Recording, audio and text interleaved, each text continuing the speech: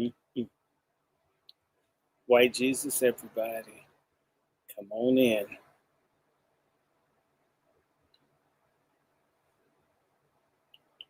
White Jesus, everybody.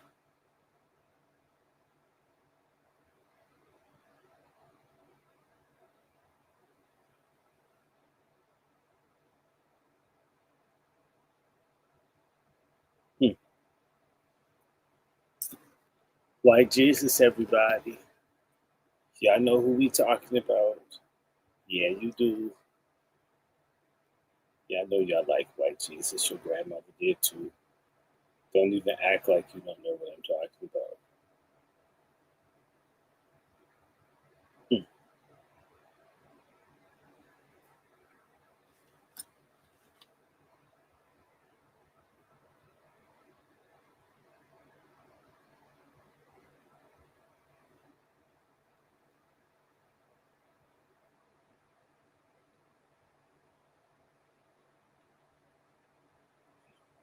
I gotta talk. Start.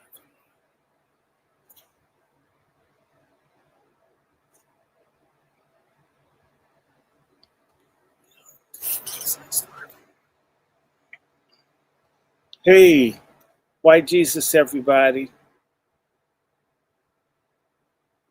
White Jesus is coming to get me.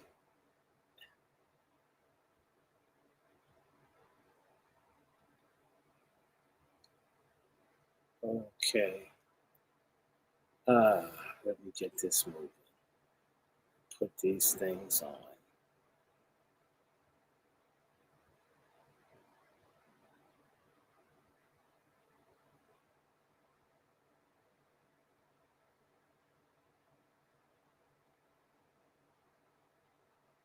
Hey, how is everyone? Talk to me. Talk to me.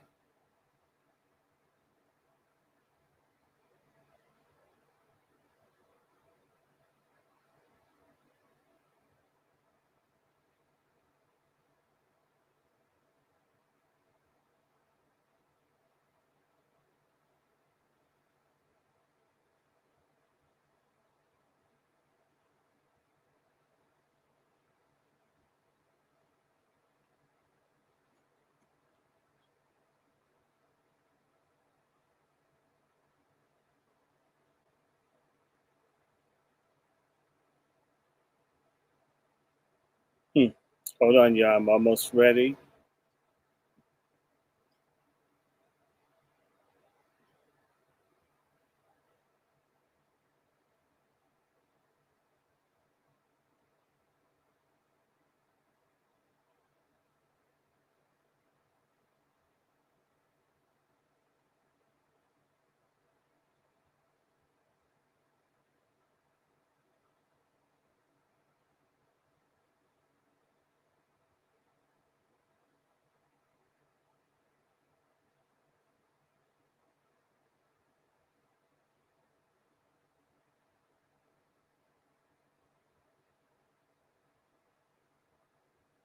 Hmm. I'm about to kick this off. Got select audience, not made for kids. Hey, all of y'all, get ready. Get ready.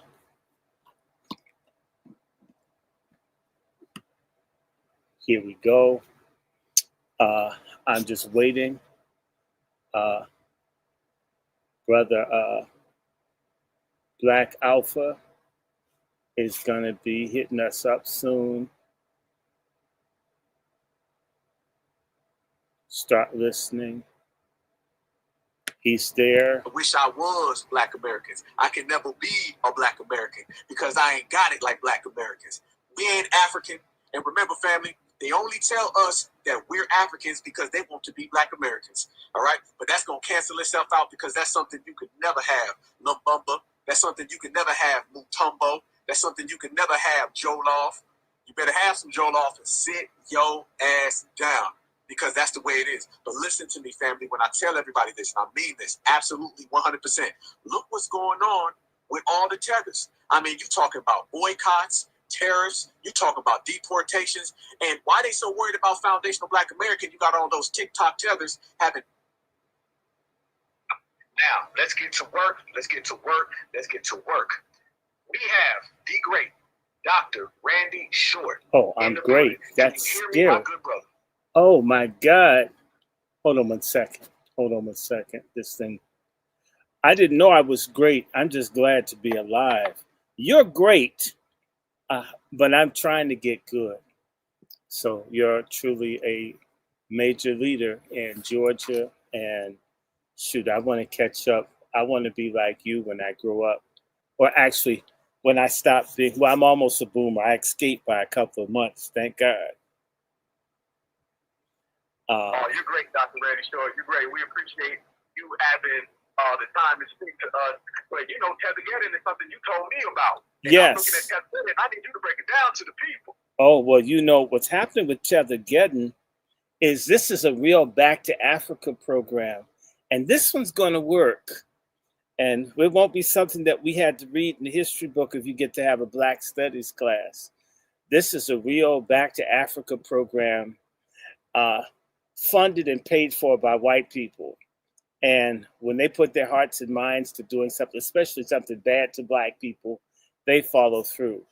Tethergeddon is basically white folks' romance with middlemen, people of color, to hold down Black Americans. They have buyer's remorse, or I should say, they have fufu remorse. Like if you've ever been to an African restaurant, and the main thing on the menu looked like some old elephant cum or elephant nut, and they're all trying to get you to eat it, and it's sticky and shit. Nah. You have a salad? What's that? It's fufu. I'd probably be a fool for eating that shit, wouldn't I? You know what? Let's go somewhere else and eat. You know, at least Ethiopian's bread is flat. Look, I'm just picking, but not to disrespect. I don't like fufu. There are a lot of things that Africans eat I don't mind, but I don't like fufu. When I was in Africa for 2 months, I refused to eat it. And it does look like old elephant cum. Like an old bull elephant before they like bumped him off in the National Geographic special, bust the nut, it missed the female thing, and somebody decided to bring it home and eat it. You know, some folk would do anything for protein. So, sorry. Let me stop. Let me be serious. Tethergeddon is really a reversal on the policy to bring Africans here to displace, replace, oppress, and divide Black Americans. And Africans don't have to be aware of it, but just by virtue of people coming from competitive, tribalistic societies, they would necessarily not be friends to us. I'm not saying I want to be enemies to anybody, just if you come from a conflict-oriented society based on lineage, when you come here with your lineage from Africa, you're going to be hard on people whose lineage is not like yours. And if you're used to making deals with white folks for power, which Africans have been doing for hundreds of years, they trust white people. They like white people. They know them.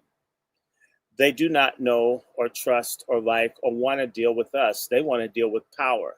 They come from vulnerable societies in which if a rival group takes power, they get screwed. Africans will always align themselves with the most powerful people. That is the African way. It is not about who's fair or who's just. They're not going to get with the lowly or the oppressed. They want to get with the in crowd that's dominant. That is the African way. I'm not mad at them. I accept them as they are. Okay? And I'm not trying to put anything on. I didn't tell you Africans aren't related to us. I'm not doing any of that. I'm trying to explain African culture, which is lineage and clan and ethnic, linguistic, and blood-based. And if you're not in that and you don't make the cut, depending on which country you're in, you do not get treated well. There's a war that has taken at least 1 million lives between various people fighting in Ethiopia right now. People getting killed and raped by the thousands over language, lineage, religion, blood. That is Africa's history. In a disgusting way, us being removed, those of us that have African lineage, some of us do, I do. I don't deny. I like Africa. I like for real Africans that are not on bullshit. I believe in reciprocal Pan Africanism the same way I believe in reciprocal foundational Black Americanism. If you for me, brother Black Alpha, I'm for you. You call me, I'm going to answer. You ask me for something, I'm going to do it. I have a feeling you do me the same. Therefore, we're cool.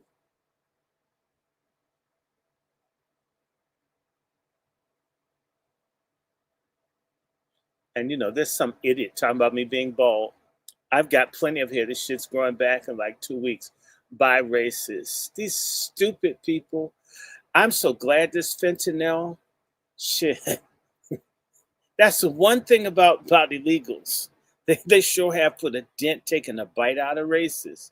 There are a lot few of them walking around hating us because their asses have overdosed and shit. And I don't even like people being on drugs, but damn, I'd rather them overdose than go in a supermarket or church and mass kill us for the fuck of it. Pardon my language. So Tethergeddon, in reality, it's a cutoff date that is October 1st, friends, where the government is about to change everything. And back to the Africans, what white folk are afraid of and what's happening that you need to understand is that there's a thing that was established in the 80s in reaction to Nigeria going off white folks' script.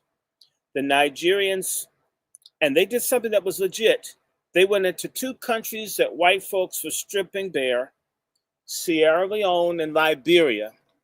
And the Nigerian army, Nigerian soldiers ended wars where white folk were getting rich off of Africans killing each other in Liberia and Sierra Leone, selling diamonds, hardwood, just taking everything that they could from the people. The Nigerians violated the white people. White people think, and there's the thing everybody needs to look up. Now, let's take a minute to do this. It's called the Charter of the Royal African Company. I'm going to say it multiple times because a lot of people are slow. And since I'm white and I'm not a celebrity, we're not big like Tariq Nasheed. And Black folks, Black Americans, we're really fucked as a people because we can't learn from a crackhead or a drunk or wino or hoe anything. That person has to be big with white folk and others that hate you before you'll listen to them. That's some real psychotic shit that we're on. So I'm not famous. I'm not trying to be, I wouldn't mind being rich, famous. I'm not interested in. So I'm going to repeat this multiple times. It's called the Charter of the Royal African Company. Again, the Charter of the Royal African Company. The Charter of the Royal African Company. Charter of the Royal African Company. The Charter of the Royal African Company, people. In it, it is written that the land of West Africa belongs to the ruling people of Britain and their children into perpetuity. In other words, all of that you see in West and Central Africa, where the white people with the power claim that it is theirs. The Africans are just like sharecroppers, renters on land that white folks say will belong theirs forever. Not only does the land, but the resources under it, they claimed, this going back to the 1600s. So when you think about African countries getting their minerals taken, that was a system that these people had planned before they even knew the minerals were there. Everything is ours. You're just there. And in fact, when you dig up your own gold, like what they're doing in Burkina Faso, they're acting like these people are robbing them, getting their own resources. But in their mind, according to the Royal African Company, and according to the doctrine of discovery from the Catholic Church, everything belongs to the people who conquer non-Christian people and enslave and steal from them. The doctrine of discovery, which is from the 1450s that the popes wrote down, basically gave the white countries the right to kill, steal, and destroy on a global basis. Everything is theirs because the Pope is white and he said so. And from the Spanish and Portuguese, this privilege to just rape and rip off and dog out and black, brown, yellow, and other people has been more or less enforced under different names ever since. Are you with me? Tethergeddon, my friends. Part of the issue, let me go back to Nigeria. And when Nigeria went in, and the people in Nigeria had the leadership of Nigeria in the late 80s to bring peace and tranquility back to Liberia and Sierra Leone. The United States bust a gasket, and they created a thing called the Africa Crisis Response Initiative. I repeat, they created a thing called the Africa Crisis Response Initiative, wherein white Americans, to whom these Africans love and they hate Black Americans' guts as they're the enemies, began to decide that something had to be done to destroy the political, social, economic, and military power of Nigeria.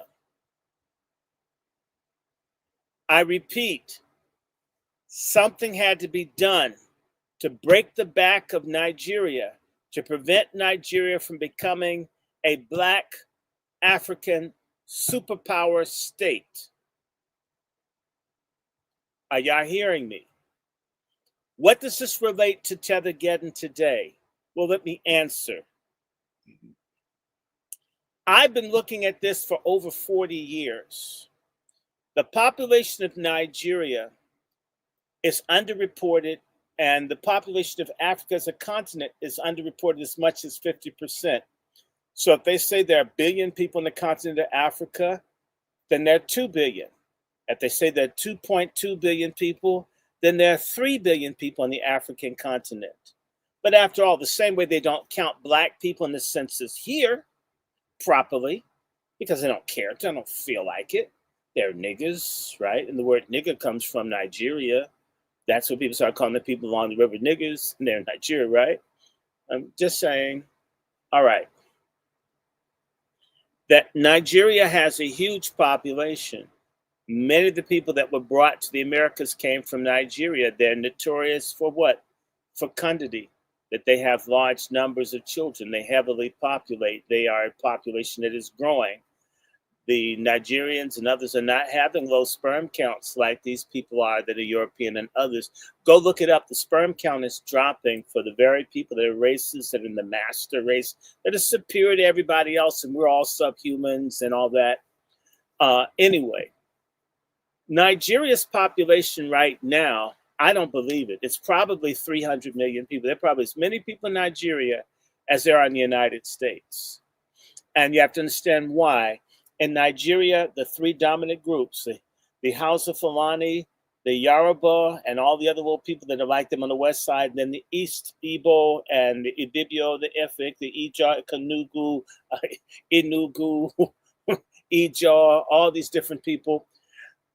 They're very concerned about the population of other people, and this is how you allocate power and resources.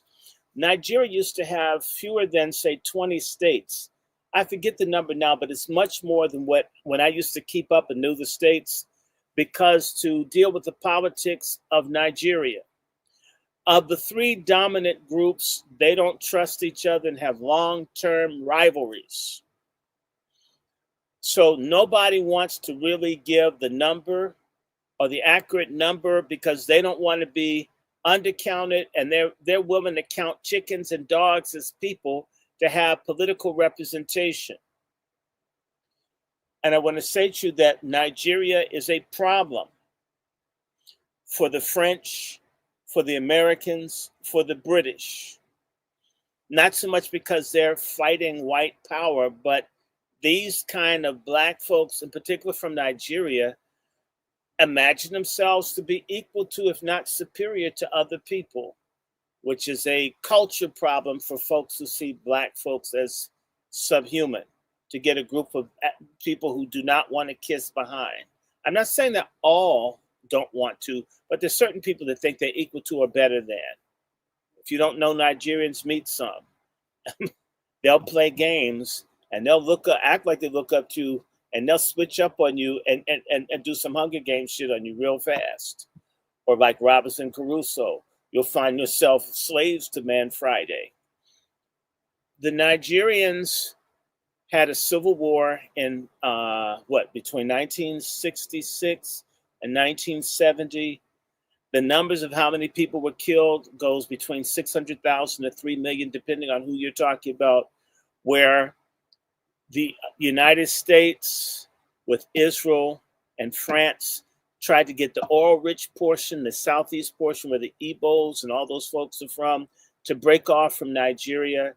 And the Russians and others backed up the Federalist Nigeria. It's almost like the American Civil War, where certain people backed the Union against the Confederacy. The Confederacy, in this instance, would be the Igbos, who wanted their country called Biafra, so it's called the Biafran War. Biafra spelled B-I-A-F-R-A.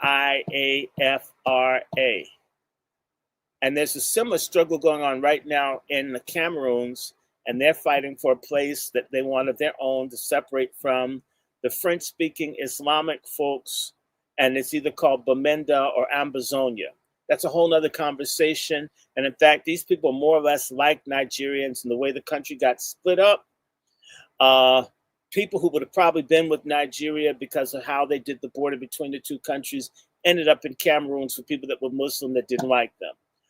But back to Biafra, it was a violent, bloody war, the same way the Palestinians are using their starving children to embarrass Israel. The Igbos, led by a man by the name of Ojukwu, who's died within the last few years, last 10, 12, 15 years. Okay, these people use their dying and hungry kids to embarrass the government of Nigeria. It was a very ugly war. And ultimately, the Igbos, to this day, even people in that area, if you're familiar with the man who is in... I forget the name of the group, but his name is Ken Saro-Wiwa. I'm forgetting Ken Saro-Wiwa's smaller Ogoni, maybe. I think he's Ogoni. I mean, when you go to Nigeria, they have hundreds of these ethnic lineage groups, not one or two. So if I get a name wrong, screw you. I mean, to have to remember all these different names, Efik, Ijaw, Ife, Chiv. I'm doing better than they do, okay? There are lots of different people in these African countries. It's all lineage-based. And this is why they're terrified of delineation. Because when you start saying you got to be like me, speak like me, act like me, belong to me, for me to get access to something that's given to you, that means they'll be cut out, because this is what they do to each other, where they come from. So they don't see me delineating in my own country as me looking out for myself, because they don't give a damn about you or me. They recognize we left our country over delineation where we are. We've delineated against the Black American, but we don't want the Black American to delineate because we'll get cut out of shit. They've been fighting white people for hundreds of years, and we get, just based on skin color, the same thing we say, that they're stupid and immature looking at what people look like, and yet they use it to the benefit of themselves, but don't reciprocate. And then when we say, okay, we're not going to just do color, we're going to do lineage, they're bitching about that too. It reminds me of white folks. Every move we make, they don't like. No matter how good we are by them, they're not going to be good by us. So Biafra got crushed, and Nigeria reconsolidated, right, under General Gowon, and they're still watching Nigeria because it's a powerhouse. Nigeria has the largest economy in Africa, not South Africa, not Egypt. And the Nigerians economy is probably much bigger than what you know, but because of so much corruption and competition and games that people play, you're not going to know. You'd be amazed at what people have in Nigeria. And then at the same time, you'd be stunned at the disparities of wealth of super rich Nigerians with their own helicopters and their people that don't even have flush toilets, not too far from each other. The Nigerian tribalistic Bule elite make our no good trash black elite that should be hung from lampposts for betraying us. They make them look benign. Now, I'm going to keep talking about Nigeria because Nigeria has a huge population. Anybody that doesn't believe me, and I don't give two damns if you don't, go and look at the world projections of populations and 2100 and 2050. And if Nigeria, which is 300,000 some odd square miles, and I can look this shit up, Nigeria is smaller than 400,000 square miles, yet it has a population of 200 plus million, maybe 250, maybe 300 million people right now. Understand that Alaska is over 500,000 square miles and doesn't have 2 million people on it. And imagine if Alaska had 2 or 300 million people on it. That would be a major difference, wouldn't it? Now, the reason, back to Tethergeddon, if Nigeria is going to have, it's predicted in the future, 1 billion people will be Nigerian in a very short period of time. 1 billion.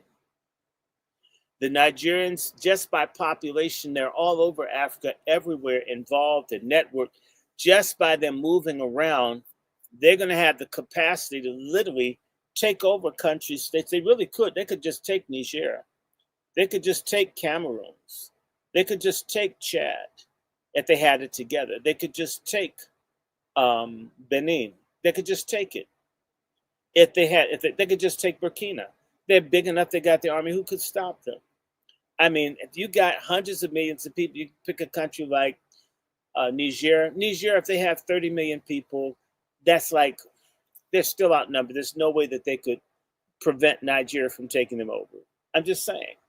And get their resources. So Nigeria is a threat to white power, even though they want to play ball with them. And let me just say this about Nigeria, because I'm going to focus on Nigeria, because almost everything that Trump and them are doing is targeted against Nigeria. First and foremost, Nigeria became one consolidated colony, I think, in 1910 under Lord Lugard. If I'm off a year or two, it's still Lord Lugard, damn it, I'm close. You need to understand that the Nigerians didn't really have any major fights with white folks.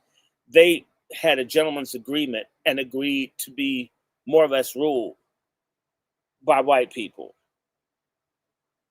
If you ever wonder why Africans don't fight here, because a lot of Africans weren't really fighting white folks.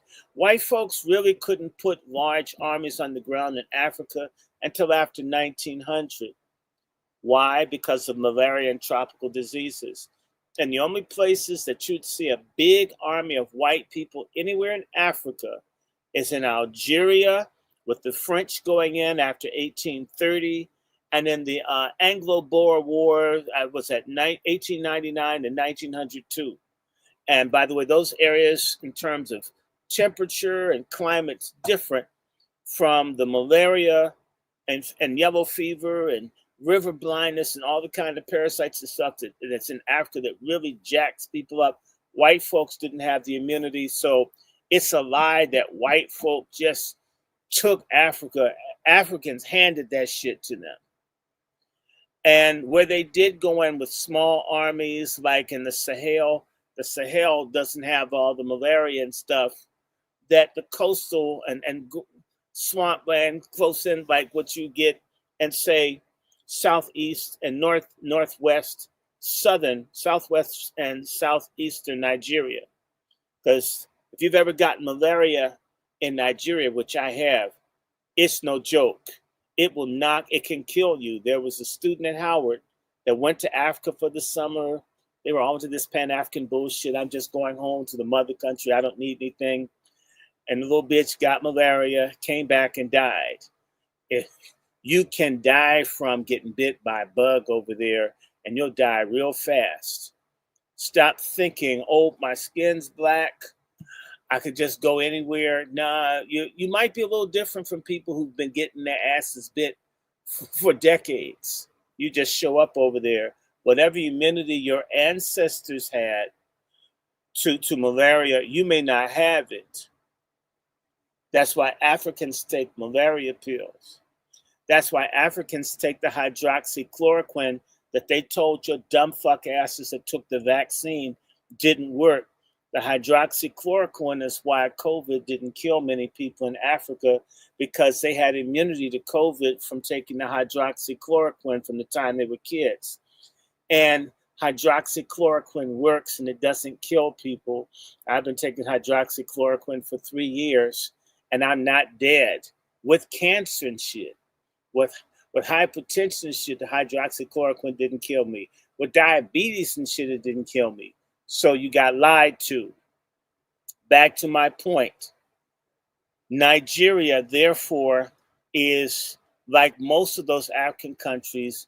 They have an elite that have cut deals with white folks, whether it was trading slaves or trading away national sovereignty to get to be the picked officials that ran the colonies for the French, the British, the Portuguese, the others. They weren't fighting. The Somalis fought. The people in Namibia may have fought. The Algerians fought. A little bit of fighting for the Shanti, but they got their asses beat too. Most African countries, the Zulus fought, but most Africans, I'm sorry, they bent over and gave their cheeks to white power. So when they come over here and tell you, the Pan-Africanists lied to us, we all haven't struggled anywhere near the same. Some of us that didn't struggle at all. They were over there working with, get Maji, nigga, that's late. That's Tanzania. And they got wiped out. This dude's gonna talk about Maji, with Africans are talking about if they chanted Maji, the bullets would turn in the water and they all got shot down. So instead of having some real technology where you can fight white people, they're trying to play magic. This is one of these Pan-Africanist fools. African folks should have had some real guns and some real weapons and done some real guerrilla warfare. They fought in Zimbabwe and they got fucked up. The Nobel Prize that Nobel got with the dynamite was used to mass kill people in Zimbabwe. Just telling you. Most of the African countries, most of the people, first of all, they weren't countries. Most of the groups cut deals and they tried to play a game where they would line up with the Europeans to fight another group of Africans. The same way when they come here, they hook up with right-wing or left-wing whites against you and I. Just saying. I'm not saying they can't do it, but let's call a spade a spade. Very few come here and say, I'm with the people who've been oppressed here.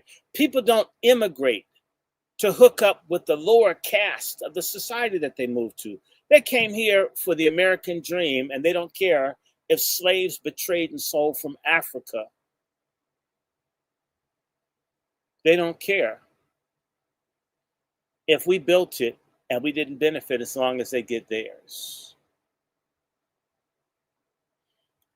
So, I'm just saying, and nope, don't hate nobody. I didn't say, I don't think that, like I said, I'm not telling you I don't have African roots. I do, but I'm honest. I'm an American, and so are all of us. And when they go to England and other places, they adopt. And hold on, to people trying to cash app me, you got my Zelle and a PayPal. Cash app, within the last 3 weeks, on all my cash apps, accused me of engaging in illegal gambling, and that I gambled, and all my cash apps are closed. So if you want to send me something, Venmo, PayPal, or Zelle. Okay, my Zelle is the same as my email, wrandyshort@gmail.com. My PayPal is wrandyshort@gmail.com. My Venmo and my Patreon are Dr. Randy Short. You can send it that way. And I'm not trying to be funny. When folk complain to us about shadow banning and algorithms, I don't set them. Our people like using certain platforms. If there's a black platform, we can't get your attention. So we have to use the Crackers platform, to which we get shadow banned on. We don't have our own donation links that I'm aware of. Maybe there is, but I don't know how well it works. So we use racist donation links. If they don't like what you say or do, they cut it off. So if you want to support it, it's Cash App. Cash App isn't there. So there's Zelle, there's Venmo, there's PayPal, there's Patreon. The Patreon and Venmo are Dr. Randy Short. The Zelle and PayPal are wrandyshort@gmail.com. It's really easy. And I tried to get another cash. They won't let me have it. So I'm out. And I haven't promised to build schools or anything and didn't deliver. Okay. So that's how that goes. So if you're trying to donate, they will not let you. And they did this on purpose. I want to thank my friends who helped, because my air conditioner, everything crashed, and a wonderful family that adopted me that's being robbed by Nigerians. In fact, there is a thing, put the name up there, Kelly, for the people that are stealing from the man that you know in DC. Nigerians who work with white gays. You have a down low Nigerian businessman who was paying white gays top dollar, giving 10% of his company. The black dude just asked him for rent, who became his landlord, and he's reneged on paying the black guy less, and yet he's got the money. This is the kind of games we're talking about. And for all the little fake ass people that are paying Africans talking about how great Africa is going to be, if Africans decide to lie, cheat, steal, and not deal fairly, it doesn't matter how great Africa will become, because they're not going to share or cooperate or work with us. And I know people for generations that have been robbed, ripped off, raped, cheated, backstabbed, lied on, and particularly by people from Nigeria. And I don't hate Nigerians. I'm just telling you, I know good Nigerians, but they're few and far between. I'm not saying that they're not around. I know good ones. But we know generations of people who've been cheated, robbed, abused, time and time and time and time and time again. And we don't say all people are bad, but you know what? It's interesting. One black man in the DC area killed one Ethiopian woman. The Ethiopian community hates all of us collectively, and we're all paying for what a man and a woman happen. And no matter how nonviolent or how decent or how fair, you would still be held accountable based on that tribalism for something you wouldn't dream of doing. Isn't that interesting? One crime defines us, and yet crimes committed against us for generations, we're not supposed to recognize that, because that's stereotyping. That's xenophobia. Bullshit. In fact, if tribalism is good for the goose, tribalism is good for the gander. Now back to Nigeria. So Nigeria, with this situation, this population that is large, that will be 1 billion or more people in a short period of time on a landmass smaller than Congo. They're going to have to go somewhere, people. And the Nigerians have been coming to America, and they've been having babies here for citizenship, so they could do chain migration like the illegal Spanish speakers and the Chinese. And I want to say this to you. Out of the Freedmen playbook, what was the greatest opposition to giving land to the freedmen? I will repeat this till the day I die.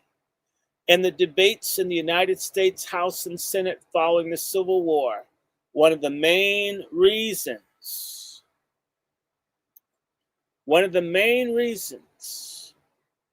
that they said no to giving these freedmen the land was they did not want to create a Negro Republic in the American South. Giving Black Americans economic power would make a rival Black nation within the United States. And they don't want it. I can go even before the American Civil War to the 1830s, where there was a plot. It's called the Ostend Manifesto, O-S-T-E-D, I'm sorry, O-S-T-E-N-D, Ostend Manifesto, where a group of white supremacist slave owners wanted to buy Cuba from Spain or take Cuba from Spain. And they got a lot of support. Why?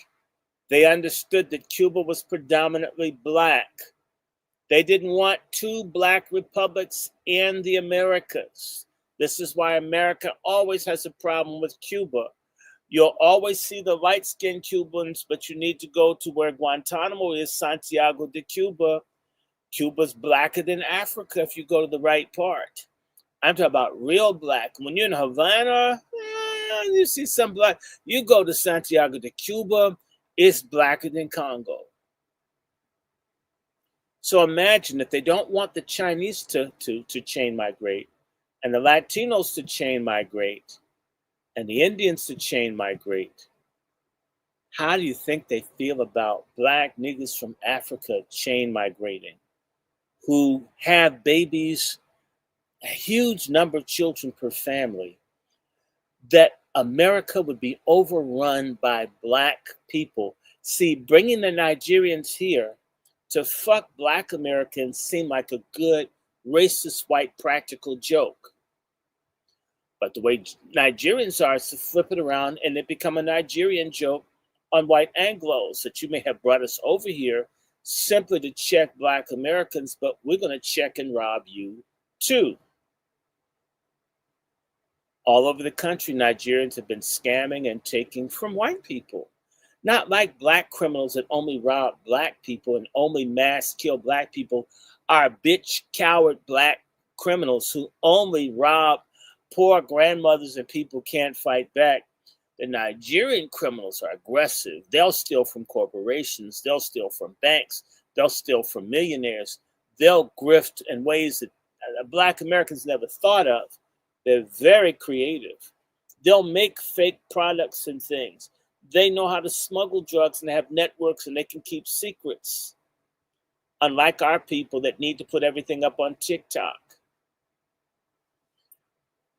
Folks who understand the danger of this say, you know, Nigeria is going to have over like 900 to 1 billion people.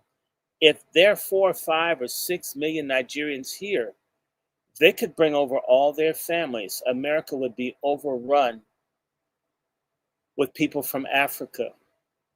And God forbid if we treat them badly enough and just bash them and treat them like we treat Black Americans, some of them might wake up and find out that they're Black. Oh my God, imagine them hooking up with Black Americans, as unlikely as that would be, because they don't want it. And perhaps we shouldn't either, because if they don't want it, then it's not going to happen. So don't want something that can't be. They don't want to be outgunned. And let's do the basic stats. The average age of white people in the United States is my age or older. I'm 60. The average white person is somewhere between 58 and 67 years old. 58 is more than 58. So the average white person is probably 62 years old in this country. They're dying people. No matter how many shootouts, mass shooters, stuff, they're dying. They're at a population that doesn't procreate anymore. They're very concerned about that. Can you imagine if you brought over a bunch of young Nigerians that don't mind having 7 and 8 kids, unlike our dumb fuck pork chop feminist sisters that think getting an abortion is like getting a hair or a nail appointment. These women that don't mind having 7, 8, 9, 10 babies, like we used to, okay, in no time they would become a demographic powerhouse. And they're not going to wait for that to happen. Are you understanding me? Now, let me go back to the Africa Crisis Response Initiative, why I brought it up. The Africa Crisis Africa Response Crisis Initiative, which started in the late 80s, has a plan. And there is a plan in the works to break Nigeria into 5 nations, even if it costs millions and millions of Nigerian lives being slaughtered. It's interesting. They love the white people. The white people are planning to get them to kill each other in the millions. They still don't like you and me, right? But still, we are no damn good. Black American Nakatas. But white folks plan to destroy them and have civil wars and religious wars and get Nigerians to butcher each other. And the anger or the hatred or the dismissal is us. This is another reason why I don't like Pan-Africanism.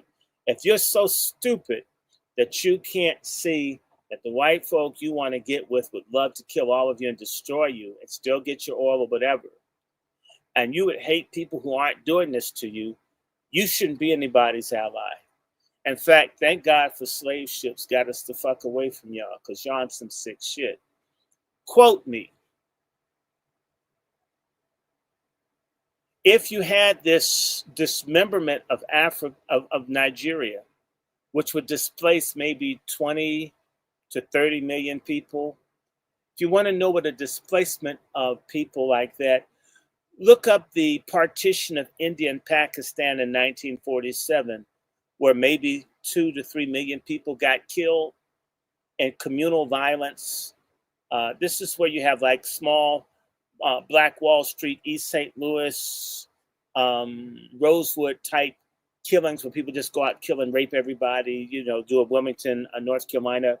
You had this in India and Pakistan, and about 15 to 20 million people moved between what's now known as India and Pakistan. It just used to be the Dominion of India under the British Empire until 1947.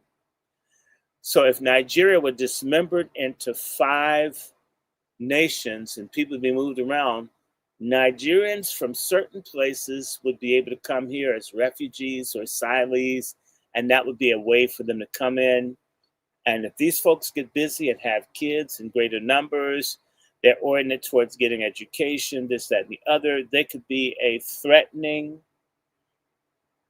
dimension to white power in America. Again, initially they were useful if it was to dilute, confuse, and use them on the Black Americans. But for this, it's called blowback. For the operation to go south, and for these people to turn and decide they're going to take over America and make it theirs, and cheat white folk like white folk have cheated everyone else, they've got to stop this. Trump and all of them know that that's their fear. And Nigerians are all over the world transacting business, both legal and illegal. They've got networks. They haven't been able to break up their drug smuggling, organ harvesting, whatever it is that they're doing. Slave trading, yes. Nigerians are the leading slave trading people in Africa, and they all throughout Europe through prostitution, all of that, selling babies, all of it. It's horrible. It isn't all Nigerians, but it happens. And there are Nigerian slave braiders in this country. They're slaves braiding your hair, sisters. And it's really, really, really, really, really, really sad. And again, do my DNA, you know what my DNA says? It says I'm a Nigerian, whatever that means. So this isn't about I hate someone. I don't respect the humanity of someone. I don't think people can go to one country or the next. None of that. But my thing is, if you come to another country, respect the people that are there. If you come in as a hostile middleman people, if you come in to usurp people in their own country, and this is done, and this is why in South Africa and Ghana and other countries in Africa, a lot of people don't want people from Nigeria in their country. I'm not saying Nigerians shouldn't be welcome. I'm just simply saying that a bunch of them don't respect anybody. They do what they feel like doing as they feel like doing. White folk knew this, and they thought it would be a good thing to put on Black Americans, because these folks can imitate, copy, counterfeit, play us, displace us. They never imagined that they would displace them too. So now you've got Tethergeddon. They've got to get the aggressive people out of this country that would displace white power. White people do not want to compete with anyone. They don't want to be challenged by anyone. They want the majority of the wealth and everything to themselves. They do not want to share. They do not want to be challenged. They don't want to be challenged for the resources in Africa. The one country on the continent that is capable of challenging the Western nations, in particular in West and Central Africa, is Nigeria. They don't want this. And so as a result, my friends, this is the beginning. Tethergeddon, in my view, is the United States, which will be followed by England, and other Western countries will begin to kick out African in particular, and later, I guess, Caribbean immigrants, because they want white dominance. They have issues with the Islamic folks, and it's interesting. They do more terrorism and so forth, but they're lighter skinned. So's the breaks. The whiter you are, the more chances you get. Something that when we tell people that, they tell us it's all in our head and we're weak and we don't try and we're lazy. Sorry. So Donald Trump in October will roll out new visa policies. They're going to make it very difficult for people, in particular from West Africa and Nigeria in particular, to come to the United States. What do I know about this? I had a dear friend who's Tanzanian, since the little bastard's talking about Maji, right?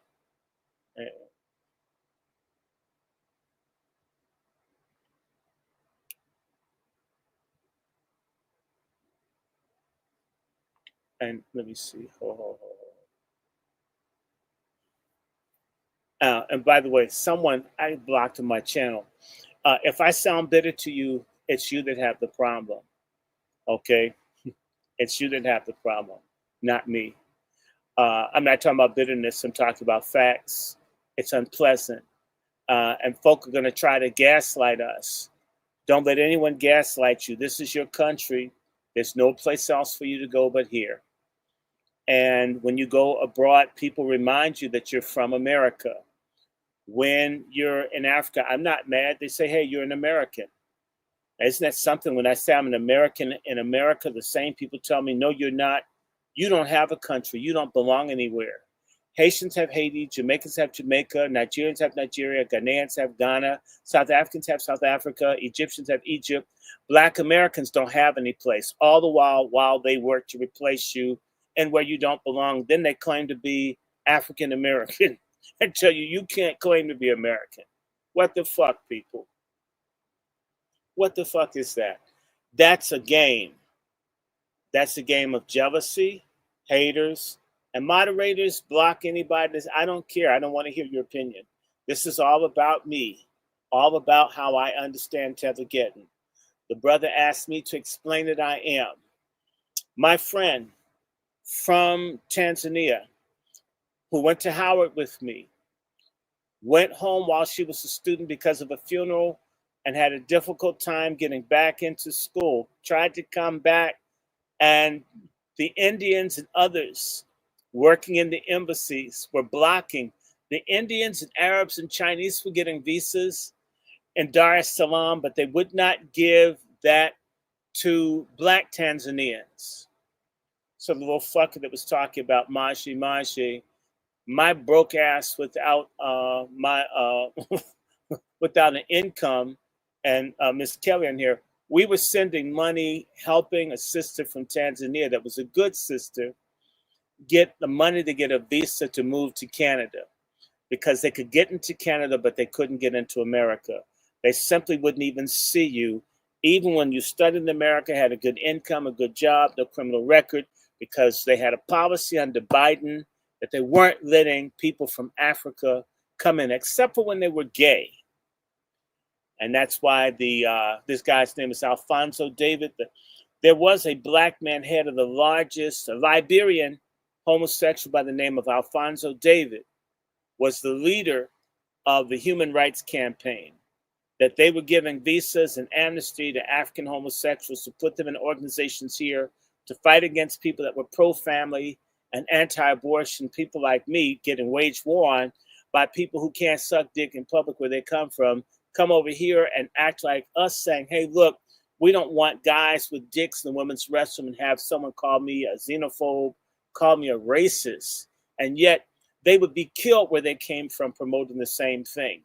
So they bring over people traumatized around their sexuality, or people who are involved with the CIA, involved with the IMF, World Bank. They're from the families of people that steal everything in Africa and keep the countries poor and underdeveloped. They bring the filth of Africa here. And those folks are in line with the most racist white folks in the church, State Department, business. It's never anybody that could even consider want to have a relationship with anybody that's foundational Black American. Not that we wouldn't be willing to deal with them. They're not willing to deal with us. And I'll tell you something. I don't do these talks to beg, to hold hands, kumbaya with anybody. That includes coons and the boule and blacknecks and nigglings and other assorted Black scum and people that don't get it. And that includes people, tethers and other people. If you don't want to get this, take your ass back where you came from if you hate it here. So, Tethergeddon, same way my friend could not get a visa, had been at Howard, almost finished her doctorate, good upright sister, head together, had a good heart, couldn't even get in to the United States, having played by the rules.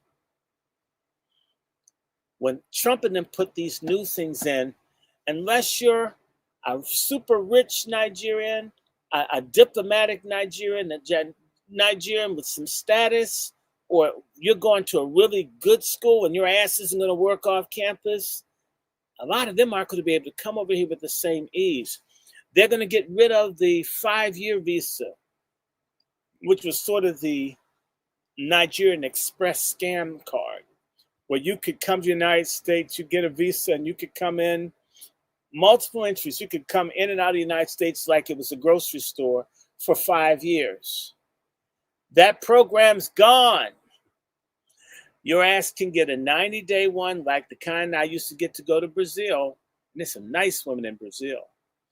And what you had to do is in 90 days, your visa's up. I'd go to Brazil, stay for about 30, 40 days. And then you'd come back. If you wanted to go back into the country, after you were there for 90 days, you'd need to get another visa, unless that visa was a renewable one that allowed you multiple entries and you could only stay for 90 days. Are you understanding me? So you could get a visa for 3 years, but you could only stay for 90 days.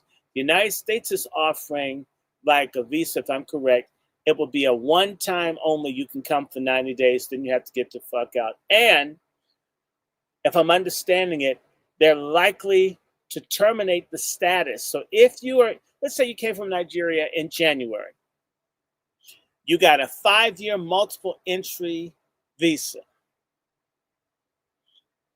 This is August. You're lucky because September would be month 9, but October is month 10. If I'm correct, and you had a 5-year multiple and they suspended and they cut it off, you got to get the fuck out of here. Even though you had 5 years, now you had no time at all. So a lot of Nigerians and other people, their businesses kind of have the bad fufu and the old palm oil that's all stuck at the bottom and we make it look nice for you. That if you're here, you may not be here. You may have to get out. You may have to sell your house. You may have to do a quick sell on your house, your car.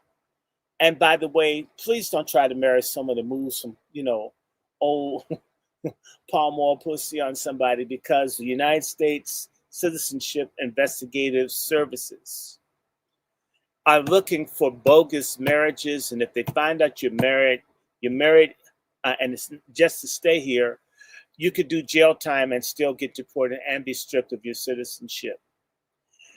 It's over, people. 60 years of immigration violation, illegal migration, scamming.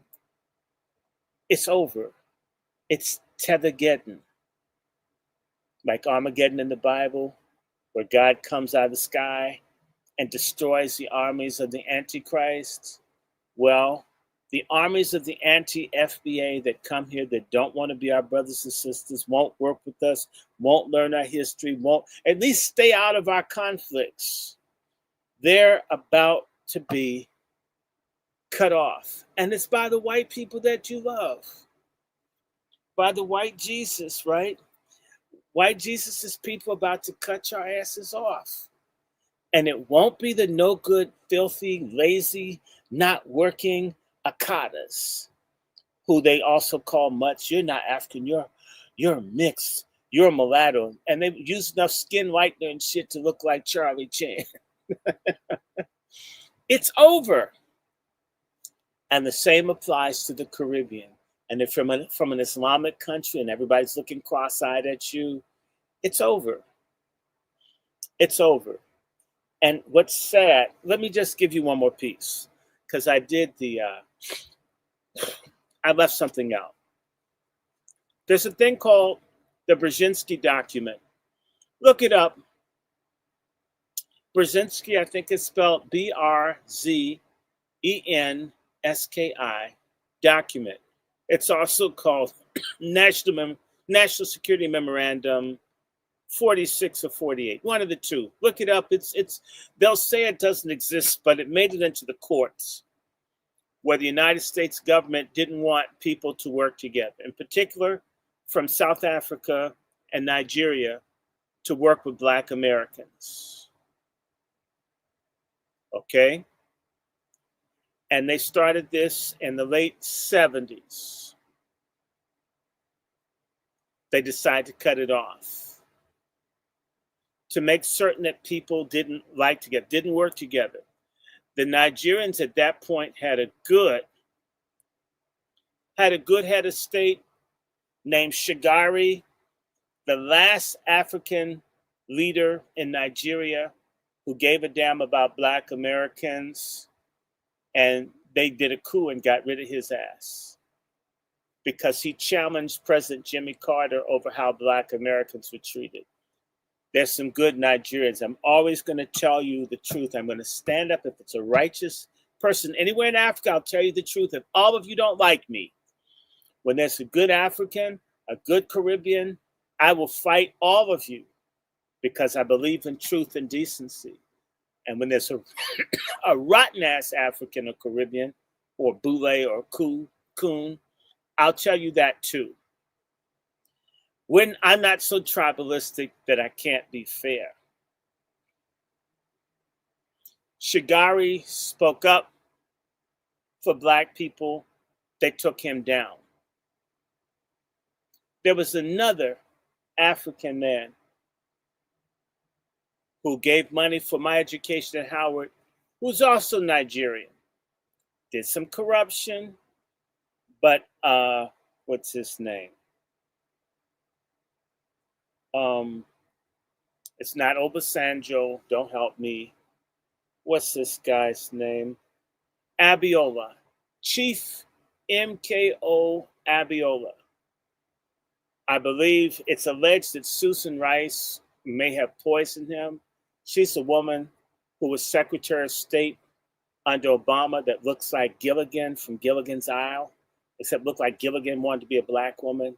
And man, her hair was always fucked up. Damn. She had her hair like a white woman. She has a Jewish husband. It's alleged that she poisoned him. I'm not saying she did. It's alleged because the last person saw him alive, she gave him something to drink, and then he was dead. And his wife, Kudirat Abiola, was shot in the face 5 times with exploding bullets manufactured in the United States. Abiola gave a damn about Black Americans. They killed him. The good Africans, the Lumumbas, the Sankaras, this guy, Ibrahim Traore, the righteous Africans, they're at risk of all the white folk want to bump them off, and even their own people that don't get it. It's sort of like what happens here. Good black Americans get killed by the scum, trash black Americans, who all should be lynched. You traitors, I know you're out there. And the racists hate them and everyone else. So I want to say this to you. The Brzezinski document, and see if you can find it, Black Alpha. And when you read how they don't want black Americans and Africans to work together, there's been a concerted program to wreck any kind of solidarity between Africans and blacks in the United States. Things used to be better. They've gotten steadily worse. I believe this is the program, but here's the issue. There are those of us in our end that have worked. We haven't seen the commiserate effort on the behalf of Africans to check crooked, liar, grifter, Nigerians, or others, many of whom are going to get busted because they got PPP money, they're getting snapped, they're gaming the system, not understanding. They may see you as being better than a black American, but you aren't white. And when they get angry with you, like when you commit a crime, they lump you in with black Americans. They completely ignore your distinctiveness. And so delineation is good for us because if a person rapes someone, they're called a black American. If they get a scholarship, they're quick to say, oh, they're from Congo, they're from Nigeria, they're from Senegal. They're not one of them. Huh? Are you understanding me? We can only be bad and dirty. And they also play that too. So when one of them commits a crime, they don't say it's one of us. They know that that will be put on black people and they laugh about it. And it's dirty, it's unfair, it's sinister. And people need to be accountable. When you travel to another country, you're like a guest in another person's house. You need to act like someone that people would want to stay instead of showing your ass and shitting at the kitchen table and pissing on yourself in front of the fireplace and thinking if you ask me to leave, you guys aren't good hosts. You need to be good guests, and this hasn't been the case. Okay, I think I've explained myself. I can rest. Damn right. Tethergeddon, all the way. You brought that all the way around. Let me tell y'all, when Dr. Randy Short is cooking like that, you let him cook. But I see a lot of people that want to come up and speak and ask some questions and know more about this Tethergeddon that we all see. And I'm pretty sure that we can come to the conclusion, family, it ain't too good in the hood for none of these tethers out here. Before I get to my brother, what up, though? Winkin, go ahead. Hi, good afternoon, good evening. Thanks for letting me up on the stage, Black Alpha. Hi, Dr. Short. Hello. Hi, everybody listening. Thank you very much for the first-rate education. When you were talking about the Brzezinski documents, so on and so forth, I studied that in undergrad in political science. And if you look in the purple pill, I found a redacted example of what they let out about the Brzezinski documents. Isn't it horrible? The purple pill. Isn't it horrible what they're saying? And that they want us to be in conflict. We get it, they don't. Absolutely, because what they're trying to do with a lot of things, as you're saying, especially ahead of what you explained with the Trump administration, completely cutting off the unrestricted visas. It's going back to how it used to be before 1965, really before 1950. Yes. Okay? Where people from African countries could not come into the United States unless you were a diplomat, unless you were a thoroughly vetted college professor. Period. End of discussion. They didn't even let too many HBCUs didn't allow too many African professors or business people. You know why? Because up until about the early to mid 60s, who controlled the boards of trustees and the finances of HBCUs? They were still in the hands of most of your white benefactors and their descendants. Okay? And we all know HBCUs, sadly, are the training ground for this political propaganda that they've been instilling into people. Well, hold on. The HBCUs, excuse me, at Howard in particular, there's a book by Zed Press called, I think it's called The CIA in Africa. I have a copy. Let me see if I can find it so I can tell you the book. But you know, Howard had a CIA recruiting base, and what they were doing was trying to use the Department of Psychology to groom a group of Black American people and psychology and psychiatry to be able to profile Africans who could be a threat to American or to multinational corporations so they could be assassinated. In other words, they were being asked to create assassination profiles. This was right on Howard's campus. I was there. This happens between 78 and 1980. And it was based in Douglas Hall, the building that Kamala Harris was speaking in front of when she conceded the day after she lost. It was in the basement. So they had a program to teach people how to look at for which Africans need to be assassinated for American foreign interest. And a teacher in political science spilled the beans, of course, like Francis Cress Welsing, got fired. And I didn't do it. I have a doctorate in African Studies from Howard University.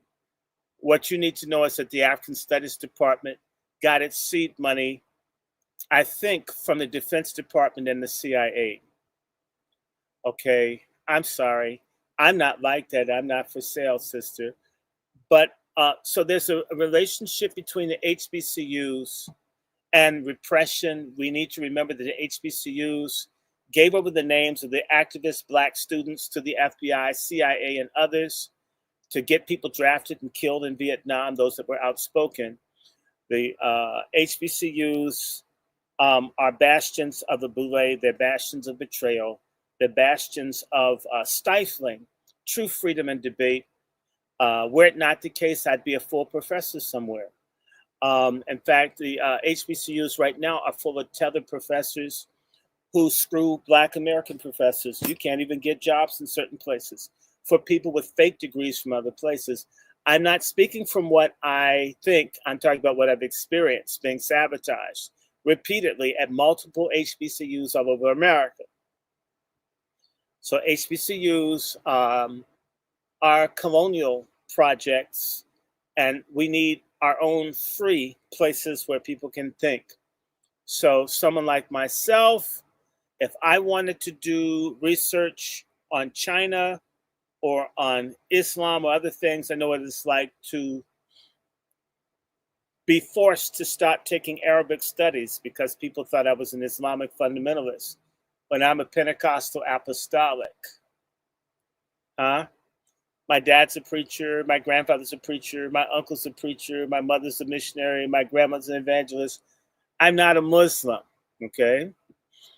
But studying Arabic and looking at my political stuff. So a lot of these places do not allow this. And even now, these HBCUs are bastions of LGBTQ, Pan-Africanism, illegal hugging, and feminism, and baby killing, abortion. Everything we don't need, they want. And they don't promote Black business. They don't even come that way. I mean, every which kind of way our people could really get a big push out of these places. This is undermined not so much by all the faculty or students, but by the people that really run things. If you're familiar with Edward Bernays' book, Propaganda.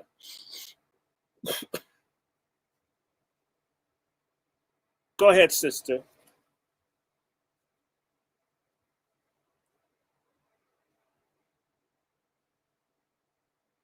question. Hold on. I stopped. Did you want to say something?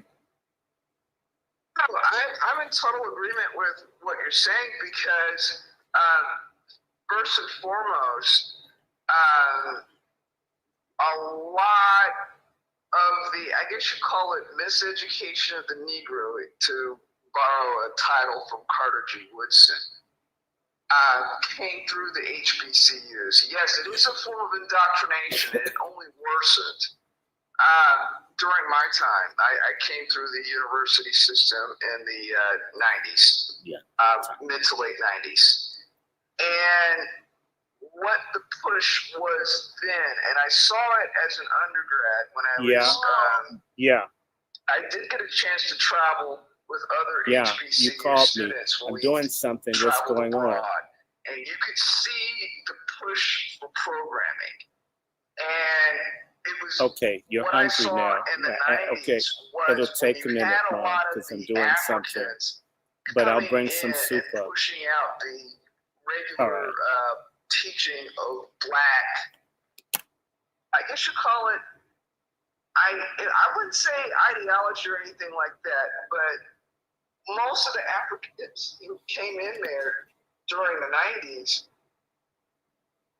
they came in under a program of repression. Yeah. Okay, it was to suppress any and everything that had to do with, all right, I'm going to think, I'm going to speak openly, and I'm going to challenge things. No, you can't do that. You can't do that and survive. You can't do this to be a part of what we're doing. Let me say this to you. HBCUs do not allow free inquiry, and Carter G. Woodson did not get to teach at an HBCU. Carter G. Woodson ended up setting up the Associated Publishers on 9th Street Northwest, south of the campus of Howard. They weren't welcome to teach. That's why I started Black History Week and then Black History Month. You weren't allowed to do this. Black people wouldn't let you do it. Okay, I taught at one HBCU, Lane College, and sister, the person that created the curriculum for Lane College to teach history was a white woman from the Daughters of the Confederacy. Part of me not being continued there is trying to break off of the Daughters of the Confederacy to teach, to have, can you imagine? I'm at a black school and a white supremacist woman who doesn't have the education I have decides how people are going to be taught. And you're seen as insubordinate for wanting the education to be accessible to your students. And I need to remind people, like someone's telling me here on my page, they went to Southern. They went to one of the HBCUs in Louisiana, and all the professors were foreigners and whites. I can say this to you, at Howard, the reason my father was chaplain at Howard, they didn't allow gospel music, jazz, or blues on the campus of Howard. It wasn't tolerated. You could be thrown out of school. You could be thrown out of school for being apostolic Pentecostal holiness. If you were too dark, you had to submit a picture. Like in apartheid in South Africa, if you're too black, maybe you won't get in. We have a class of black people, the boule. That's what the tethers aren't half of our problem. My biggest problem are the traitors from within.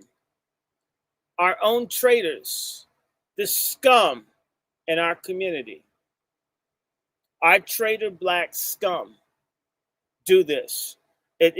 We could solve almost all of our problems overnight.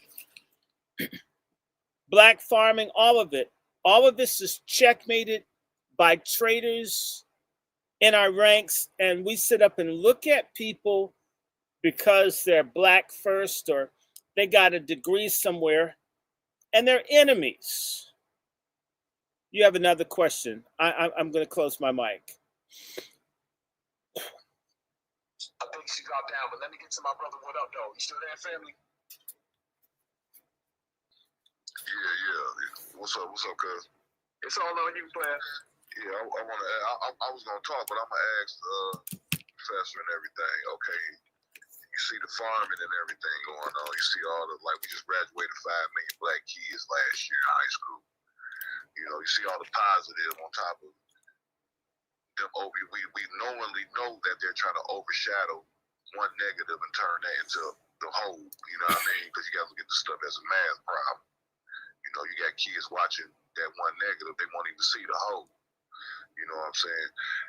This next go round, right, with these hunkies, right? Do you honestly believe that do you honestly believe that we can withstand them from attacking this go round? You know what I'm saying? Because they are going to attack. You know what I'm saying? I ain't want to say this on your page, but what I'm seeing is the positive about to overshadow their little negative. You know what I'm saying? We're going to see more black kids graduate school. We're going to see more black kids open up corporations and stuff like that. You know what I'm saying? So, okay. You know what I'm saying? So I'm just talking because, like I said, I was going to talk, but I wanted to ask you something. Yeah. Do you see the positive more so than the negative overshadow? Do you see the positive overshadowing the negative that's going on? Our problem, in my view, is as much internal as it is external. You're asking me externally, and I don't like those kinds of questions because it's not dealing with what the issue is. I keep mentioning, and I resent it when people keep saying it's white, black, when we've got huge swathes of traitors in our ranks. Huge swathes of black folks that are traitors or the enemies to all of us, who walk around and get loved. They get to be called leaders and do things to hurt us. And we're only going to talk about Dylan Rolfe. Dylan Rolfe shot 13, 14 people, right? He did. It's terrible. And he should be dealt with. But when we've got Planned Parenthood and they've got folks thinking killing black babies by the thousands every week is health care. And you can get people to scream and celebrate the killing of black babies. When we have easily as many as 5,000 black folks killed in prisons every year in this country, not a fucking whimper. And sometimes this is happening in Georgia. That's happened with that woman, what's her name? I call her Fanny Clitis. They've got all the power to keep people from being eaten alive by bed bugs, raped and stabbed, and nothing happens. Our failure to address our internal issues encourages people because it shows weakness. If you won't wipe your own ass, brush your teeth, clean up under your arms, a lot of folks might think it's safe to attack you because if you don't care about yourself, you probably aren't in a position to resist someone attacking you. We've got to deal with both. A half-ass solution is a half-ass solution.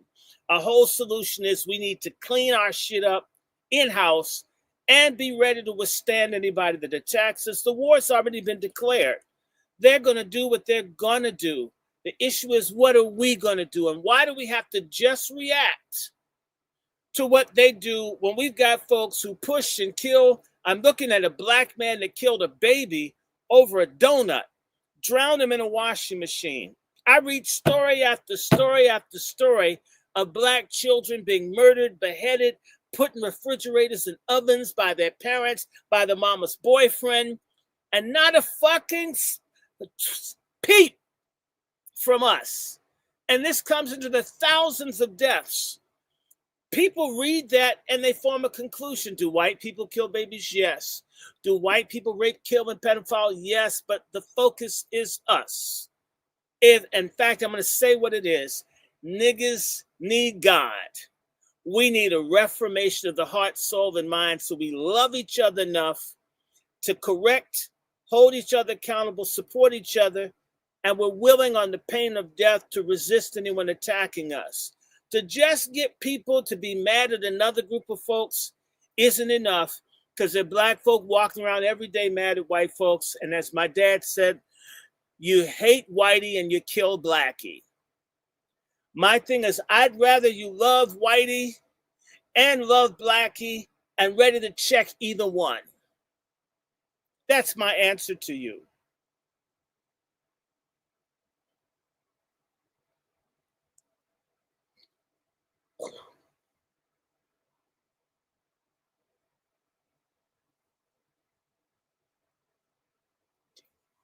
Go ahead, Black Vanguard. Yeah, can y'all hear me? I know sometimes the Twitter will be messed up. Can y'all hear me good? Yeah, I hear you. Now, I'm going to address this situation. I'm going to address a few things. What Dr. Randy Short saying about the Boule class, that's true, which is the D9s, the Freemasons, the Eastern Stars, the Jack and Jills, the Brotherhood Crusade, the NAACP Early, they ain't one of the biggest enemies of the Black grassroots because for a long time they've been bringing all these terrorists, all these immigrants over here to undermine our population, like out here in California. California is a super Democratic majority state, and look how they treated the foundational Black American state here in California. You have a Senate member, Isaac Bryan, and a lot of people's question is Lincoln think he's not a foundational Black American. We got Keita Weber, which was trying to give our genealogy bill to the California Department of Justice, so California used to have more control over that, which was SB 437. It was a bill, no, it was SB 518. It was a bill when it was with Keita Weber, which is Boule, she's part of D9 Boule class. She was trying to give our genealogy records and our information to the California Department of Justice so Gavin Newsom can have control of that. Then you look at Mia Bonton. She's a Puerto Rican woman in the Bay Area, like in the Oakland, Berkeley area. Her husband is Ron Bonton, which is the Attorney General of California. So they was trying to actually to get our genealogy records, basically, so when we start applying for reparations, they can criminalize us and get our information and charge us for getting our genealogy records, basically. So when we start applying for reparations, they can criminalize us and get our information and charge us for getting our reparations. So we fought against that. So they didn't put it in the SB 518 bill. They ended up putting it in the California Civil Rights Department instead of the Department of Justice. That was a small victory because we raised hell. We actually was organized to get a lot of these California less than Black culture members out the way, which we doing. We still getting Isaac Bryan and all these other people out the way because they're very problematic. I've been trying to tell them, these Democrat Boule people, y'all too busy fighting for illegal immigration, though, but when we need y'all to fight for issues, especially regarding reparations and other issues we got going on in our community, these same Boule people know we found, like Karen Bass. I asked Karen Bass about reparations on Juneteenth in Lamar Park, which is one of the last Black strongholds we got left in Los Angeles. And I asked her what you feel about reparations. She completely ignored my question, though, but in my part the part, she immediately jumped up and started supporting these illegal immigration. For your understanding is that a federal judge in the Biden administration put a federal pause on the ice raids in Southern California, and Karen Bass was one of the lead people that was spearheading that movement. These Democratic Boule politicians like Jasmine Crocker, like Brandon Johnson out of Chicago, they're very problematic though, because when it comes to addressing our issues, these people know we found. Like Karen Bass was giving these illegal debit cards in Los Angeles. So these Black Democrat politicians, they're a huge problem. But back to the Tether boycott, I'm glad it kind of got me boycott. Yeah, you might have some cool writers on an individual level, but majority of them, they highly disrespectful though. And because they have all different types of directors towards foundation Black Americans. That calls cicadas, gerayers, and bees, and all the other 9-yard dozen. And also, Mia Bonton, she's one of the main people that would lead the charge and try to get our genealogy bill to California Department of Justice. Then they got another bill called SB 437. It's a bill going on, we're trying to direct $6 out of $12 million that's fully meant for our genealogy reparations. They try to get $6 to $12 million to the Cal States, the CSUs. So we put a stop to that as well. So if we name all the organizations, the head of NAACP, and shout out to you, Black Alpha Network, was supposed to NAACP because you have the head of the NAACP out of California and Hawaii.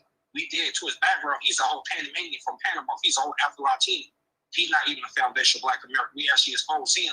So he kind of backed up off of it. Then you got a lot of these so-called minority and people color groups. They are trying to get on the whole lot of these Latino and Japanese groups. they trying to get a hold of the $6 and $12 million reparations thing at both mid for our community. So we actually putting pressure on the organization majority support, or we gonna come after them in a professional, in a political way. I'm not talking about the violent way though, but because you gotta redirect that, because they real quickly label us as Black and Latino and all that type of stuff, which is another joke that these white folks like, these male people like doing. So yeah, we in a huge fight, because I remember 6 years ago, the terrorists was one of the main ones saying that I'm not Black, I'm Jamaican, I'm not Black, I'm Haitian, I'm not Black, I'm Dominican, Jamaica. All of a sudden, we've been delineated for the last 6 years. All of a sudden, they started to say that we're Black too. They started claiming African. For y'all understand that is that out there in Tanzania, because I got people out there in Tanzania right now. I know some of the revolutionaries that actually fought in the Tanzanian revolution, though, like Zafara. They actually told me, because I got numbers right now, they actually told me how the Tanzanian government, but y'all understand that is that a few days ago, the Tanzanian government has officially banned all small foreign businesses in the state of Tanzania. That means they're kicking all foreigners, including the Foundation of Black Americans, out of Tanzania right now to speak.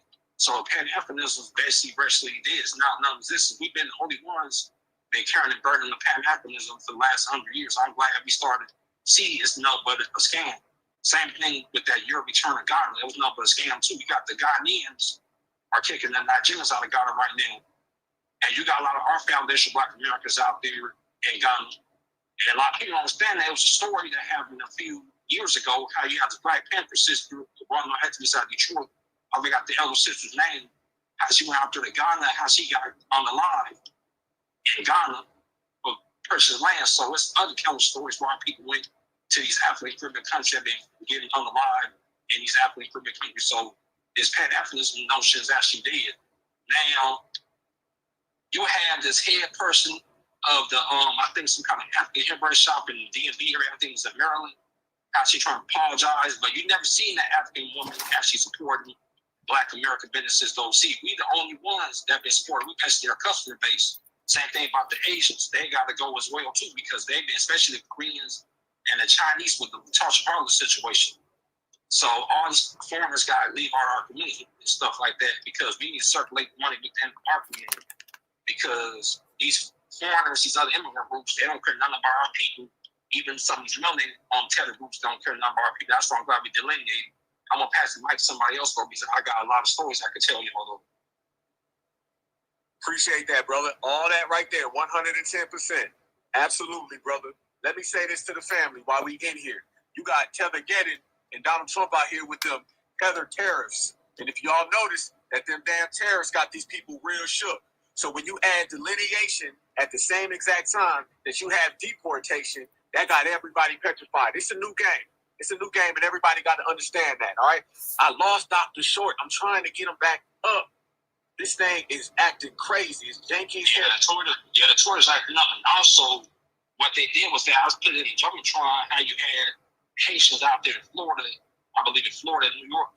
They formed their own coalition to stop their people from losing their temporary protected status next month in September. See, they have their own organization that's specific for their own ethnic group. But when we say we want to have our own specific things for our ethnic group, all of a sudden we being xenophobic and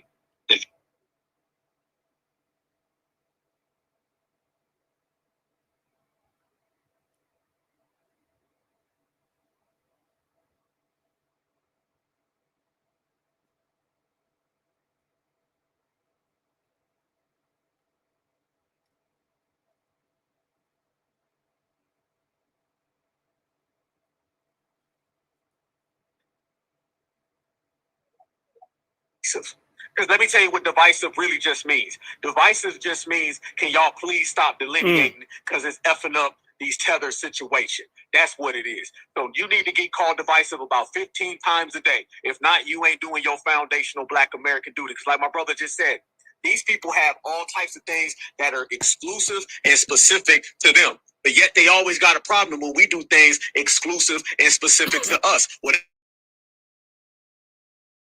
are on their way out. As Dr. Randy Short was just putting it, look at all of these different elements. Look at all these different factors that are making Tether sweat right now. And it's a good thing, because like we said, when you add delineation with deportation, that puts them in a very, very bad scenario. It ain't like it was a year ago. I want everybody to remember, okay? Go back to 2020, all the way till about November last year. They thought that they had it, didn't they? They thought that they ashy ass fingers was just gonna grab on to being a Black American. They really thought that they was gonna destiny swap with us. And now the tides have turned. Look at the Tether situation a year ago and look at Tethers now. And I literally mean now, like look at them. Look at their faces. They don't seem too confident no more. They ain't got that same smug energy. See, it went from work hard and nigga and all that back talk they was doing. Now they out here saying things like xenophobic, divisive, family. They only use those terms because whatever hustle and scam that they're doing ain't working. You don't call somebody xenophobic unless what you thought you had, you ain't got no more. You don't say somebody's divisive unless you're trying to unite with them so you can steal their resources. And now everybody's saying these tethers are done. I told y'all, they ain't nothing but a joke and their inner tubes can't flow. It's a bad day. Go ahead, bro. And Black Alpha, I'm gonna say this. I know you got EJ on here. I'm gonna say this real quick. Your call, Black man. I'm gonna say this real quick. I remember how you had a lot of these terrorists disrespecting our lineage and saying like that you had a Jamaican lieutenant governor, Winston Sears out of Virginia, telling them foundation Black Americans to forget about slavery by telling the Jewish people not to forget about the Holocaust. And you have Sheila Jackson Lee, that CLBC member, another Jamaican immigrant woman out of Houston, Texas, had that whole HR 40 bill on the finesse. And then you had this, I forgot her name, Yvette.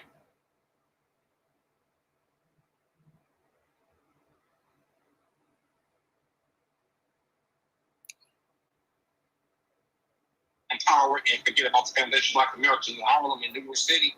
That's actually with disrespect. Same thing got to Brian Donalds when he was on a Breakfast Club somewhere. How you say he don't believe in reparations because his family won't get it. His family comes from Jamaica. And you have that Nigerian person that was running for the governor of Michigan, that said if you come to the governor of Michigan, he gonna get rid of Black History Month. These are the terrorists that come over here that would disrespect our lineage. We will say, for example, we will never go to these African and Caribbean countries and declare war and try to rewrite history. We know what they would do it to us if we go to their countries as a foreigner and declare war and try to rewrite history and undermine their own country. They'll be real quick to run us somebody. We might not make out their country life if we go to their homeland doing that.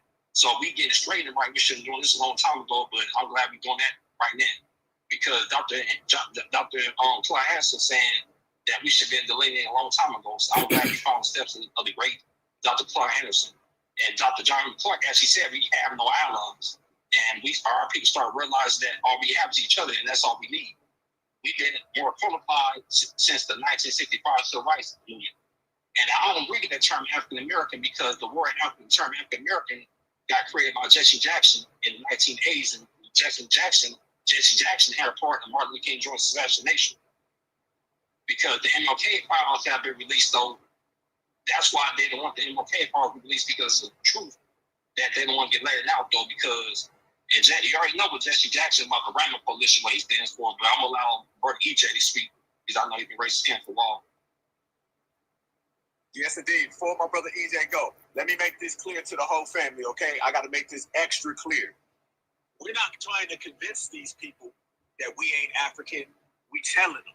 Bottom line, the energy has changed, okay, everybody? It's not about the tethers. It ain't never been about the tethers. It's about FBA because it's our goddamn country. Remember, y'all, they want to be here next to us. We don't give a damn about them. And like my brother Vanguard just said, they would never even allow us to go to any of their homelands and try to...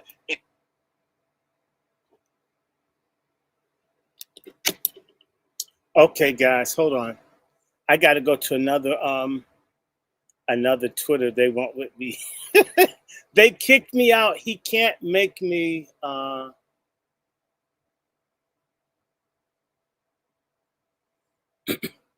He can't get me into. When they was talking all that tether talk done dried up. FBA's winning. And this ain't a matter of us saying it. This is a matter of fact.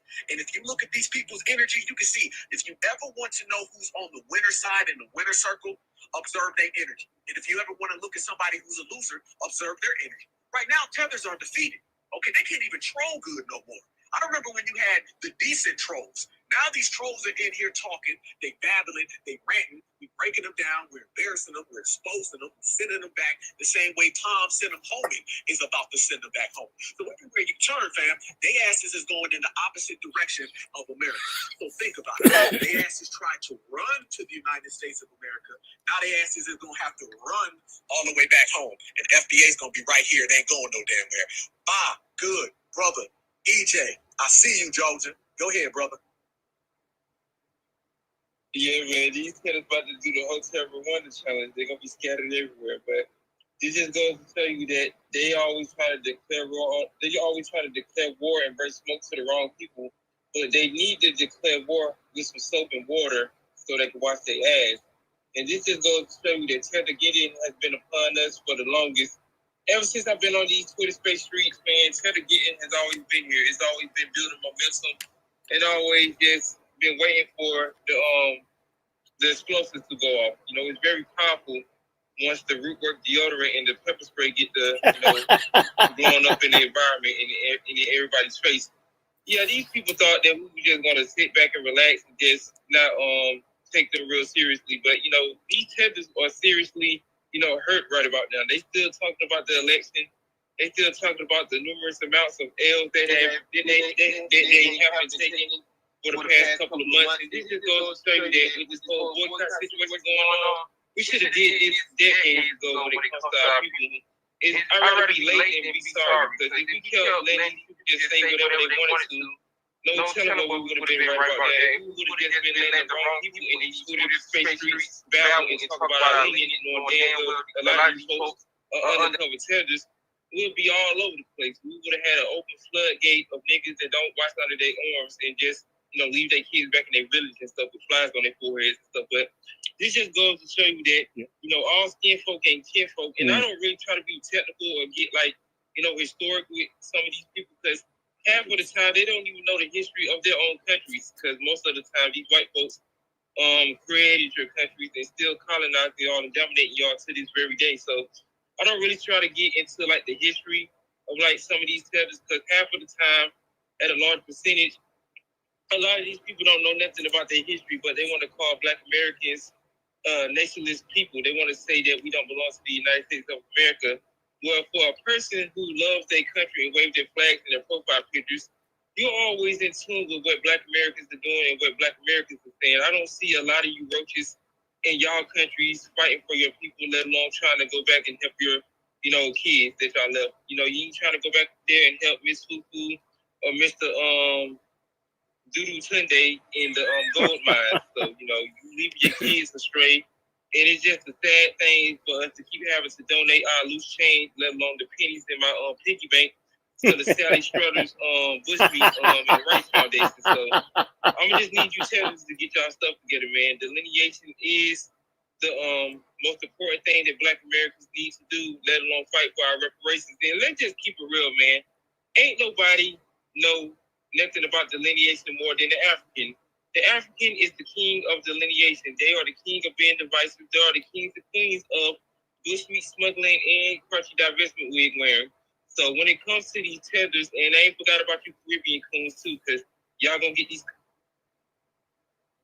have so much smoke for the Black American family, but they don't have the energy, let alone the anger for the Chinese that are running trains on your grandmothers back on the island of Jamaica. Or, the Haitians that are sticking their relatives with voodoo doll pins. But, they just got their priorities messed up. So the moral of the story is keep boycotting these cockroaches businesses. And don't forget about the Europeans, too. They got a lot of energy when it comes to, Black Americans. But as you can see by the example of the Black American family handling their business over there in Cincinnati, you mess around and find out, we will get our Wu-Tang Clan on and take y'all on the journey through the 36 chambers. This is not Nigeria. This is not one of these coward-ass African countries where a large majority of the population don't want to stand up for themselves. The ones that actually want to do something about it, they don't have enough people to actually stand up and actually want to fight back. I mean, you can lift your arms up like a spirit bomb and just tell all the white folks to run away just by the mustard that is under some of y'all arms. So let me go on and land my plane, man. Brother Eric Johnson. Brother Eric Johnson. Okay. They kicked me out of one Twitter, some over here. I wanted to ask your opinion because you have a wonderful way of explaining things. Have you noticed? Remember from South Park, they used to have this starving African kid called Starving Marvin. Have you noticed that he's now running for mayor of Minneapolis? Starving Marvin. I thought it was a cartoon.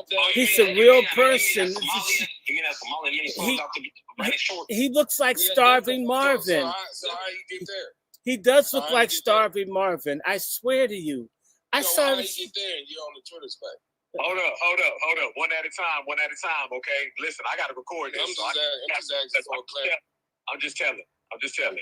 All right, so listen, this is how it's going to go. We're going to go one at a time, and nobody interrupt Dr. Randy Short. That's just what it is, because that's a sign for immediately getting dropped, okay? Bottom line. So everybody one at a time, because I'm not going to be spending 17 hours trying to get rid of all the junk. I ain't got that type of time. I got things to do. Okay, so go ahead and continue, Dr. Randy Short.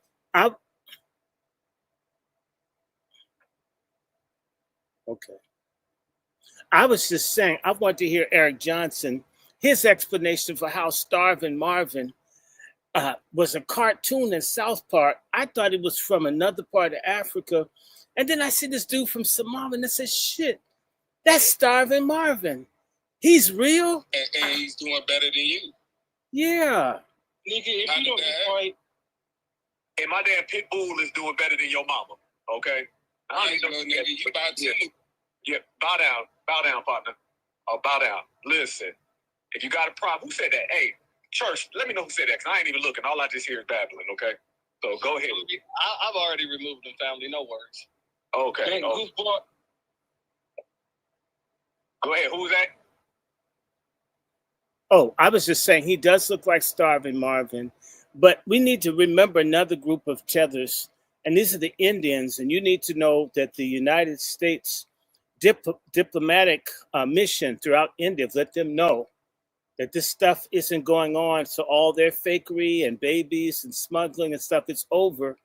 And I want to say this, all of us need to commit to fight against, I call him a vasectomy or Scammer-Swami, the little caste Hindu bigot who's down trying to use, the cave girl getting his sense smacked into her in Cincinnati. And he was up in Springfield, Ohio, trying to basically killing dogs if he can't find a Haitian to do one, so he could get favor from white people. That this Indian dude in Ohio must lose. Same way that Come Swallow lost, and she does swallow Come. I went to Howard with the bitch, so I'm not sorry. I don't take it back. And I think she used to do it in the Punch Out in the Blackburn Center. Yeah, she used to hang out in the Punch Out, and she's a hoe. These we need to watch out for them too. Stop staying at their hotels and shit. We need to keep our own money. When you talk to the average black person, they broke. We need to get broke when it comes to tethers. Let me land my plane for a second. Go ahead, EJ. Yeah, that whole ass nigga tried to throw off the space. I'm glad you kicked him out. I ain't want to have to pull out the bamboo stick and crack him upside his fucking head. If you don't want to, if you want to interrupt, you can start your own space and you can just talk to yourself in the corner while you cut yourself with glass. But, you got to watch some of these Negroes in these spaces. They don't really have nothing better else to do besides, get hit upside the head with, I almost said something I had to catch myself. God told me to stop. He said, Eric, calm down. But, these Negroes right here, they don't know nothing. Don't you ever come in this damn space and interrupt an OG like Dr. Randy Short. You liable to get slashed up. We're going to need O'Brien your ass, $5. See, God told me to be quiet, but let me get to what Dr. Randy Short was saying. Yes, the burnt upside down Dorito chip individual. I don't know this tether's name, but he does remind me of one of the pirates off the Captain Phillips movie. So, these crooked crushed peanut sneakers, two having individuals, if they have enough people within an area, any monkey teller can run for a political position because they know if this Negro get elected, they can get all the bushmeat that they want to. They can get all the goodies that, white mommy and white dad can give them. So, this is why that the family, for the ones that are qualified to run for political positions, y'all need to, get amongst y'all people, which is the FBA family and the grassroots, and just, come with your credentials and, get to work. Because, a lot of these people on the app acting like they running for president, knowing damn well they can't be even a manager at McDonald's, let alone sweep out the floors at my job. These Negroes always come in here telling us what we need to do, but don't have the credentials. And this is why Tethergeddon is so much needed, because you got punk motherfuckers in these spaces talking real crazy. And I doubt that a lot of these people even want some of these tethers to go away, because a lot of these niggas can't get no coochie, so they got to go over there to Fukushima, and they got to go to the Motel 6 and do the thing. But this just goes to show you that when you have people amongst us that don't want to put in the work, let alone with this boycott, you have some Negroes that'll be like, man, I love them Africans, I love them niggas. They give me that bush meat with them shitless, and they put that vinegar and that salt together. That's the ticket right there. Y'all niggas don't know what y'all talking about. Half of these niggas is like Dr. Umar Jackson right about now. They coming back to us when they was out here talking crap about us, didn't want us to get reparations. They out here begging us for loose change. Just like these niggas that come out here in these Twitter spaces, they begging for views, they begging for followers. See, they gotta come into spaces like my brother Black Afro Network. They gotta come into spaces like Tyreek, and they definitely been messing with my brother Afro Elite on TikTok. I told him this yesterday on his live video. I did call up, but I was on there for an hour trying to get up there because these babbling Negroes they come out these spaces, let alone throughout these conversations, they'll just cause you to have a brain aneurysm, let alone just go into hibernation for about 35 years with all the device talk that some of these people have been talking. But I was telling the brother earlier that, I can't do TikTok when it comes to some of these tethers because they just swarm all over the place. And I give some of y'all credit. Y'all have better patience than me because I'm known to block people and just swing the bamboo stick like I'm a 13-year-old girl at a quinceañera. Just candy and dandruff flakes gonna be all over the place when you mess with some of these tethers. I just want to let the family know, let me correct myself, that Tethergeddon is a Pondy. Make sure y'all out here supporting Black-owned businesses and make sure that y'all have y'all pepper spray and y'all Febreze if y'all ever have to go up into one of these tether businesses to regulate one of these individuals. So, with that being said, I'm going to land my plane. And if any tethers or any, buck dancers are in the space right about now, please don't interrupt anybody because I will pull out the flying guillotine and chop heads off. So be warned. And also, can I say something real quick? Hold on, real quick, Black. Hold up. We got to go in order here. Like I said, I'm trying to record this, and it sounds terrible when people hear the playback and there's a bunch of people jumping in. Let me say this: absolutely, everything my brother EJ just said, 110%. That's just the way we move it. Tethergeddon got a lot of these people scared right now. You know what I'm saying? These tethers got to resort to terrible trolling. You know what I'm saying? But, they need to be quiet, though, before I take my fitted hat money and buy your house. Okay, so when you go home to that Cocker Spaniel you call a woman, just remember, foundational Black Americans getting paid. All right, so bow on down. They thought we was going to let them speak. Sit your dusty, musty, and always rusty ass down, especially when Black Alpha talking. Partner, checkmate, motherfucker. Now, let's continue to go, and let's continue to flow.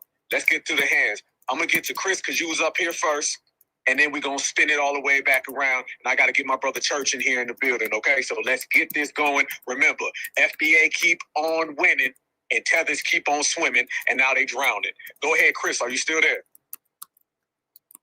Yeah, I'm here, Alpha. How you doing today? I'm doing good, my brother. Go ahead. The floor is yours, family. Go ahead and put it to work. Tethergeddon. That's a good idea you came up with. It sounds like Mortal Kombat. Like, it has begun. Like, you watch a Mortal Kombat movie, and it seems that the Tether's been getting hit with a bunch of them like plasma rays and stuff like that.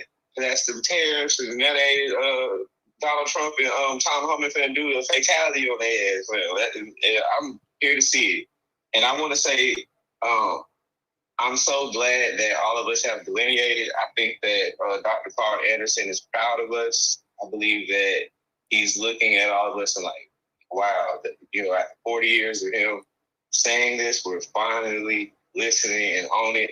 And like you say, Alpha, we on it 100%, and that's how we should be, delineating everything 100%, because at the end of the day, they've been very disrespectful coming into a country that we made good for them. And at the end of the day, they ain't did nothing but get on reparation panels, talking about stuff that they wouldn't even qualify for. And it's just been disrespectful. So I'm glad that we delineate, and I say keep it up. And like I was telling the lawyer, I forget his name because I'm kind of new to the space, but I was telling him we should do it for 10 years. We should delineate them until 2035.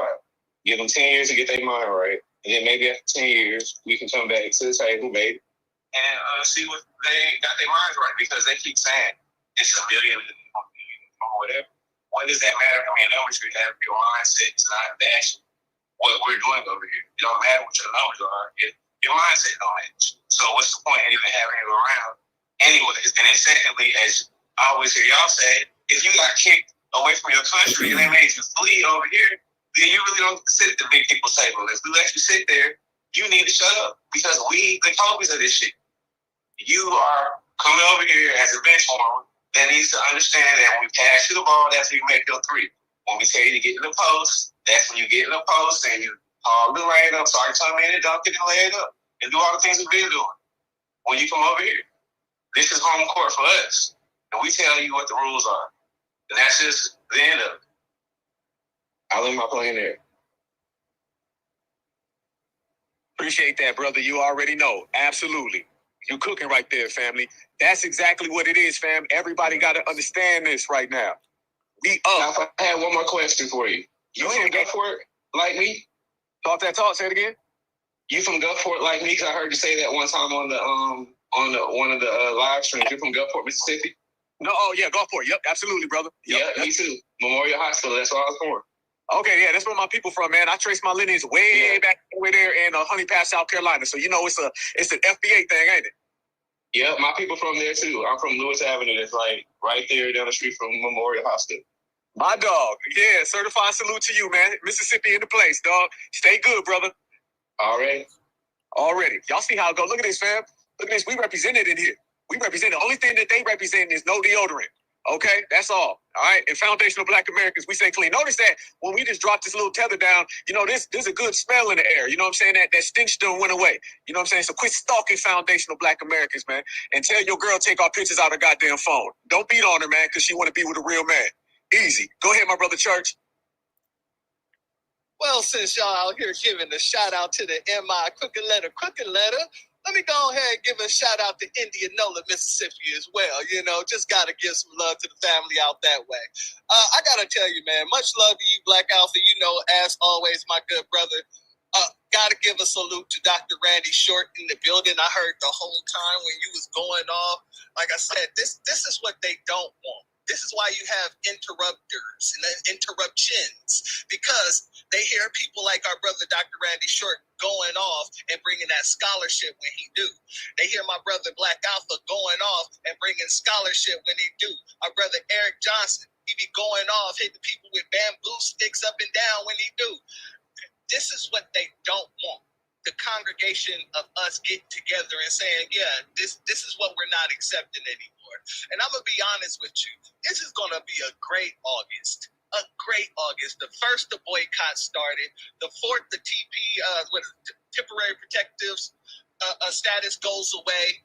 On the 5th, we got Fade in the Water Day. We don't have a great Fade in the Water Day without even having to worry about no tethers. That's just awesome to me, you know. And I got to let you guys know, these tethers are running around here talking like, oh, this is only on the internet. How is that boycott going? I was at work today, and I saw about 5 beautiful sisters walking together. When I say beautiful, these are some beautiful FBA queens. And I was looking, and they had their hair braided, nice and chopped up. I'm like, damn, they looking good. So I asked them, I was like, hey, how y'all doing today? What y'all got going on? Oh, we going to a pool party. I'm like, all right, cool. I like y'all hair. I was like, I hope y'all didn't go to the African braid shops. You know we're boycotting them, right? And before I could finish saying boycotting them right, them girls all said at the same time, hell no. And one of them said, I don't know if you know this, but we like our edges. So family, we didn't even have to really start the boycott to actually have the boycott going already. So I don't know if these folks are living in a delusion or living in a psychosis. Either way, it's the same thing. But you can say it's online until it come knocking on your front door. And trust me, it's going to knock on your front door. Y'all been seeing all these people. Matter of fact, another story. I walked by a Jamaican place today, and it was stone cold dry. The lady on the inside that's usually cooking, she was on the outside looking for people to come in. So you can keep saying that it's offline, it's only online. Cool. Until it hits your front door. And then you're going to get really, really damn quiet. But lastly, I'll end with this, family. I'll land here. Each and every one of these tethers who are running around here trying to make it seem as if we're the supremacists because we're deciding to take our money out your pockets. Let me explain something to you. Because a lot of you run around here acting as if, oh, y'all think y'all going to boycott us? We'll boycott you. We can survive without your dollar. You cannot survive without ours. So the Nabisco don't go to your stores, don't go to your restaurants. The Hispanic don't go to your stores, don't go to your restaurants. Hell, you're lucky because really, we don't really go to your restaurants. You was lucky that we had our sisters who wanted to go to these places. I don't even say wanted, who went to these places to get their hair done, whether it was on the fly or whatever the situation may have you. All you folks need to learn how America works when it comes to not just the system in America, but the economic system of America. Your dollar would never mean as much as a foundational black dollar in this country because you don't have enough of you. And even if you did have enough of you, all that money that you guys get, you send back home. This is the biggest issue that a lot of people have that you really don't see. We don't see any of you guys putting back into the community with the money you get from us. We're putting money into your pockets and instead of doing like Nikki Barnes or doing like anybody really, Bumpy Johnson, Frank Lucas, anyone, where they go at least buy backpacks for kids that's going back to school, buy turkeys, anything. Y'all don't do none of that. You send all that back home and you think that we should be afraid about your dollar? We ain't had your dollar since you got here. Y'all don't support foundational black-owned businesses, not the way we supported yours. So let's keep that 100. All that y'all talking, that's all it is. It's talk. But you're seeing our actions. And when you see our actions, you tend to see America move on the actions that we create and then move in the same way. But I'll land there, my good brother. Yeah, brother, you know how I go. It don't make dollars, it don't make sense, family. You already know. And they talking through their tether teeth, so it's all messed up. Yes, let me go ahead and add on to what my brother just said, because he made a damn good point. When you start talking about money, you start talking about finances, you start talking about economics, these people are dependent upon us. See, America has created a system, a structure, where all immigrants, migrants, all the TOCs, tethers of color, they have to come here and leech off of Black Americans. So simply by Black Americans delineating, that truly cuts them all off. They have nothing no more. You think it's a coincidence that you're seeing the worst time ever for tethers at the same exact time when we are delineating and we're all the way up? It goes together hand in hand. The system that was created by the dominant society was these people come over here and they steal from Black Americans. Hell, they was even trying to give these people our culture. They was trying to tell these people that they built America. Remember, Joe Biden said that illegals built America. So I'm not being hyperbolic when I tell you that these people were trying to take everything from Black Americans. And we simply used the most powerful word in the English language, which is no. And then we said it with a little twist, how FBA says it with our vernacular, hell no, hell to the no. And we delineated in the process. So now you got delineation and deportation. You got Tethergeddon and you got the tether terrorists. You got these boycotts, which are going to be permanent. They get cut off of everything. Remember, TPS, Tether Protective Services, is cut off. So when that's cut off, I mean, what's the tether really going to do? Not a goddamn thing. But be mad at FBA. See, they're in a situation, family, where they literally don't have nothing but being mad. And you know you down bad when all you can do is be mad. That's kind of sad. Okay, and I'm kind of glad. Foundational Black Americans run this. It's my house. Remember that. When you pull up here, you in my house. And this is the way we treat it. The same way anybody will go to your house, it's your mom, your dad, your cousins, your grandma, and they say, this is my house, and you better play by my rules. Now, everybody got to play by our goddamn rules, whether you like it or not. And we ain't out here saw shoeing. I see you, my sister, Natural Tour. Natural Tour is one of the sisters out here who really about delineating full time. Because remember, y'all, tethers don't tether half-time. They don't tether part-time. They ain't in here saying, well, you know, I only want 22% of FBA. I just want to take a decade of their culture. Can I just get a little what they created? No, they want to take everything from us, so we going to gatekeep all the way. Delineation and gatekeeping and what I've been saying for the last 10 years is regulating. Shout out to Nate Dogg and Warren G. That all requires you to be 110%. And what we've been doing now is denouncing a lot of these people who've been trying to do 22%. They've been trying to put out these disclaimers, saying, yeah, I mean, not all of them. I mean, some of them. I mean, damn that. Okay. All of them until further notice. And all these little fake apology videos that they've been doing, all of that is cap until further notice. Remember now, that Nadine lady came out. She had that video apologizing. But did y'all see that second video that we have already exposed that was a fraud, where they had the person calling on the phone saying, I only want Black Americans to do my hair? And then we come to find out that that whole video was a scam. Yeah. So you got scamming on top of scamming on top of scamming. Mm-hmm. That's just what they do. See, they try to run that African village con artist game on us. And I've been saying it for the longest time. You can't hustle the hustlers. We invented the hustle. You know the first hustle that America ever seen? I'm going to tell you what the first hustle was. And it came from Foundational Black Americans. It's called They Gave Us Lemons and We Made Lemonade. That was the first hustle that has ever been done. And then we flipped this country, same way we'll flip reparations, same way I'll flip this goddamn phone and call Tom Homan and send your ass back to your village. It all goes hand in hand, my good brothers and sisters. You can't make this up in 2025 certified all the way live. This is what we doing, and they are out the way. Go back to a year ago. They thought they was going to be Black Americans. Remember, y'all, the reason why they run around here and try to convince you that you're an African is so you can go to Africa and then they can come to America. The reason why they tell you to drop your flag is so they can pick it up. Think about all the things that they trying to tell us not to do. They say, don't be foundational. Damn, why you don't want me to be foundational? Because you want to be one? Then they tell us, don't be Black. Damn, why you don't want me to be Black? Okay, so you can be a Black American, and then they come over here and they say, you're not American. So every single thing that we say, they don't want us to do. And it's very, very convenient that they're doing that at the same exact time that they packing them goddamn bags and leaving. Understand, y'all, this is what it's all about. They want your citizenship.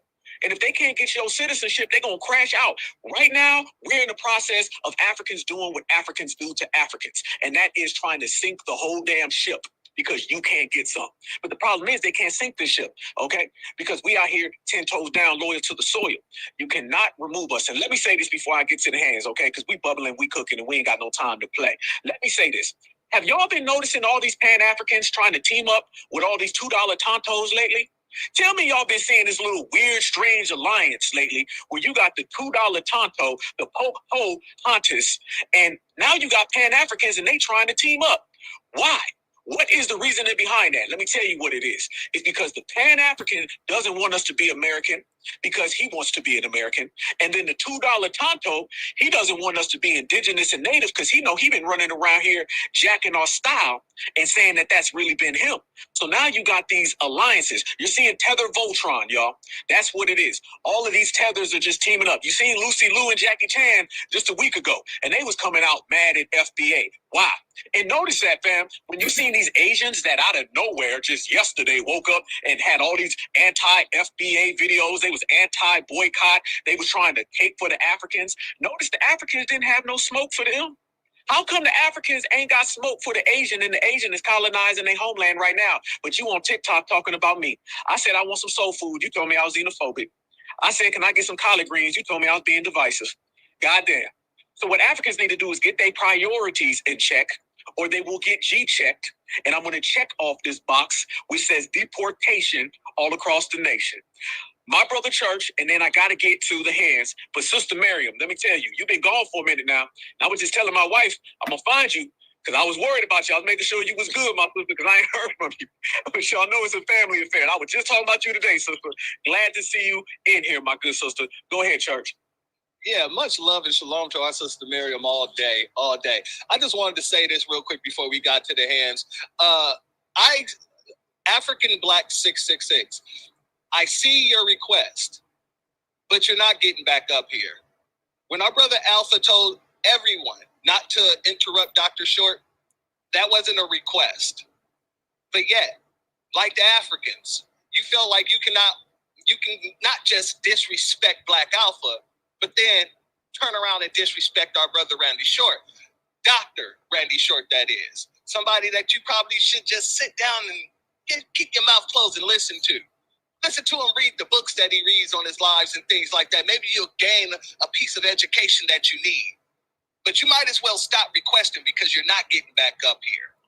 That's just what it is. The same way we boycotting the Africans, you're being boycotted at this point in time too. Maybe next time you'll come in with some damn sense. Let's get to the hands, my brother. Hold on. This nigga, Can I just say hold on. This nigga keep talking about, oh, you had on Temu shoes, nigga. How you know they was on Temu? Is that where you bought your kids' school clothes, nigga? Is that where it was? I ain't even know until you said it, partner. I ain't even know. You know what I'm saying? So how about you be careful? I take my goddamn money and I buy your mama's house, okay? All right, how about that one? Go ahead, EJ. Yeah, let me just say something too. Queen Michelle, I remember your whole ass from that last space. Nigga, we will deal with these roaches how we supposed to be dealing with these roaches. Unlike you dirty whining in Jamaica and get smacked upside your head with coconuts and loose change.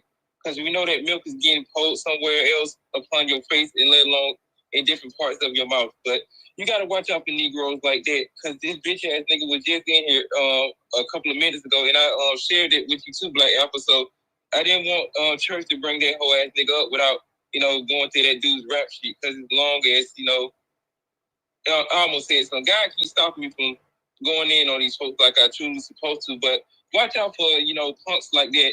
They hate Black Americans so much because they keep telling us that we got roaches in our houses, though. But you always in Black American business trying to come in our spaces. And plus, that whole ass nigga who came in here a couple of minutes ago, I blocked him already. So it's just another tether.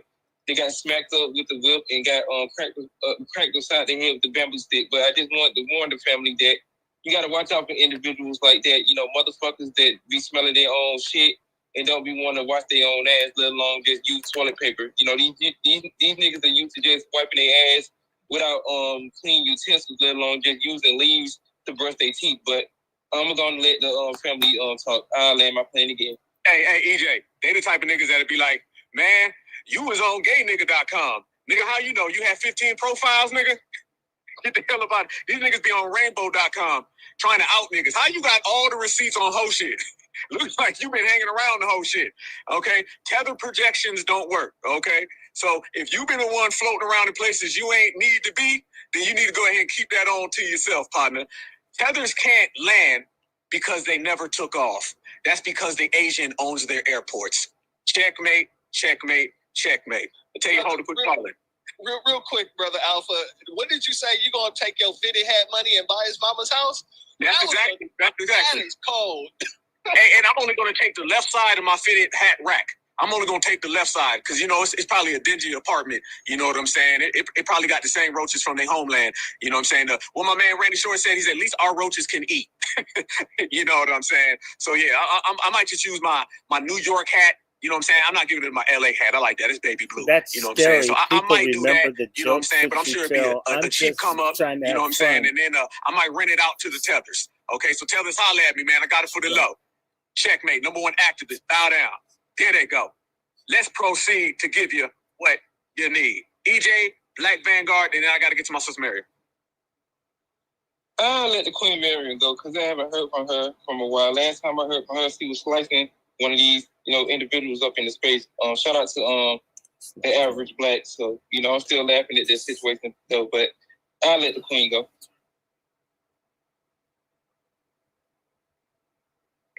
Why, thank you, brother. Salute to you. Hi, family. I know I've been gone for a while.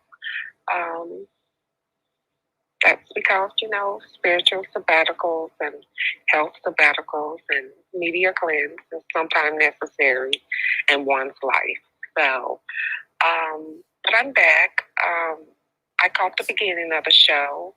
I was listening in the background, and then when I saw that, the bet signal went up a little bit. Brother Church wasn't up yet, and Twitter was doing what it does. It made me be proactive, and I decided to reach out to Brother Alpha. I say, hey, if need be, I can come up, the co-host, so I can bring people up for you. Mainly to get, Dr. Short back up. Salute to you, brother. How you doing, Dr. Short? Excellent. Info that you gave and provided, scholarship as usual. You're one of our main master scholars and teachers, although you don't like to be put in that category, but you are, because you definitely have the scholarship and the life experience politically, educationally, well-traveled, speak, I think up to 5 or 7 languages, somewhere in there. I know 4, at least 4. And just a brilliant man. And we appreciate him, like Brother Eric was saying. I'm what you would call one of the WASI, one of the names that Dr. Short gave to foundational Black Americans, women who are in the Black grassroots and who are on business, about business, by business, for our lineage. And we're also warrior goddesses. So I'm very protective of those who I choose to care about. And my affiliation with certain people are very small. And that's on purpose. If you know, you know. Salute to the room. And I'm going to sing this. It's Tethergeddon, Tethergeddon, Tethergeddon. It's Tethergeddon, Tethergeddon. Oh, Tethergeddon. Be on point, or we'll put your ass on point. Check. We don't mess around. We will gutter check. We will G check.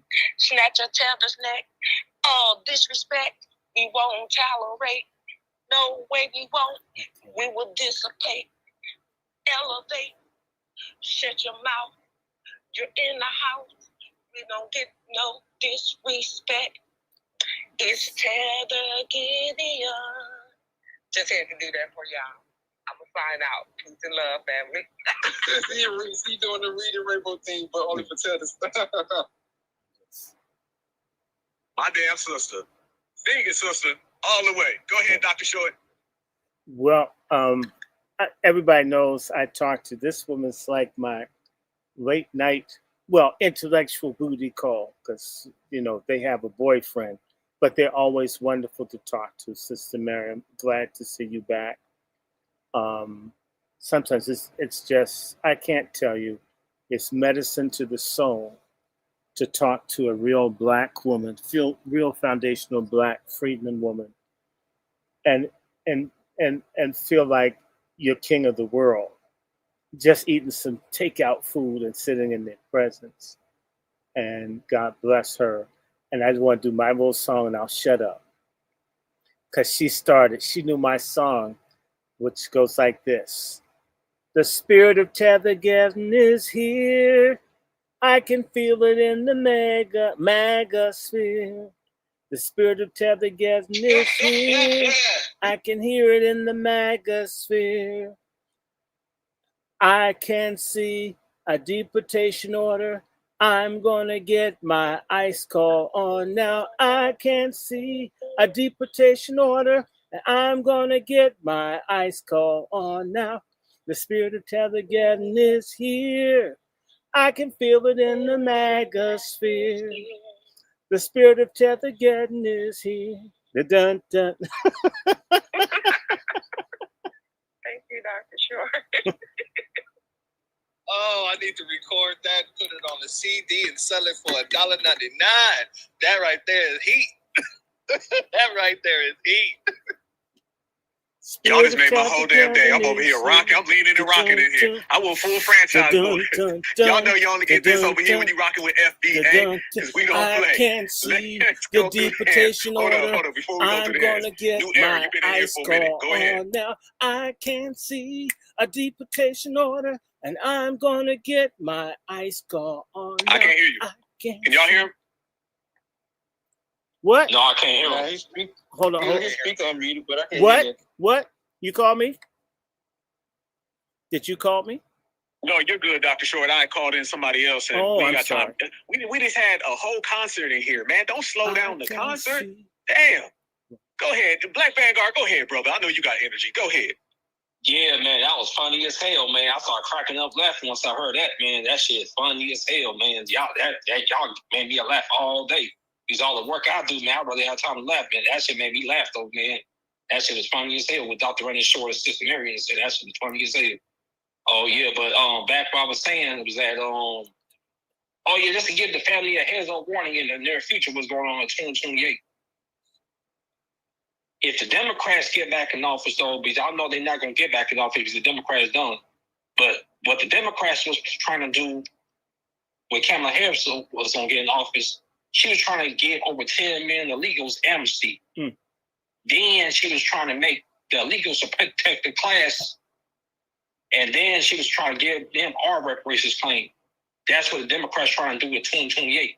If the Democrats get back in power in 2028, they try all the reparations that they try to give these illegals and tenants on reparations claim if the Democrats get back in power in 2028. I was letting the family know what the Democrats plan on doing in 2028 if they get back in the White House again.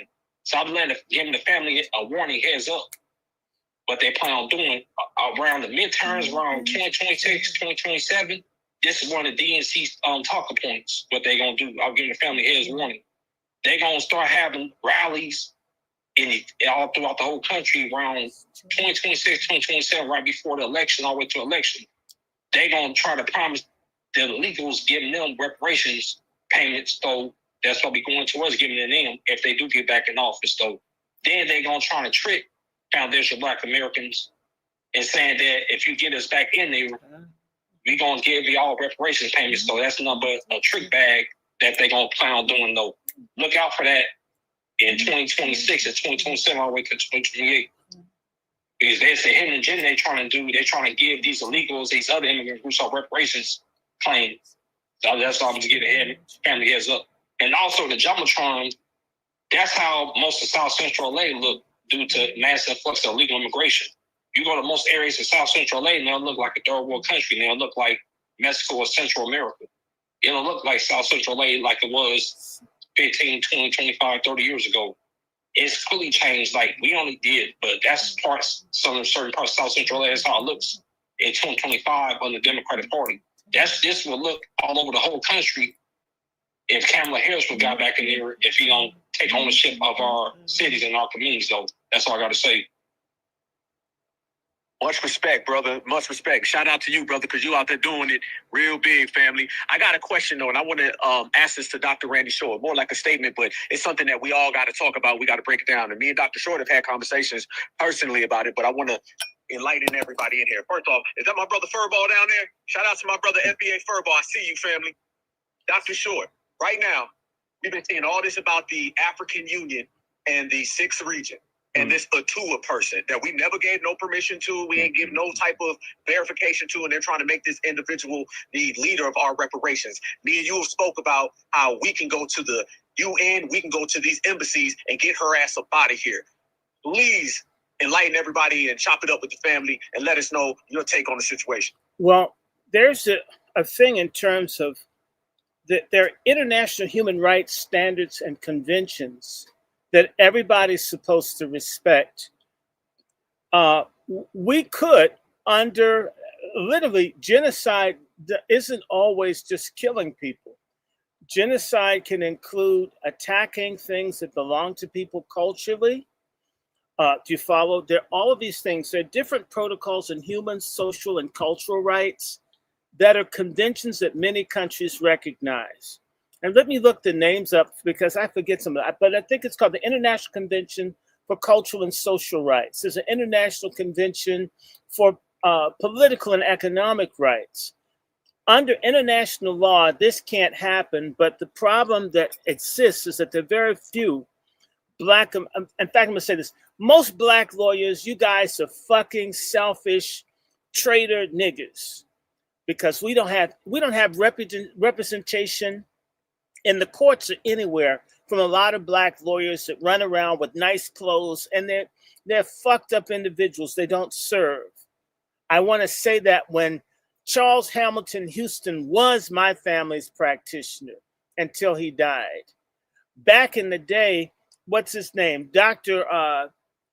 Charles Drew was my family doctor. There used to be a time when Blacks in the professions were available to their people. Now they don't give a fuck and they let us get decimated. We need people that know international laws, international treaties and conventions. The African Union is out of order, but the educational levels, and I'm going to have to say this, we have huge numbers of Black Americans who don't read or can't read and write. They're not engaged in the psychological, mental, intellectual struggle for the liberation of our people.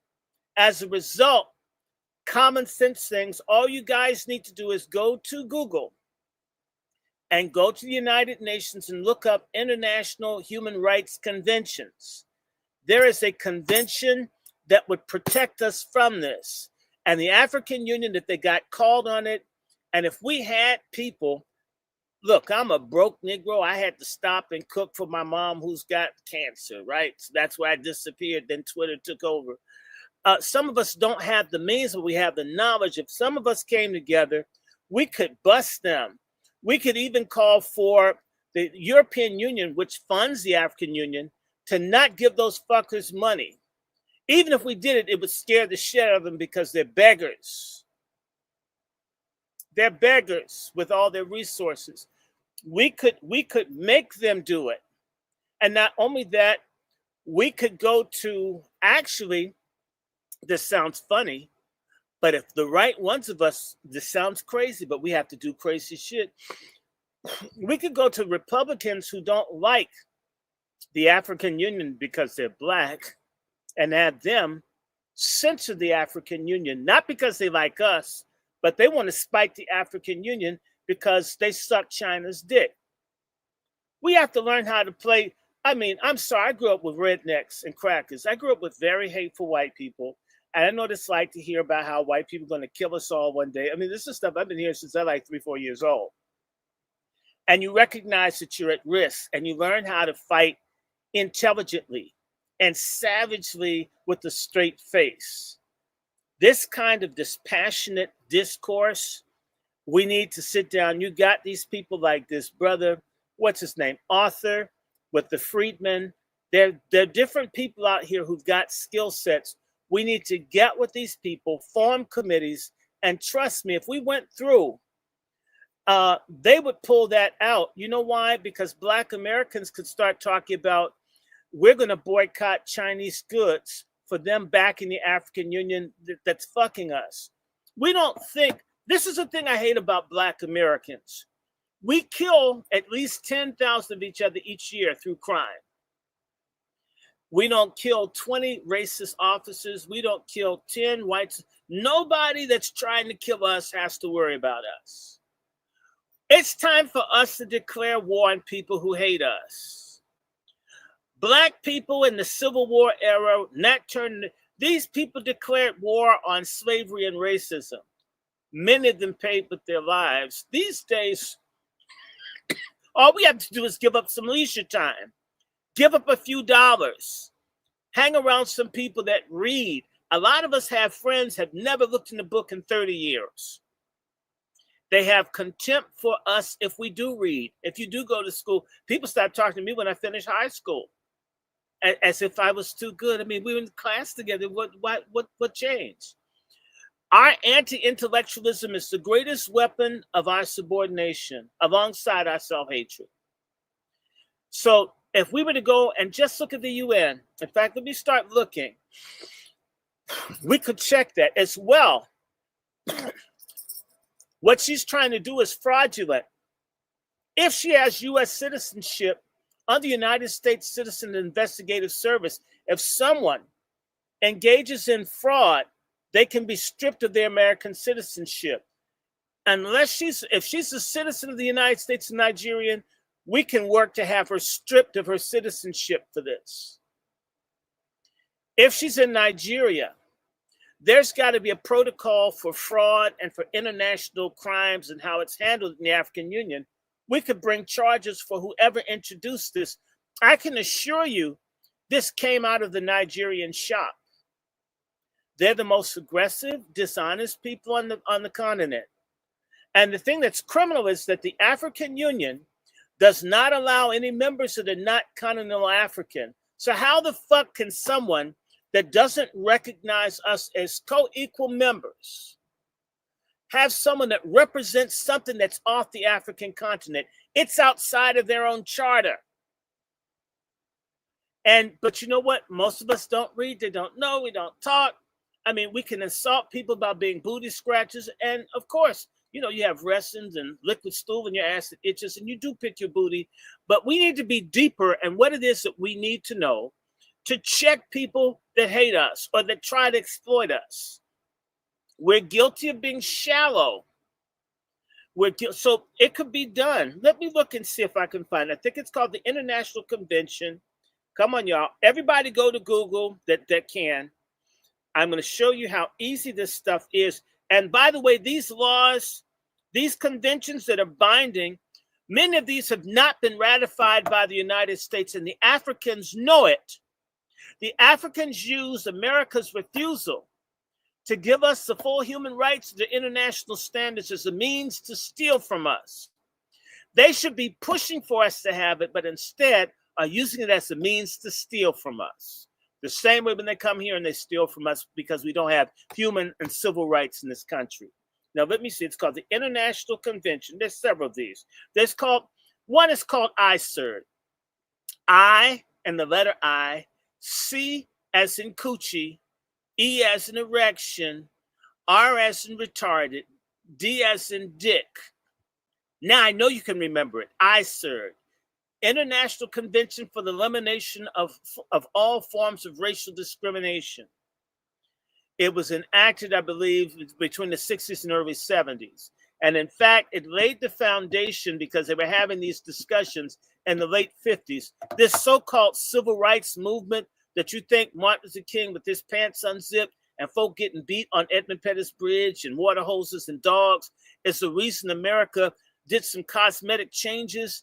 In reality, it was the international arena where laws were changing, and America is a laggard nation in terms of human rights, in particular with the express relationship to Black Americans, which is why I always tell people to look at the book by the woman that's at the college in Emory University. The book is called Eyes Off the Prize, and it shows how other nations recognize the United States was engaged in soft genocide against Black Americans. The whole civil rights establishment in this country is funded because it will not fight for what it is that we need. That's the NAACP, that's the Urban League, all of them that are in the civil rights establishment are against doing what we need. That's how they get funded. That's why they give money. That's why when the NAACP is discussed on television, they call it the Venerable Civil Rights Organization, because it's not going to do what we need. ICERD is one. Raise your hands if you were able to find the International Convention for the Elimination of All Forms of Racial Discrimination. They do not teach you this. They don't talk about this Black History Month. They keep talking about Martin Luther King. If you wonder why Malcolm X was so dangerous, it's because he was going to hook us into this. That's ICERD is one. The other one is International Convention. Hold on, let me dig for it. Forgive me. I want to make certain I give you the right name. International Convention. Type it in with me, y'all, because we're going to do this like a class. For civil, yes, there's an International Convention for Civil and Political Rights. I repeat, the International Convention for Civil and Political Rights. There's another International Convention for Social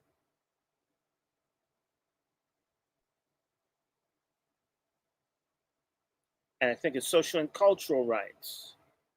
Yes, it's called the International Covenant on Economic, Social, and Cultural Rights. Let me read some of this to you. It's not my imagination. This was adopted by the UN on the 16th of December, 1966. The states parties present to the covenant, considering that in accordance with the principles proclaimed in the Charter of the United Nations, recognition of the inherent dignity and of equal and unalienable rights of all by members of the human family as the foundation of freedom, justice, and peace in the world. Recognizing these rights derived from the inherent dignity of the human person. recognizing that in accordance with the Universal Declaration of Human Rights, the idea of free human beings enjoying freedom from fear and want can only be achieved if the conditions are created whereby everyone may enjoy his economic, social, and cultural rights, as well as his civil and political rights. The Tethers are against you having this, and so is the Boule, and so are the ignorant black lawyers and civil rights people who only want you to know domestic law, in which they won't represent or protect you, and yet they hide this from you as well. This is why if you see my posting on my Twitter stuff, a lot of my stuff is international. I don't do what these dumb fucks, so-called black leaders talking about Egypt and all this other shit when we're dying today. They had their fucking empire. We need ours now. We need our freedom now. We need armies now, farms now, cities now, freedom now, our motherfucking reparations now, and not what somebody had 5,000 years ago on another continent. We have the capacity to do it. It can't be done without a critical mass of people doing this work. So I'm telling you stuff, by the way, they don't let me teach in school, and I'm not that smart. And my mentor could not get a job with PhDs all over the world, but couldn't teach in America. This information is systematically being hid in clear sight of Black Americans, because I'm going to say it to you. Too many of us are twerking, drinking, smoking weed, fucking, wasting time, going to dumbass nigga churches like T.D. Jakes and that queer Jamal Bryant, and they don't read. They have made illiteracy normal. In this city of Washington, even around where people have high incomes, they don't read or they cannot read.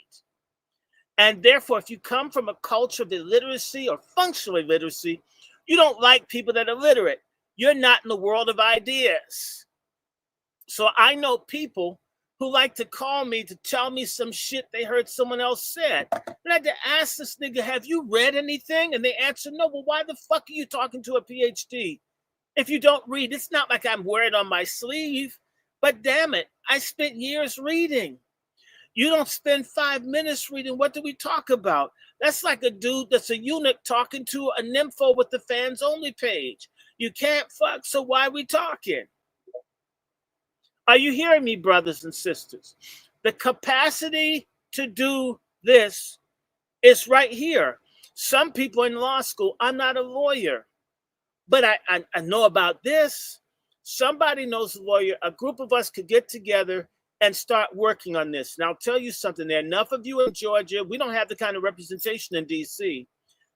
Even that crazy-ass Marjorie Taylor Greene, as racist as she is, wouldn't mind throwing a brick at the African Union.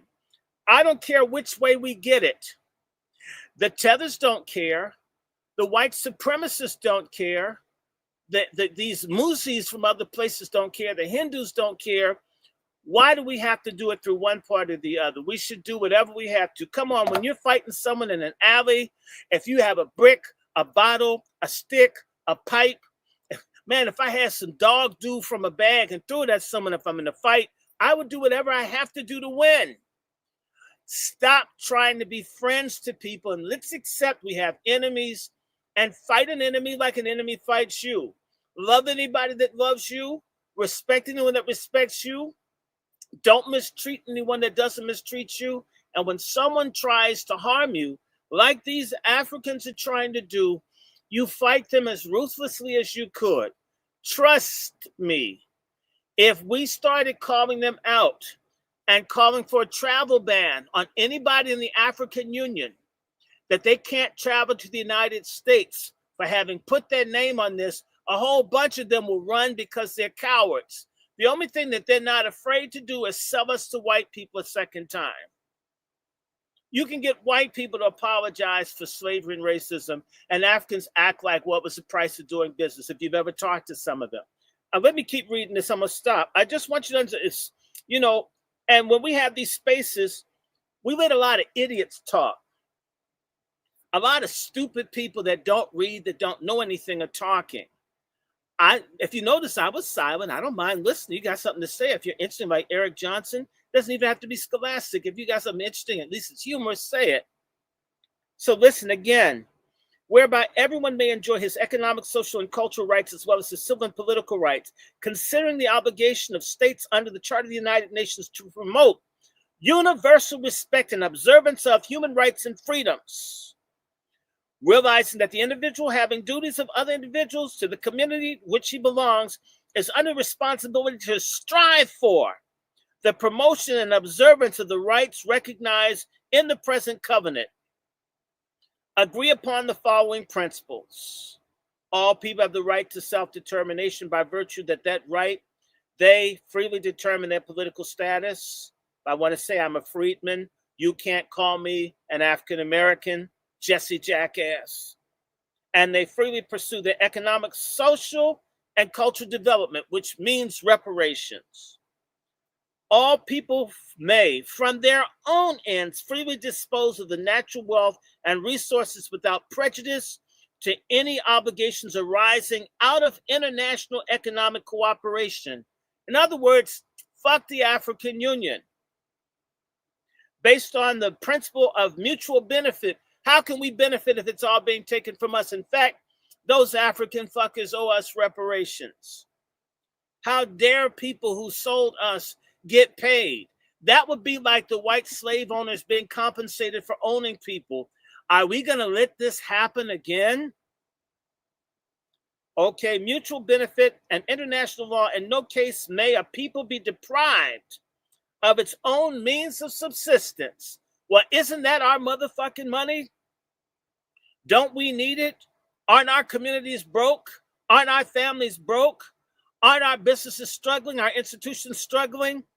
This is our shit. The state parties to be present in the covenant, including those having the responsibility to the administration of non-governing and trust territories, shall promote the realization of the right of self-determination, and that shall respect the right in conformity with the provisions of the Charter of the United Nations. And it goes on and on. It is already law, international convention, and it's binding to our Constitution. It has been so for 59 years. But that little high yellow bastard named Hakeem Jeffries and people like that won't open, they'll open their ass but for enemies, but won't open their mouths for their own people. We have to do that. Black Americans must have a revolution against our race-baiting traitor boule, who are always pointing their fingers, saying the white man, the white man, the white man, when they're worse than any white people. They walk amongst us, they steal all the money, they snitch and inform the white man, at the same time take all the money when white folks try to pay out to make amends. When do we have a revolution against our traitors? Are y'all hearing me? Now, can I do my song because y'all made me mad? This is a law, and it is an international convention. There's even a convention. Do you know every time a black person gets shot by the police, it's a violation of an international convention? And that's why people don't get shot in other countries, because they respect that there are rules under which a law enforcement person can discharge a weapon. But none of your people and those NAACP queers here in DC and the legal defense and education fucks, because it's no fun, won't open their mouths around what is already established, sitting there for our benefit, that Ralph Bunche and other people gave everything for us to have, and it sits there. And people who will try to tell you, you think we're crazy because you haven't heard it anywhere. What, the same way they kept slaves stupid, it's the same way they, or should say, enslaved people were kept stupid, because certain people didn't want it. The people back in the 1800s were enslaved. Our people, with this information everywhere and people that could tell us that we don't talk to, we're the real slaves. The enslaved people are dead. The space age slaves are us. And slavery is a choice, and most of us have said yes through omission, and the boule through commission. Now let me do a song so I can calm down after I gave y'all all this bad news. May I do some music? Thank you. I'm going to go in the tradition of the Negro spiritual. I know you're detained. I know you're detained. I know you're detained. The folks in ICE have spoiled your game. I know you're detained.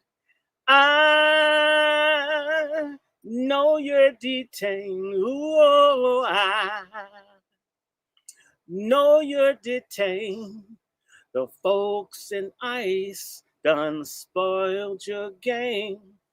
If you believe that you'll continue your scam, the folks in ICE done spoiled your game. Believe me, an ICE van's on its way. Folks at ICE spoiled your game. Hallelujah. Oh, glory.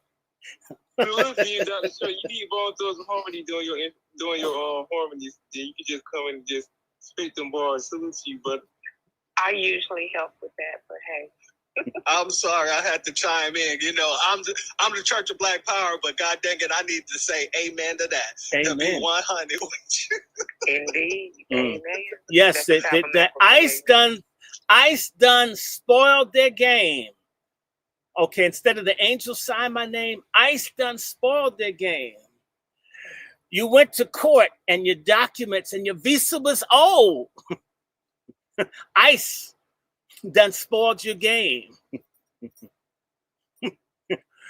That ICE ticket for you, the print was bold. ICE done spoiled your game. Tethergeddon is here. Salute Dr. Short, man, on everything. I'm over here in tears, and oh man, I haven't laughed so hard in a while. That right there was it. The folks at ICE has spoiled your game. That's exactly what it is. But Dr. Short, I wanted to touch on something that you said, just a couple of things. I like the fact that you brought up that we should go to the Republicans if they really want to stick it to these folks at the AU or whatnot. And we go everywhere. Anybody, we don't care. Look, if we have to go to the Chinese, you know that the Chinese could get this for us?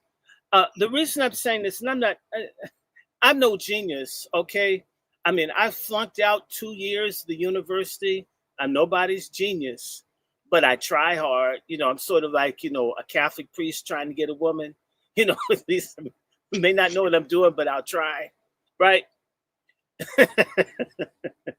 Look, my mentor and them went to the Chinese in 1988, 89, when Rodney King got beaten. The Chinese put pressure on the United States for most favored nations trading status. This is what Trump is trying to overcome now. Yeah, I'm going to be honest with you, Dr. Short. I was having a very similar conversation with some of the people who's in my constitutional law class a few months back. And they were basically upset because, you know, Democrats were Democrats and they lost because they were Democrats. And one of the things that I was explaining to these folks is you guys got to remove your feelings from this situation. The Democrats have really got into a lot of people's minds and made people believe that this is all about feelings and emotions. You know, can I say something? That the Democrats have gotten into their orifices. The Democrats pander to sexual confusion, trans, getting screwed in the behind, eating dookie, getting your penis in your breast and stuff cut off. They pander to the confusion, the sexual confusion and chaos, and they've made a dude getting his dick off radical. A woman getting her breast hacked off, that's radical progress. Really? So how the baby gonna drink? I mean, just the Democrats have offered people a bunch of vile, degenerate sludge. And they've made people so base until they feel like, what you mean? I can't kill a baby? What about feeding a baby? What about having a baby? What about raising a baby? What about being a mother? What about the support? What about childcare? real stuff. The Democrats have offered non-economic sexual deviance and license, pedophilia. That's what they're offering as something. The Romans called it bread and circuses. I call it head and circuses. Why not real money? I mean, you gave real money and real things to the illegals in this country that are killing and raping and grabbing children. They're getting health care, getting their teeth fixed, cars, motorcycles that break all the laws. They're getting stuff and they offer me some butt blocks. You can help me get my testicles removed. You can give a woman a penis that looks like bad kiblasa. That's progress. So that person you're arguing with, if they had lip gloss on, sit in the back of the class. No, you're absolutely right. That's the thing. And this is what I have to explain. And every time someone tries to make it about Democrats or Republicans, I tell them like this. This isn't a popularity contest. And I'm not looking for the most popular group or the most popular party. This is all about one thing and one thing only, and it's business. And when you're talking about business, what is the catchphrase? When you're speaking about business, it's not personal. It's just business. And something I want to say. The Republicans are probably more queer than the Democrats, but they're more interested in money. The Democrats, the elite Democrats, run after money, but they offer the other people confusion. But trust me, they're in the money too. So that's when I'm not trying to make one party holier than the other, because, right, absolutely. But you can go to Republicans on business. You can, even though it may be bad business. You might. The Democrats just on bullshit. I agree with you there. As long as it's business and you benefit from it, you should be talking to whoever's willing to do business with you. I don't care if it's the Democrats. I don't care if it's the Republicans. I don't care if it's the Green Party. If they're coming to you and they're bringing you something that you will benefit from, and it better be something major, especially if it's the Democrats, because they owe us big time. But if they're coming to you and they're bringing a business deal, then we can talk. If there's no business deals, why are we talking? And then another thing that you were speaking about, the the AU or whatnot. And I just wanted to speak on that real quick and say how disrespectful of these people. Because look, they sold our asses. They sold us of the 6th region or whatever. They sold it's us. A non-voting position. Look, so they're the same way white people didn't let us vote. They're doing the same thing. Look, they're doing the same thing to us that the supremacists do here, and I call them the A screw. Okay, so in reality, I was saying this to another brother. I may have said it to Black Alpha. Haiti was not allowed to become part. The African Union only allows continental Africans. That includes white South Africans that don't like black South Africans ahead of the line. Arabs who own blacks in slavery in Mauritania are ahead of you and I. And that's where they've put us. And so fuck that deal and fuck them. And I don't care. And they don't really, look, they're not serious anytime the Chinese could give them a building full of bugs to monitor them. And I can say my cousin was the first United States ambassador to the African Union. His name is Michael Battle. The Battles of my maternal line on my father's side. That was my cousin for 8 years under Ofaga.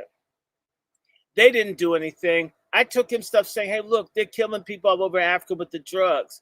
I think then I didn't hear from him.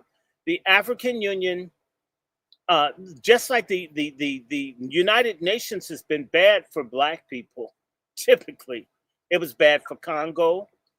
It's still bad for Congo. It was bad for Haiti. Because China runs the UN. Yeah, they do not. It's not. But we've got to use what Hold on, real quick. We're not going to be cutting off Dr. Short. We're going to go ahead and let him speak his piece, and you got to stay off your mic, and then we'll come to you when it's your turn. I just dropped the shirt. I dropped the ball. We ain't got time for that. Yeah, this ain't Pee-wee's Playhouse. This is real serious business. Go ahead, Dr. Short. Go ahead. What I was saying earlier is that we have to learn and figure out The same way these people look at ways to hurt us with crack, abortion, pork chop feminism, promoting, putting our boys and girls in foster care so they'll get turned out, putting them in jail where they'll get raped. We have to find the pressure points in the people who are screwing us and fight them where they're weak. The problem with the Black American and Black Americans, let me just say this, Black Americans, forgive me, as a population, we're a bitch population. We deal in feelings, as the brother was saying. Other people deal in warfare and strategy. And yes, you're fighting someone. That's why if you hire one Latin and then they fire everybody Black, they only bring in Latin, you bring in one Nigerian, we're the only people that are running around doing kumbaya in a gladiator fight. It's stupid. And we're stupid and people think we're stupid. And they're right. And it doesn't matter how nice you are in a gladiator fight. What matters in the gladiator fight is if you come out alive. What matters in a gladiator fight is who is face down after the fighting is done. And this is the kind of talk that doesn't get given to us because part of fitting into American society is kissing ass. And there was a brother early on who asked about people coming to bother us around our color and race, right? And I wanted to say this. All you need to do is go back to the Chicago race riot of 1919. I would say that maybe Blacks they were no more than 3-5% of the population of Chicago. And organized white ethnic gangs came to mass kill Blacks in Chicago. And it was the Black people from the clubs, the bars, who fought back and beat off white mobs quite successfully. This is why Illinois to this day has one of the hardest and most severe gun suppression laws because a handful of Blacks that knew how to defend themselves fought off a larger number of whites and beat them. Okay. I'm going to say this, and I don't care who doesn't like it, and I'm not advocating violence against anyone. White racists are bullies. White racists are cowards. White racists they want to go in like the Israelis, the genocide, and the Gazans. They want to be able to mass kill Black people. They don't want to have a guerrilla war where you could get shot like someone else because white folk are phony about this. They got America on the cheap. If you look at Russia, I always put Russian stuff on my Twitter. The Battle of Stalingrad, the Russians may have lost 1.5 million people to fight the Germans. That's the fight for one city and one battle in World War II. Maybe 1 million or more died in Leningrad. White folk didn't lose 1 million lives taking America from the original people, getting Alaska. They didn't lose 500,000. They didn't lose 250,000. They didn't lose 100,000. They got this with very few lives were lost for this massive amount of land that they got. And their concept of warfare is, I shoot at you and you can't shoot at me and I win. Like them bombing the people in countries that don't have air defense systems and consider that that's great war. People don't even know that bombs are going to hit them because they don't have anything because the countries are backwards. They're used to fighting people who can't defend themselves. And our traitor Black elite have to have a mind to kill. You better have a mind to defend yourself by any means necessary. I'm not advocating that you go out and do anything to anyone, but you not allow someone to just take your life because of what you look like. That's insane. That's stupid. And so if Chicago is instructive, gun control comes from a few Black people in Illinois saying, you're not going to just burn our houses down and kill us. If these people, the Oath Keepers, where were these white, militant, trash-talking folks who can murder old Black people in the church, but they didn't go after the Venezuelans that were here? Why? Because the Venezuelans will come and kill your family. They won't talk about Dr. King and the beloved community. They're violent. They're ruthless. They'll kill women. They'll kill men. They're not like Black folks that'll have a march when it happens. We send a message that we will be and can be at all times fucked by people who hate us. That's our fault.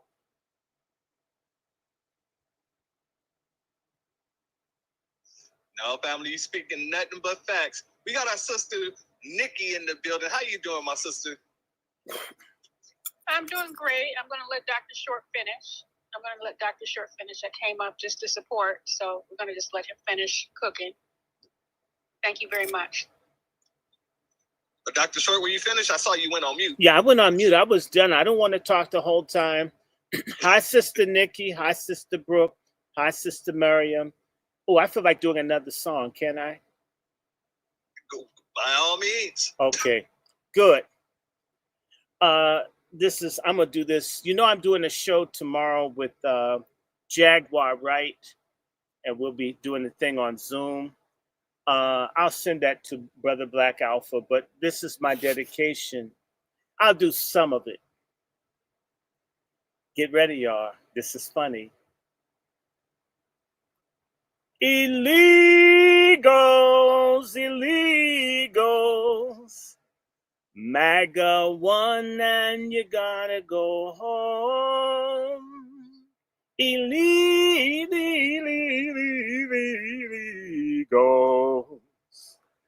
MAGA won and you gotta go home.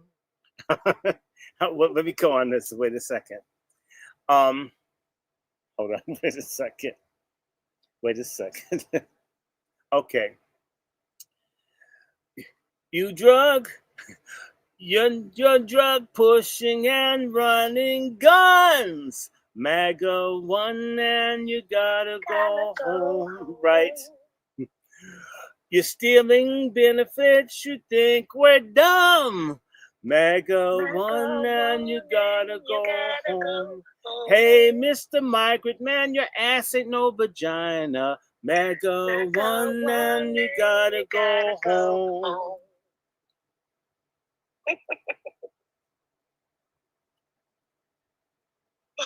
Oh, Jesus Christ. Oh, man, I can't do it. I can't do it. That right there. Only when you're rocking with the Black Alpha Network, everybody. Only when you're rocking with Black Alpha. Sister Nikki, you know a space ain't a space without you, my beloved sister. The floor is yours.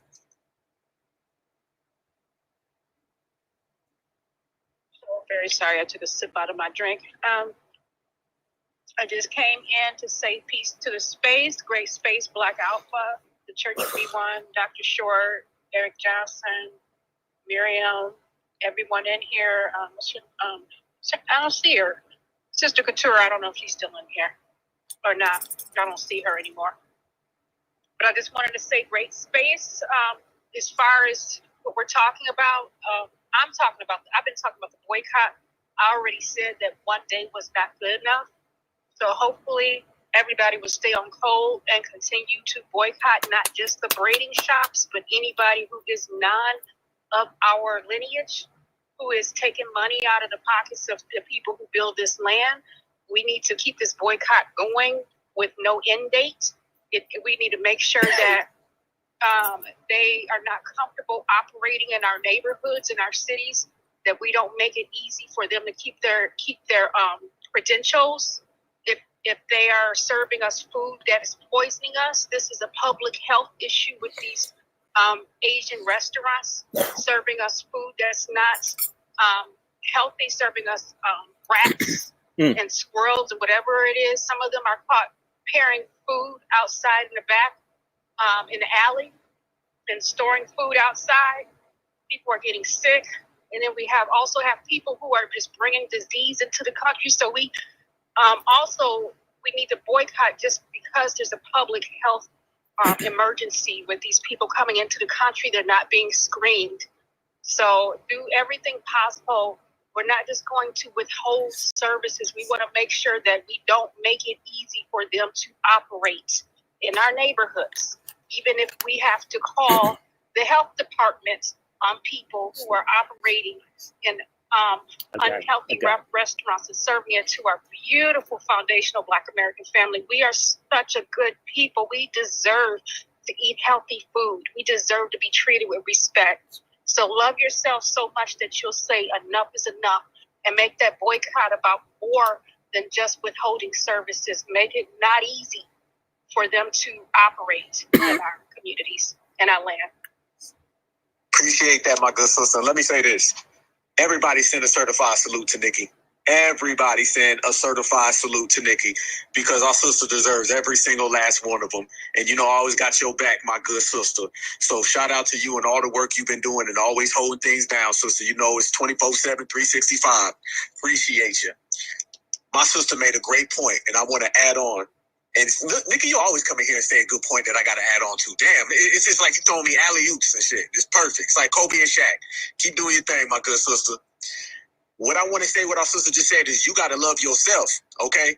For all the people out there tap dancing with delineation and all that, and they tap dancing with gatekeeping, just put it this way. Take the love that you got for being a foundational Black American, you put that towards delineation. Simple as that. And if you don't have that same matching energy, then you ain't really on the right page and on code any goddamn way, okay? So it's got to be a love thing. It ain't about nothing else. It's about holding down the inside. It's about holding down what's yours. It's about holding down everything that's on the same exact time. That's the way we do it. Now, on top of everything that's going on right now with Tethergeddon, shout out to Dr. Short for that. And you got all these tether tariffs that are going on right now. I have to ask this question, Dr. Short, because a lot of people don't know that that Queen Atua lady that was placed in this position of the 6th region from the African Union, she was put in that position by a person by the name of Barack Obama, with the emphasis on Ho. Barack Obama gave her the Lifetime Achievement Award a few years ago, which I believe was all in conjunction, because everybody remember, Barack Obama was the first tether president, and I believe that this was all in conjunction with putting her in position to coincide with the eventual tether takeover that the Democrats were trying to institute, which, if you look at it now, has been shut down by FBA. Shout out to us. But Barack Obama is the one who put her in position to give her a Lifetime Achievement Award. And a lot of people also don't know that she's back in Atlanta writing laws, okay, that are being picked up by Democrats. This woman is not in any political position. She hasn't won anything, but she's authoring laws that are to specifically, by their own statements, that are to uplift African immigrants who are coming in to Atlanta. Dr. Short, how do we handle that, going back to what you said about strategically pinpointing, bringing down these operations that they've been trying to facilitate? How do we bring that down? And please roast Barack Obama in the process, and I'm here for it. And if you drop another song, I'm double here for that, my brother. Well, I like Ofaga. I like it. It sounds better, and it's more offensive. A lot of hoes are nice people. Anyway, that's number one. The thing I would say, first and foremost, is that we're not playing politics right. All we have to do is get a bunch of people to write letters to Donald Trump and other people and thank him for protecting us from illegals. Black people have not shown their appreciation for Donald Trump in this area, not in a real demonstrative way. This guy, he's a narcissist. He loves being praised. Imagine if 100,000 emails went to the White House. In fact, all you have to do is get 100,000 people to write them about an issue, and we say we don't want these illegals replacing us. It would happen. We have the capacity. It's not being used. We're used to only talk to the Democrats that will do nothing, and we don't talk to the Republicans at all. We have to use 2026 to say that we're willing to block the blue wave that they anticipate if they protect us from this illegal erasure. And watch him say, I heard from a good group. This is a guy, he's in Georgia, very smart guy, named Black Alpha, I think is his screen name. And he's got all these very great Black Americans who came to me talking about the people, you know, from the shithole countries. I mean, you know what I'm talking about, that they need to be protected, and I'm going to do it. just typically they like me. They reached out to me. They called me and said, President Trump, our community stands with you in protecting the borders, doing something about the fentanyl on the street. They're tired of the people that can't drive. They want their kids to get summer jobs and not have to compete with pedophiles from Venezuela. They're right. I agree with them. They're American citizens. They should be protected. And I know that the Congressional Black Caucus, they're the Democrats. They don't really care about their people. And I'm just telling you, that's what he would do. On top of that, we could attack Obama. I'm angry because black people don't call that bitch ass nigger out. Now, he's done more stuff outside the closet than RuPaul, except go to a drag race. And he's so afflicted, he probably can't walk in high heels. That's probably the only reason he doesn't wear pumps. Okay, we should rebel against these people. And something that Sister Nikki said, I want to respond to.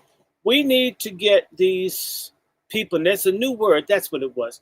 I have a new word I want to introduce to the Black American language. You know how you use the word dis? Well, I have a new word. It's ice and icing.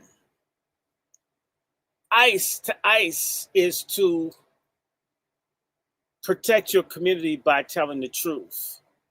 And icing is the action. It's a gerund of ice. So, icing. And I was thinking about that. I was upstairs with my mother listening to the song by Clara Ward and the Ward Singers, and they have the song Packing, Getting Ready to Go.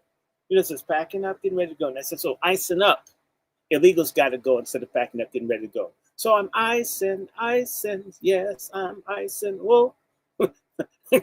Icing up. Illegals got to go. Illegals got to go. I'm icing up, illegals got to go. Right. Icing. Since snitching is scary. So, you tell them I'm going to ice up. I'm going to ice these people up, right? Like fuck around and find out.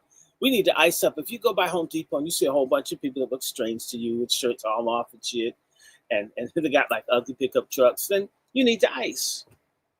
Start icing. Y'all like that? I want to ice, man. And we out here icing, just driving around.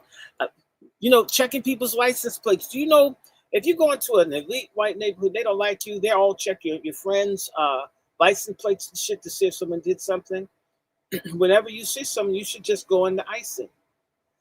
We need to become the police of our own community. People who have no business being here must be made unwelcome.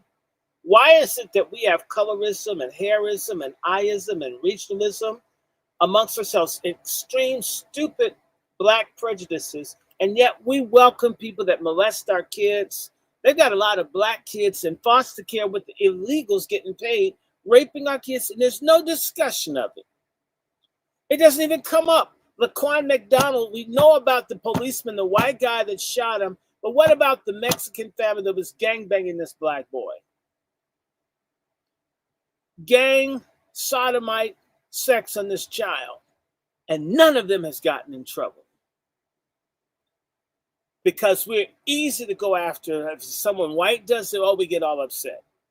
But someone Black does it because we have solidarity with evil when we do it. Like white people have solidarity with their evil people, which is evil for us to be that way. Black murder on Black is wrong. White murder on Black is wrong. White murder on white is wrong. We got to change the way we think. And as long as we're stuck on people of color stupid, as long as I had to go off on my mother, nigga, don't you do this. You don't have to work with these people. You don't have to compete with them. You're living back in the 50s and shit. This thing, we have to drop the hammer and demand that this stuff stop. And we can put pressure and we can get the president and the other people. We should write the Speaker of the House, find somebody that don't like illegals that we can go to, find someone that has an axe to grind with the African Union.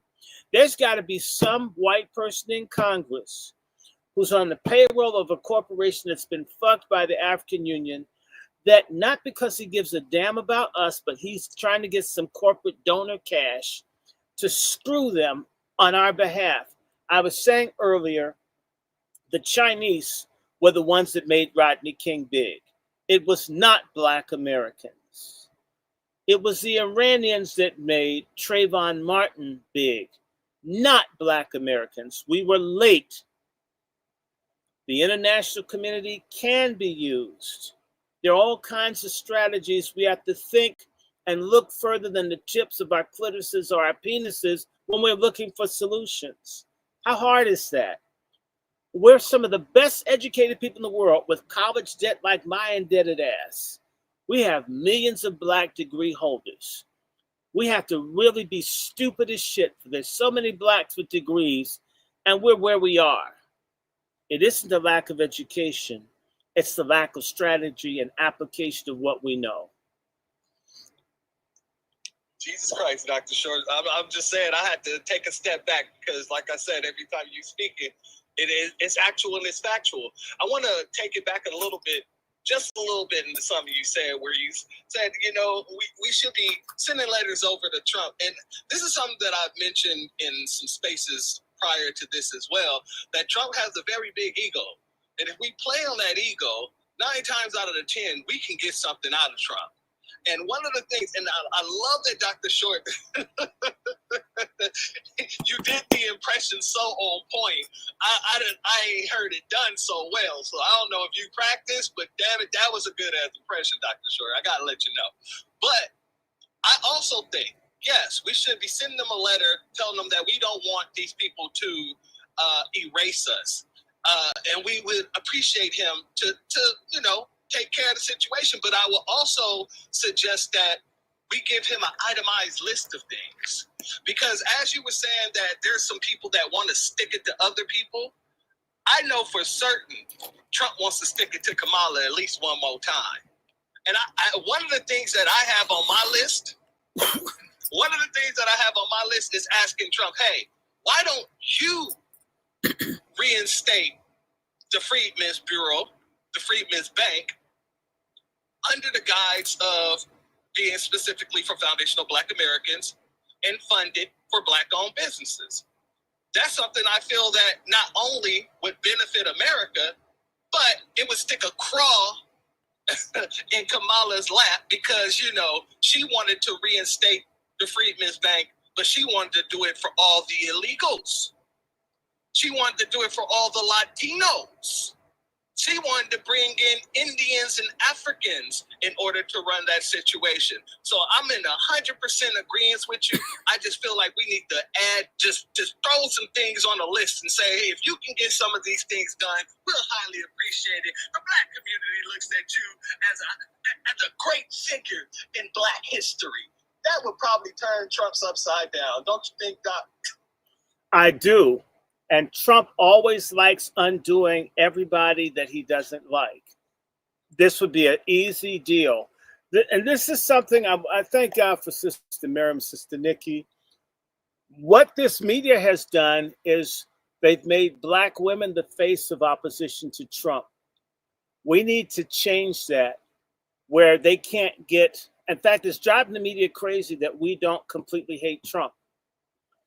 We have to shift that where whether the man likes us or not, whether he's a racist or not, you know, I don't care if people hate me. I care about whether I can sleep at night, whether our bills are paid, whether I have enough to eat, whether I got gas in the car. We need to get out of, I mean, we're not going to be in a hot tub, you know, exchanging pleasantries with Nazis and Klansmen. Nor should we want to be.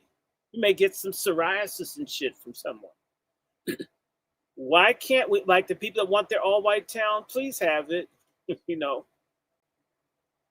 Let people be who they are. I'm not asking anyone to love me. I don't need that. But I am saying that if you're in a position in which you can do something to affect good, or at least policies into which I live, that I get a good position, or I get something out of it. The Boule people, Roland Martin and all these other people have consistently done everything they could to estrange and make Trump angry so he won't do anything for black people as justification that we should vote Democratic. That's sort of like a family member. Let's say your dad is an idiot, but your favorite towards your dad, and your mom is trying to like make amends with you, and he blocks it because he wants you to hate your mom and deal with him even though he's an ass. This is what the Black Boule people have done. They have deliberately said, we're not going to allow black people to be free agents, to get what we need wherever we can get it from, although they do it. I just got a message from a sister in Chicago. You need to know that that little bastard, the one in Atlanta, Jamal Bryant, him and other black pastors that are cursing and talking about Trump being a racist, at the same time are trying to get stuff out of the Trump administration behind closed doors, organizing boycotts and protests as a shakedown for them, for the few, all the while saying Trump won't give you anything, Trump did, and they get rich off of the payoffs that they get. This is what Sharpton's done, Jesse Jackass has done. It's time that we get rid of the middleman boule and the hoes. I mean, the sorry-ass women too, male and female, we don't like any of them. The Congressional Black Circus, all of them. The National Asshole Association of Confused People. We don't need them. We need something else. And it's left to us. By the way, all of those groups are with the Tethers. It's time for us to break off from them. The minute we start acting like an independent people, and I would add, if I mention you may need to get a firearm to protect yourself from a racist, you need to get some eggs and tomatoes. Some of y'all need to find out where these niggas go to church or where they're speaking and turn your back on them like they did Bloomberg. How come that only happens to white politicians or us? How come we don't do this to our traitor, no good scum, enemy, black Democrats? How come that Edward G. Robinson looking bitch, Karen Bass, isn't hit with a hail of tomatoes? Why is this stud mayor in D.C. popular? Why are they letting these people, this little confused mayor down in Texas, and Eric Johnson, his homoerotic ass? These people should be reviled in our community. We have the ability to ostracize, where their children want to jump off of a building because their parents are so hated. I will tell anyone, at one point in time, where you see maybe Usher or some of the other performers used to be Sammy Davis. Sammy Davis only needed to hug Richard Nixon from behind, and it looked like he pressed his face on the man's ass. When Richard Nixon had been kicking black folks around, and black people, long before Sammy Davis died, I think he died about 90, 91, somebody look it up. Sammy Davis had been dead to black people long before he died in the 90s when he hugged Richard Nixon. People stopped playing the records, the movies. It shocked Sammy Davis, who had marched with Dr. King and had raised money, but he crossed the line with black folks. We used to, and he was a black first. Now when someone's a black first, they have a right to literally genocide us to the pleasure of racists. I will say, well, he was the first black to get some white pussy at Yale or Harvard. Well, I guess I should go into the gas chamber. I mean, we're dumb. We're goofy as shit, people. And everybody sees it but us, even the Tethers. That's why they don't respect us. Because we're letting people screw us. These Africans who don't have leadership that do a fucking thing for them in Africa, but you know what? They deliver for each other here. Isn't that amazing? When they get to America, crooked, liar, grifter, African leaders hook each other up. But in America, we tolerate People sitting in Congress 40, 50 years and not doing a goddamn thing for us. And we're so happy that they're congressmen. We're fucking crazy. I'm gonna be honest with you, Dr. Short. That's 100% true on that. Like, you know, before this era right here, you've had a lot of people just happy to have Maxine Waters in office. You had a lot of people just happy to have a black, quote unquote, person in office rather than having someone there to actually represent you. You know, this is, it's indicative. It's really just opposite, a complete 180 of what Barbara Jordan would go in there and speak about. You know, Barbara Jordan didn't give a damn. She would tell you how illegal immigration hurts the black community and how none of these people were owed. And Barbara Jordan was a lesbian munching on a white woman. How come the black gays back in the day could stand for black people? And today's black gays, if they sucking a white dick or a white pussy, they act like they ain't black no more. What is it? The body fluids made you a different race? What, you ate some white poo-poo? Now you're not the same person? Your mother wasn't black no more? Are we crazy? You know, okay, and I thank you. Sammy Davis died in 1990, but he died to black people in the summer of 1972. We're stupid, or heterosexual black. Get some white pussy, and then you only help out your white in-laws, and you don't help your black. We got some sick ass, and we tolerate it if they have enough money, or they have enough. And there's so many black folks, they feel like they're black, ugly, and inferior. They're always clout chasing after worthless people, held up to us by people who hate us, and we don't see the game. We do see it, but we want to be recognized. Look, this is the United States of America, not the American Idol soundstage, black men and women. Everyone's not going to be a fucking star with the solo or gold records. In fact, that's not where the money is. Damn. Or a mega pastor. I want to ask you one more question before we get to the Hands family. Doc, not even before, a little bit after Barack Obama, well, you're right. There's a lot of nice hoes out there. Faggot. You're right. But Fag Mama or whatever, right in the time that he was Faggot. Faggot, there you go. Right in the time that even when he was in office, up until the time he was in office, the Democrats, they were fully against illegal immigration until after he got out of office. All of a sudden, because when he was in office, he was the deporter in chief, right? And the fact that after he got out of office, the Democrats started trying to use these same people as population fillers so that they can up their numbers, so that they can actually get more seats in Congress or get more seats in the House for the most part. Why do you think that became their gameplay rather than just going by the complete benign neglect situation that they were doing with us? Well, two things. They already started this when they created the category Hispanic, and it accelerated under Obama. But also when black people, when they failed to conquer black people in 2012, there's an element of the black community that won't suck a Klansman's dick.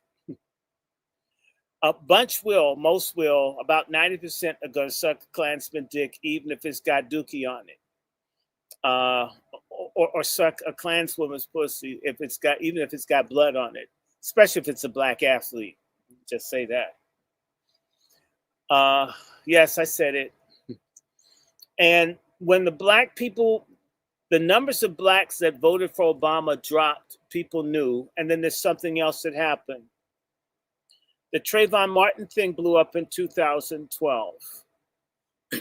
They had their organization, I call it Black Lesbians Matter, that was supposed to be a rebranding of the Student Nonviolent Coordinating Committee, which would align black people with the Democratic Party. And what you need to know, there's an email I have somewhere Did you guys know back in 2016, the blacks in the Democratic Party proclaimed the people from Black Lives Matter as the new leadership of the Black American community?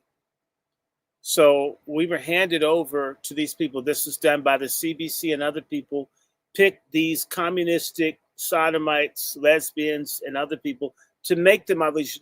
You have to understand, let me say this in more simple terms. Black America is a dictatorship, a dual dictatorship. It has a white dictatorship and a sub-black Boule dictatorship. We are completely undemocratic as a people. We do not have democratic institutions. The Black church is fascistic. The Greek letter organizations is fascistic.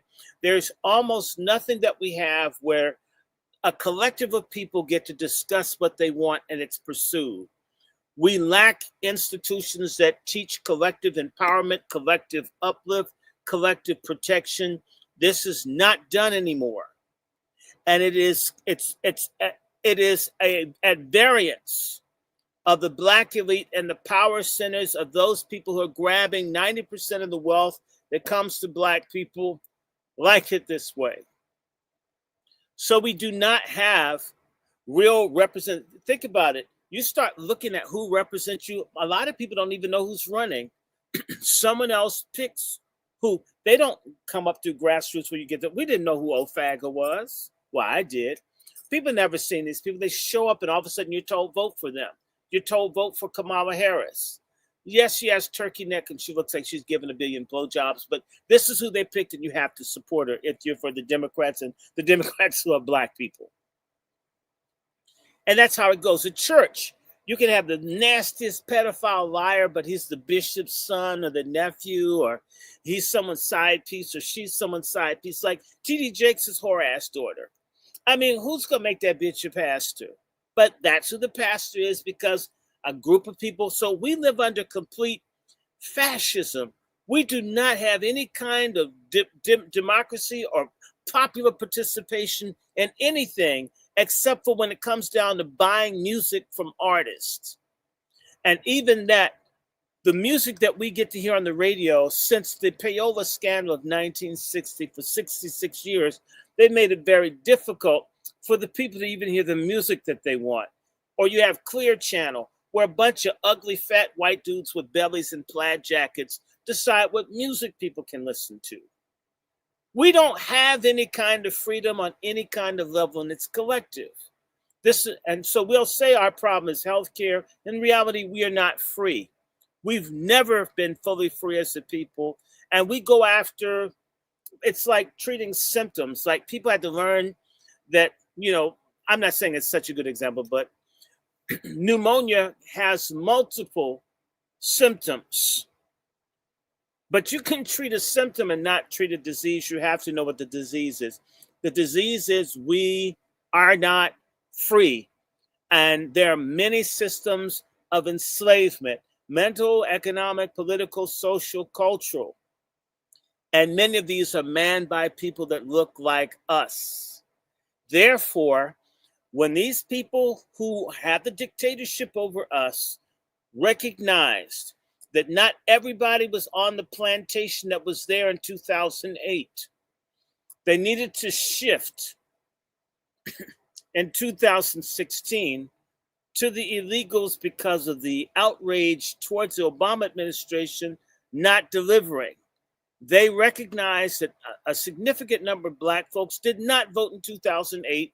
More didn't vote in 2012. And that number of Blacks who are refusing to vote Democratic has been going up every election cycle. So they have to find new people to make these rigged, fucked up elections seem credible. Since they can't use us, then use these illegals who the elite want anyway. They want us to replace the same people that have all the wealth in this country are the same people that owned our ancestors. And they're in a mission. There are two nations in this country. There's the Anglo-American nation that held people as slaves. And then you have the people who are freedmen, who have fought to get their freedom and they will do anything to maintain a caste system. And within a caste system, you've got subcaste, the boule, and in every country in Africa, the Caribbean, where you had this white supremacist system, you had a huge number of compromised people who work alongside to keep people down. Every other people know that you must wage war on your traitors before you can even begin to pursue freedom. We're the only people that go after the most obvious target, which is the most powerful people, when in reality, when you're a boxer, you go from like bantamweight, welterweight to heavyweight. We want to fight the world champion first time out. We need to show confidence that we can beat someone's ass and make someone do what we want, as we get a reputation of serious people that don't take shit. We don't do that because that's when you start finding out how enmeshed the Divine Nine, the Masons, and all the other little crooked elements within our community that work for our subordination. Having said that, there's an element of people like me who don't, I got the education. I could be with people fucking over black folks. I could have got fucked in the ass. Well, I wasn't gonna do that shit. I could have joined that shit. The opportunity was offered. I don't fucking want it. I hate it. I don't like them. I'd rather be around Black Alpha and Sister Miriam. I'd rather live in a regular house than be in a gated community with people who hate our guts, that are traitors to us, our ancestors, and to God. Keep the fucking money in this so-called black success that's treason against what we've been fighting for hundreds of years. There are enough people like me, we scare the shit out of them because they didn't buy us. They can't buy us. And what they saw is a greater number of people turn against Obama with the most powerful media system in the world couldn't make people believe Ofaga after 2012. So they had to find another group of suckers. And they came in with the migrants, people who think that everything is free. When if you go to Africa, you have to pay a bribe everywhere. Bribe to pay the back, a bribe to use the restroom, a bribe to be on the road. Everything is a fucking bribe in these countries. Nothing is free overseas. Travel. So how you get here and everything's free in America and you got homeless people? So they get these suckers who thought that they were always going to be able to game the system. And now there's Tethergeddon. Obama thought, and they thought that Ofaga was going to be the John Kennedy of black people, that we would have, well, whites had Camelot, we had Fagalot, and that this Fagalot with Manshell and Ofaga would consistently get black people to vote Democratic, and the shit fell apart. And Black Lives Matter, and I helped destroy that shit. I'm so proud. Fuck them. This is why I have problems with social media, because they're aligned with the tech people. Fuck them. That's why you'll have problems. A handful of us fought them and we wrecked Black Lives Matter. And I'll do that shit all over again if I could. And I know because Black Lives Matter came to a screening of the film Black, White, and Blue. And the people from Black Lives Matter came and told Curtis Schoon that Dr. Randy Short is an enemy. He's been trying to destroy Black Lives Matter. And I was in the audience that says, you damn right I tried to. So people say, I don't care. I don't like you fucking studs. They lost control over a critical mass of us. And they've been in panic mode ever since. And so they had to bring in these people who are learning, thanks to Tethergeddon, that you're not white. A lot of people that thought they were honorary white came from Latin America, where they have mestizo or whatever, the little mixture stuff, where they're basically, if you're any part white, you're all white. It's just the opposite. You have the one drop rule in America makes you black. In Latin America, one drop of white blood makes you not black. One drop of white blood makes you non-black in Latin America. And then one drop of black blood makes you all the way black in America. They're coming here and getting profiled and shit, which is very healthy and good for them to find out who the hell they are. No, you didn't come from Spain and shit. And by the way, I'm related to King Ferdinand. I mean, genealogy is a bitch, y'all, if you really get into it. So I'm more descended from the people in Spain than these fuckers here speaking in Spanish. And that's crazy. I mean, I don't know how it's crazy how life is.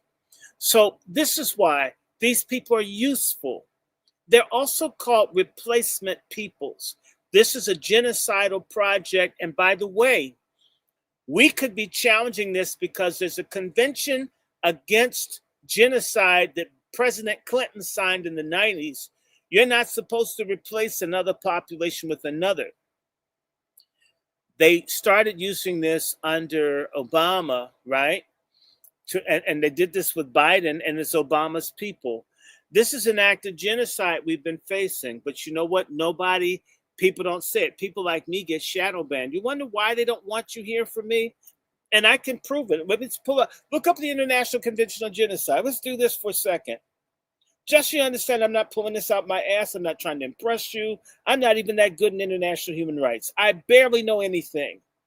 Let's look up the Convention on Genocide. All right, guys. International Convention on Genocide. Let me see if I can find it.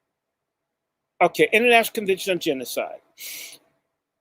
Mm-hmm. Genocide Convention, okay? Let me see. What are the 5 criteria for genocide? Okay, listen to this. Genocide as any of 5 acts committed with the intent to destroy in whole or in part a national, ethnic, racial, or religious group. These 5 acts include killing members of the group, causing them serious bodily or mental harm, destroying our identity, causing us to have mental health problems, closing down our schools, giving other people jobs when our veterans don't have, so forth. This shit's causing mental health meltdowns in our community. The rate of suicide for Black young men has gone through the ceiling in this country. That's an act of genocide, people. Imposing living conditions intended to destroy a group, where you eliminate Section 8 for Blacks and you give it to illegals. You give them something better than Section 8. That's 5. And if you start looking at this, we're the victims of genocide under the international law. Not Randy's opinion. And if anybody white's listening, read the shit yourself, jackass. This ain't my opinion. This is the shit that they wrote down that the United States signed. And you're not supposed to do things. Replacement people. You're not supposed to have population control projects like Planned Parenthood. It is illegal for those things to be in our communities all over the country, and yet nobody says anything. We have human rights that are not defended because they've been funding civil rights as a ploy against human rights. They've been doing this for 79 years, actually 80 years. Read the book Eyes Off the Prize. Forgive me, I'm not remembering. Carol Anderson. She's at Emory University. One of the brightest Black women in the world is Dr. Carol Anderson. We got some Black women on top of it. There's more to a woman than her bosom and her vagina. We got some sharp cookies out here. And I would tell everybody, Carol Anderson. Carol Anderson. You talk about Claude Anderson, you need to know about Carol Anderson. One of the greatest. And she's at a white school getting paid. White people know and Blacks don't. It's amazing how hard it is to get Black people to read and think. You get folk who are producing the material and the tools to protect us, and we don't even fucking pick up the books and read it. They end up having to work with and around white in order to survive. And this is partially the Boulet's crime. Okay, definition of genocide. Listen to this. Article 2 of this Convention on Genocide says, any of the following acts committed with intent to destroy in whole or in part a national, ethnical, racial, or religious groups, such as killing members of the group. This is police slayings. Killing Black men in prison. Right? Causing serious bodily or harm to members of the group. Supermax prison. Sensory deprivation. deliberately inflicting group conditions of life calculated to bring about its physical destruction, and whole in part, high fructose corn syrup. What's this stuff in the water? Help me. Fluoride in the water that is absorbed at twice the rate of Black people. The improper processing of poultry, which is a key protein in our diet. Renal failure is caused by the consumption of chicken. Did you know that? You're looking at a renal failure survivor who had to take chicken out of my diet for me to not have renal failure. Everybody knows Black people eat chicken, so you poison it. It's like the blankets, fools. They killed our ancestors with blankets, they kill us with chicken. Destruction, whole or part. Imposing measures. Chicken at one of those Asian restaurants? Wherever. It's chicken, period. It's filthy. They won't clean the plants. They won't do anything. They know that the fluoride contributes to cancer, toxicity, renal failure, bones, all kinds of poisons. It damages people's minds. The fluoride combines with lead. It leads to people having problems with hypertension and being more violent. Also, lead from gasoline goes into the soil. It's resuspended. You wonder why there's so much violence in our communities in the summer. It's because lead is in the air. It makes people mad. They know it, and they won't do anything. In fact, Congress had to bully the dyke mayor of this city to do something about lead poisoning. Do you know that they put poisonous lead paint in the public housing where Blacks were to mess them up and covered it up? Here, they knocked all the places down to hide the crime, right here in Washington, D.C. Last two.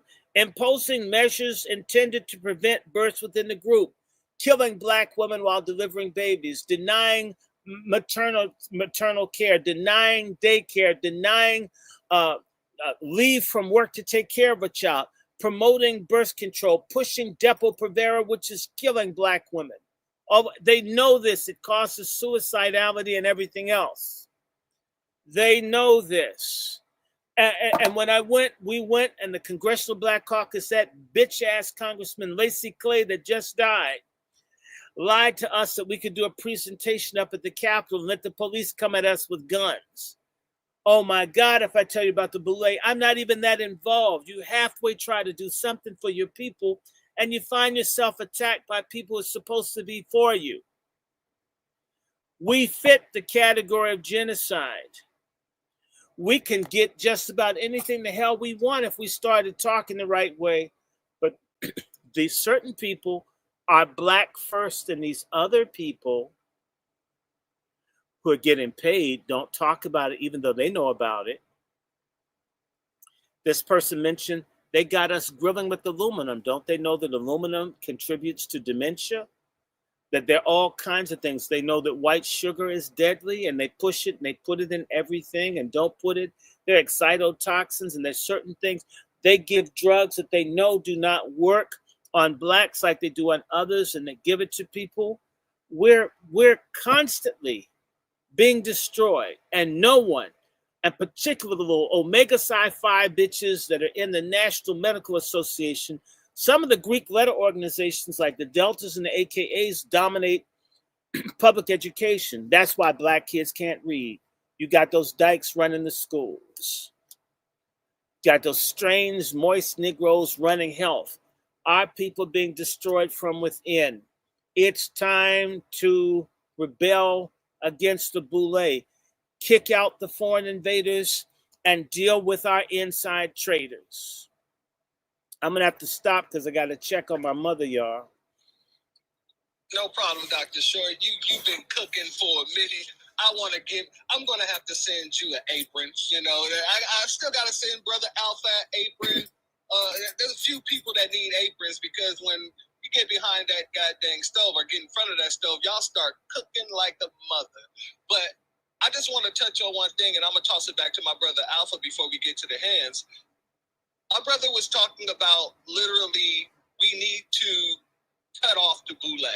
Family, I put inside of the Purple Pill an article that I read some time ago. It came out like in January earlier this year. And it's literally entitled, "It's Time for Congress to Ban Fraternities and Sororities." I've been saying this for a long time now. There should never be a situation where people who are in a closed group decides what the rest of us do. Period. We are all people who can decide and control our own dang futures. They're trying to take that away from us. It's the very same thing when I was speaking about the AU and them giving us position in the 6th region, but they took away the right to vote in that position. So what the hell are we even doing there? All you're doing is using us in order to further yourself. And that's what these people in the Boule and all of these fraternities and sororities and all of that, they do. And a lot of the sororities, and my sister, I appreciate each one of my sisters that gave me this information. A lot of these sororities are trying to turn your children into some lesbos. This is just what it is. They will sit here and practice or preach a feminist ideology within these groups. And then while they got you hating men, all they got to do is take you and get you drunk, and now they're trying to lick up on you. Take you and get you drunk, and now they want to rub on your booty or rub on your boobs and say, oh, it's not gay because, we're women. This is something I've been calling out for some years now. So I truly appreciate you saying what you said, Dr. Short, because honestly, it needs to be called out, and it needs to be called out at the levels to where these people are. Because these people that are at the top, please understand, they were at the bottom at some point, and they were doing the same thing as these other sororities, trying to flip out another girl. Then they got to the middle, and they did the same thing to another girl. Or if not, took these girls to different fraternity parties and then trick them out, get them drunk, and then, do whatever, or have their homeboy do whatever. There are so many horror stories that comes out of these fraternities and sororities. And with me being on like a HBCU college campus, I'm glad that there's a lot of Black sisters who are comfortable enough with me to give me that information and say, no, really, I'm not in support of sororities or fraternities at all.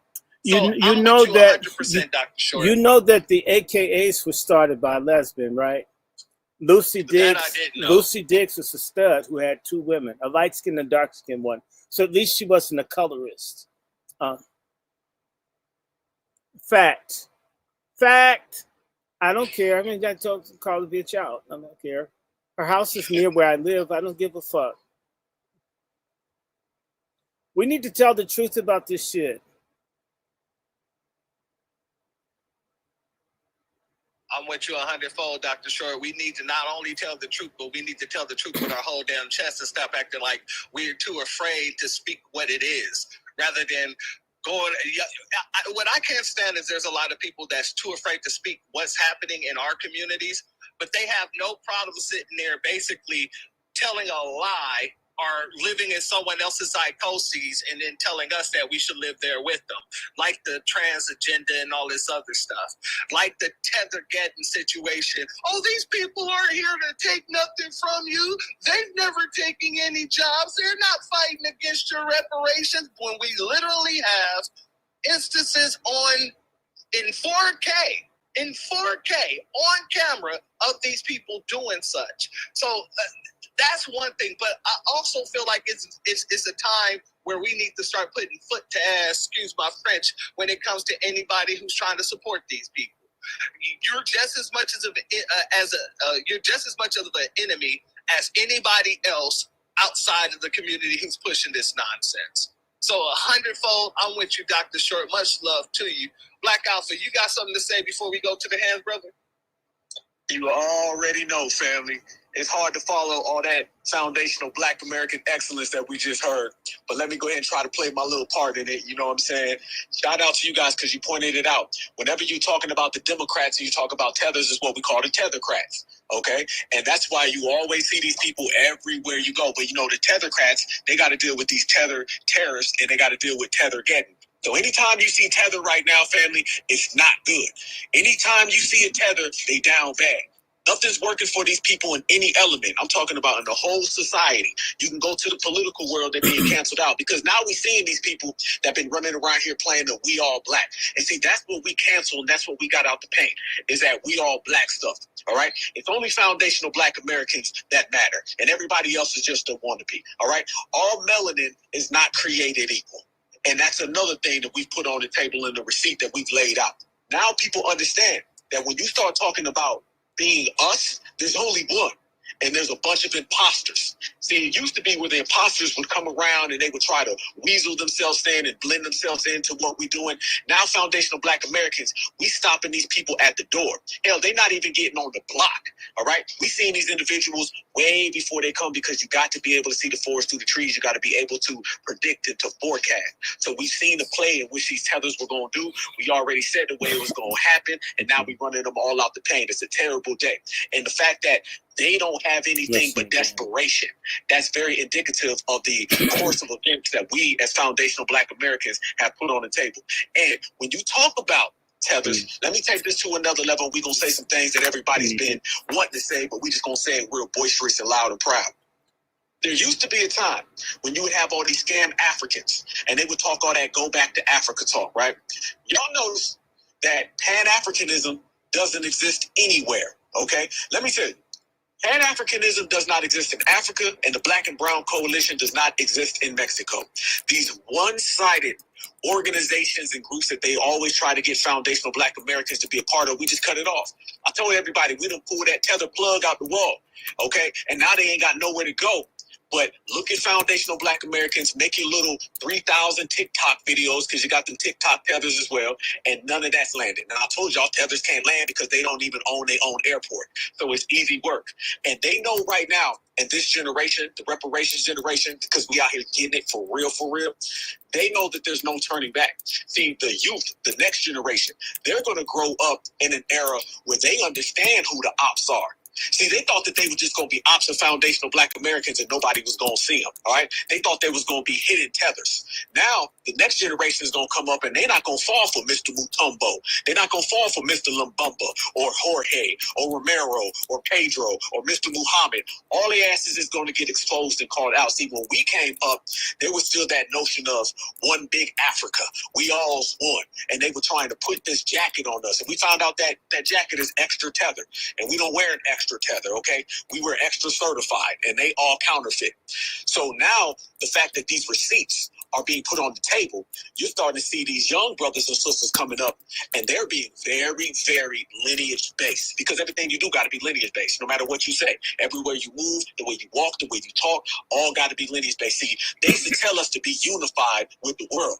And we realized, no, we just got to be unified with ourselves. They used to tell you to have solidarity with the world. Now we understand no solidarity is just with ourselves.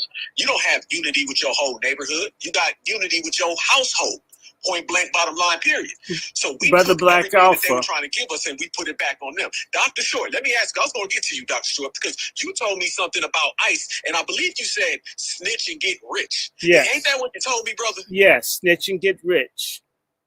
Can you tell us about this? Because I'm hearing that there's been a hell of a lot of black Americans who are signing up for ICE, being employed by ICE, and getting the benefits from ICE. And I want you to tell everybody about that. Well, there's a the color going home. There's a $50,000 signing bonus for anyone that gets a job with ICE. $50,000. That's one. And then if you don't want to work for ICE full time, if you get there at 800, I think it's an 866 number. I don't have it right in front of me. Just as I said, you can go icing. If you see people, all you have to do is snitch. The same way Karens follow and call the police on us all the time. There are a lot of black folks who've always wanted to be white. This is the one time in your life that you can have a white experience. You can literally be a white person. You can go around and report anybody that looks suspicious. Anybody in the house that looks suspicious, just fucking call ICE. And if those people are really, if they're there unlawfully, you're going to get a patriot reparations check. So there are people out here, that's become like a nice side hustle. A whole lot of us need extra income. The price of eggs and shit, lettuce $2. shit, snitching on somebody that used to pick the shit that shouldn't belong here. Damn. We got to get something out of this, right? So get paid. Get those jobs, apply. Why not us? Look at how they were letting illegals become police that have been killing our young men all over the country. It was an illegal type person that shot Philando Castillo, and they kill us, and they always call them white. It isn't fair. Latino cops beat and harass black men all over the country, in Los Angeles, and we only talk. I mean, I hate this whole black-white thing. These fuckers have demanded that Brown get some attention. Well, damn it, give it to him.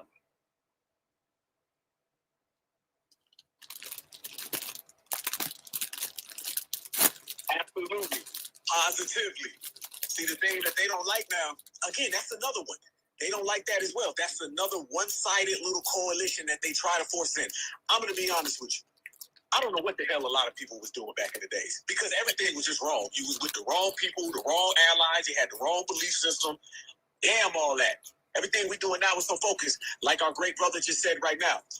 We know that they've been trying to get foundational Black Americans a part of all these little things, and none of that stuff is working. And I want everybody to just look at America now, and then you can just go back 2 years ago, 3 years ago, 4 years ago. Damn, if you went back 5, 6, 7, 8, 9 years ago, then you would definitely see the difference. These people were running around here on a high horse because they thought that they were going to be us, and that high horse is done. The saddle is over. It's a wrap. You ain't get that damn thing on out because we, as a lineage, and I'm talking about lineage, we as a lineage, we are more powerful than the whole damn globe. I said it. Because when you start talking about the system of supremacy, which we all know is a global system, foundational Black Americans outclass in terms of resisting supremacy more than every single continent combined. If I told you right now to find me anybody on the planet Earth that actually resists supremacy, which is global, like Black Americans, you wouldn't find none. It's only foundational Black Americans historically. Family, these people been running around. I know y'all been hearing it. Let me address this. Y'all been seeing all these damn Africans coming around here saying, you guys act like these supremacists. You have supremacist mentality. I said it before.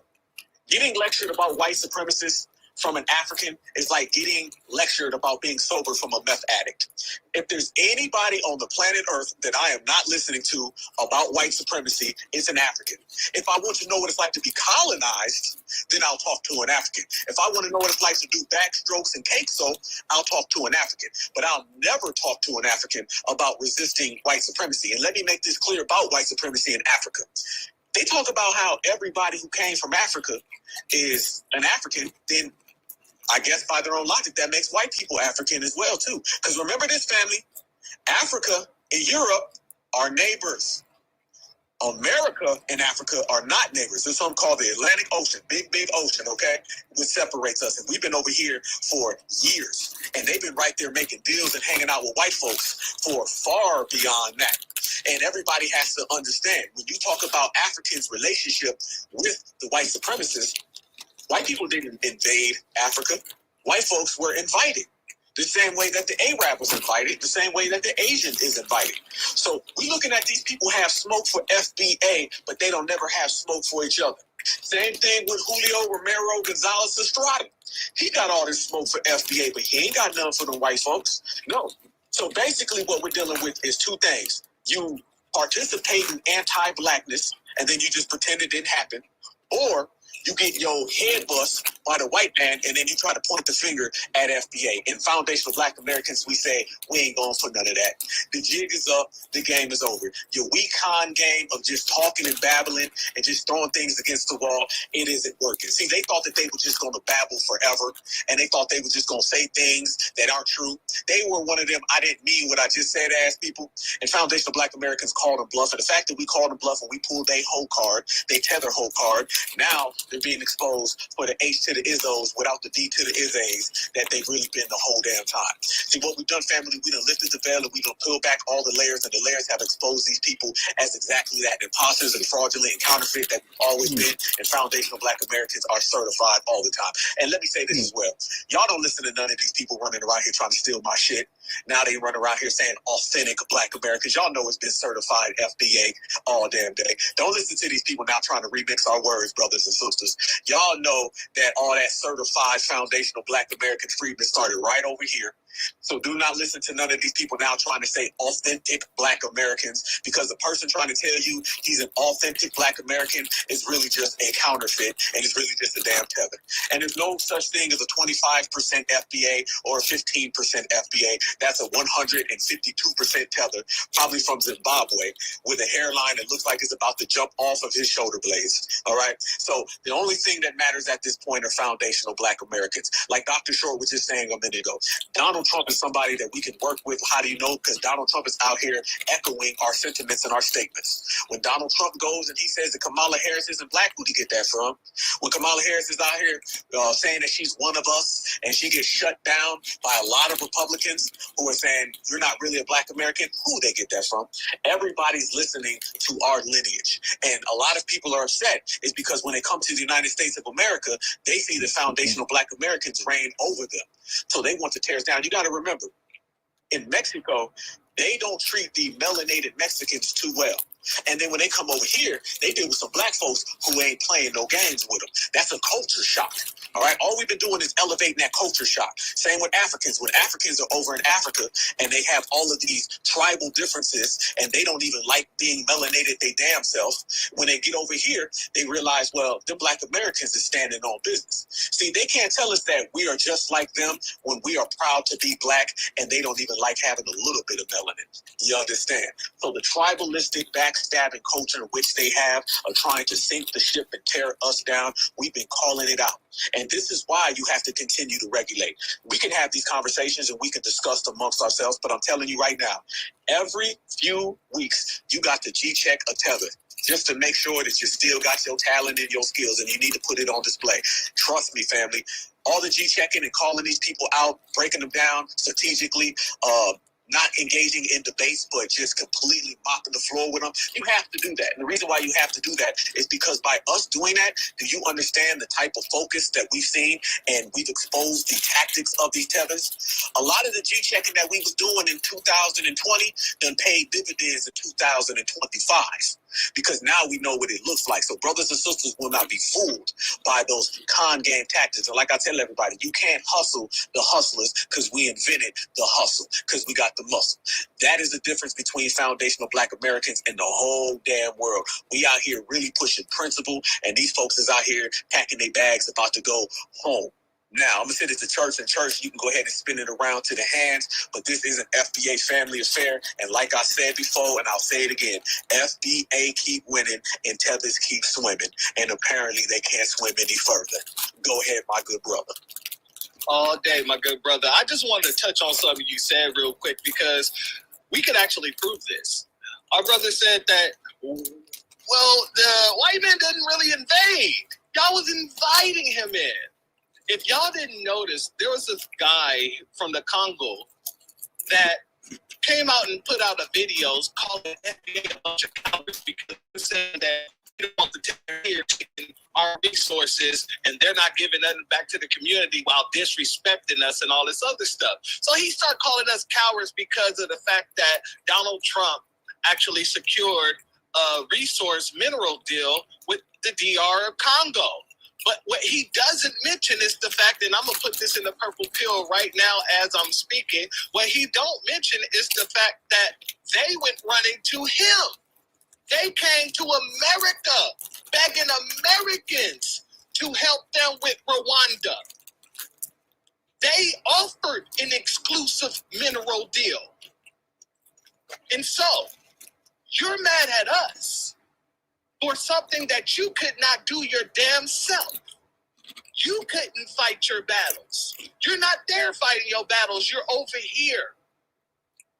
You're over here, and you're mad at the people over here because our government decided to take your government up on their offer to, have an exclusive mineral deal and garner peace. You folks love, and I'm talking directly to the tethers and the people overseas. This is to every African country, because I want you guys to understand something. I don't hate any African. I'm not tolerating no disrespect from no African, though. And we're going to keep this 100. You guys have the power and the resources under your feet to fight against the oppressor. You say the American government is the oppressor. You say the French government is the oppressor. You say the German government is the oppressor. But they only can oppress you because of the fact that you're giving up all your resources from up under your feet. They only can oppress you because instead of standing there and fighting for your country, you're fleeing to the country that you say colonized you. That doesn't work anywhere around the globe. So you cannot come to us and disrespect us because you have not kicked out all of the corrupt people in your goddamn government. Because you have not allowed, even if you say the CIA come into our countries and they convince us to do it, nobody told you to be convinced by the CIA. You chose to be convinced. You chose to listen to a group of people that's not even from your country so that you can be the tool to remove someone in your country that may do well for you. See, the one thing that I love about our brother Gaddafi, his people loved him so much that they had to go in and assassinate him and drop the bombs on Gaddafi. He did so much for his people that his people did not care what CIA agent came in and tried to sow some type of division between them because they knew what benefited them. And then you hear people like Hillary Clinton say, we came, we saw, we killed Gaddafi. That was only in that situation because of the fact that there was nobody really protecting Gaddafi. No matter how much his people loved him, there wasn't enough people protecting him.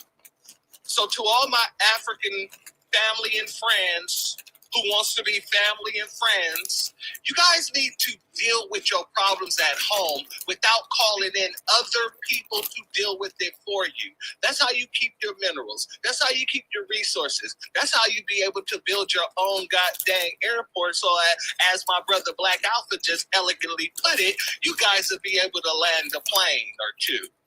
And to the people in Ethiopia who we went over there and taught how to fly a plane, you should have no reason at all.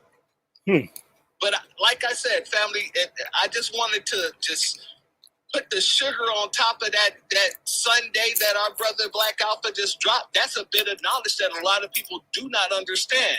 These people are inviting in their colonizer and then get mad when they get colonized. Let's go to our sister. Go ahead, brother. Before we go to bed, I swear I wanted to get to the hands, family, and the way you was cooking, family, I was like, I got to get in on this little extra. And yes, that's what happens when you're real certified, man. People just want to continue to go with it. Shout out to my brother Church. Y'all follow my brother Church, by the way. And y'all make sure y'all follow him on YouTube. Checkmate.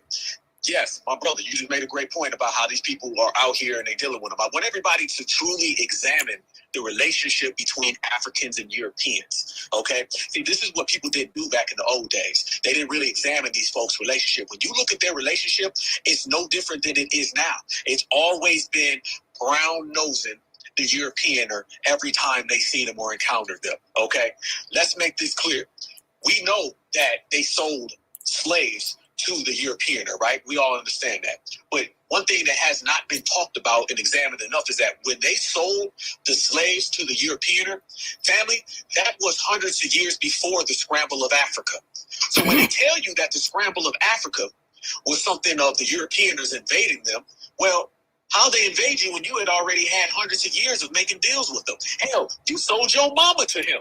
So you sold your mama to somebody 300 years ago, and they ended up coming back and taking over your entire continent, and you want to play the game like you ain't see it coming?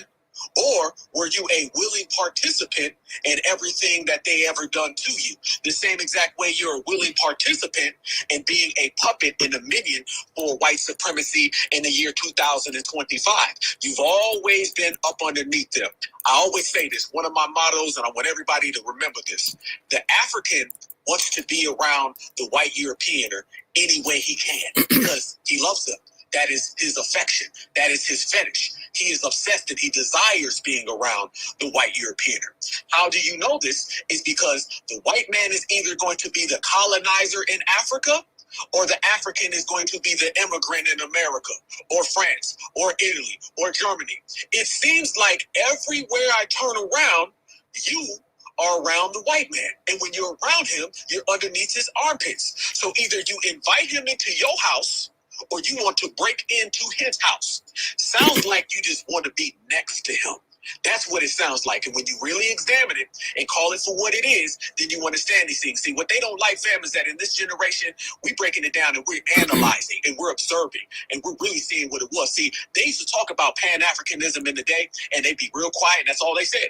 Pan-Africanism, Pan-Africanism. But they didn't really do the details of it, because had you knew the details of it and had you really studied it, opposed to this very vague statement like we're all black and we all need to go back to Africa. See, that's what Pan-Africanism was in the 70s and the 80s. It was no more than just, hey, go back to Africa. Okay, well, what about y'all relationship? What about why y'all don't get along? What about how you sold your mama in the 1400s and then got colonized by the same person that you sold your mama to in the 1800s? Remember this, y'all. When we came out of slavery in 1860s, when we freed ourselves, they were getting colonized by the Europeaner in the 1860s, meaning the Civil War occurred the same exact time as the Berlin conferences. How many of y'all knew that? And if you know that, then I want you to understand how many other people really knew that. So it shows you they've always been underneath the dominant society. And they'll give you all the excuses, all the alibis, all the justifications. Bullshit. I'm going to give you the truth.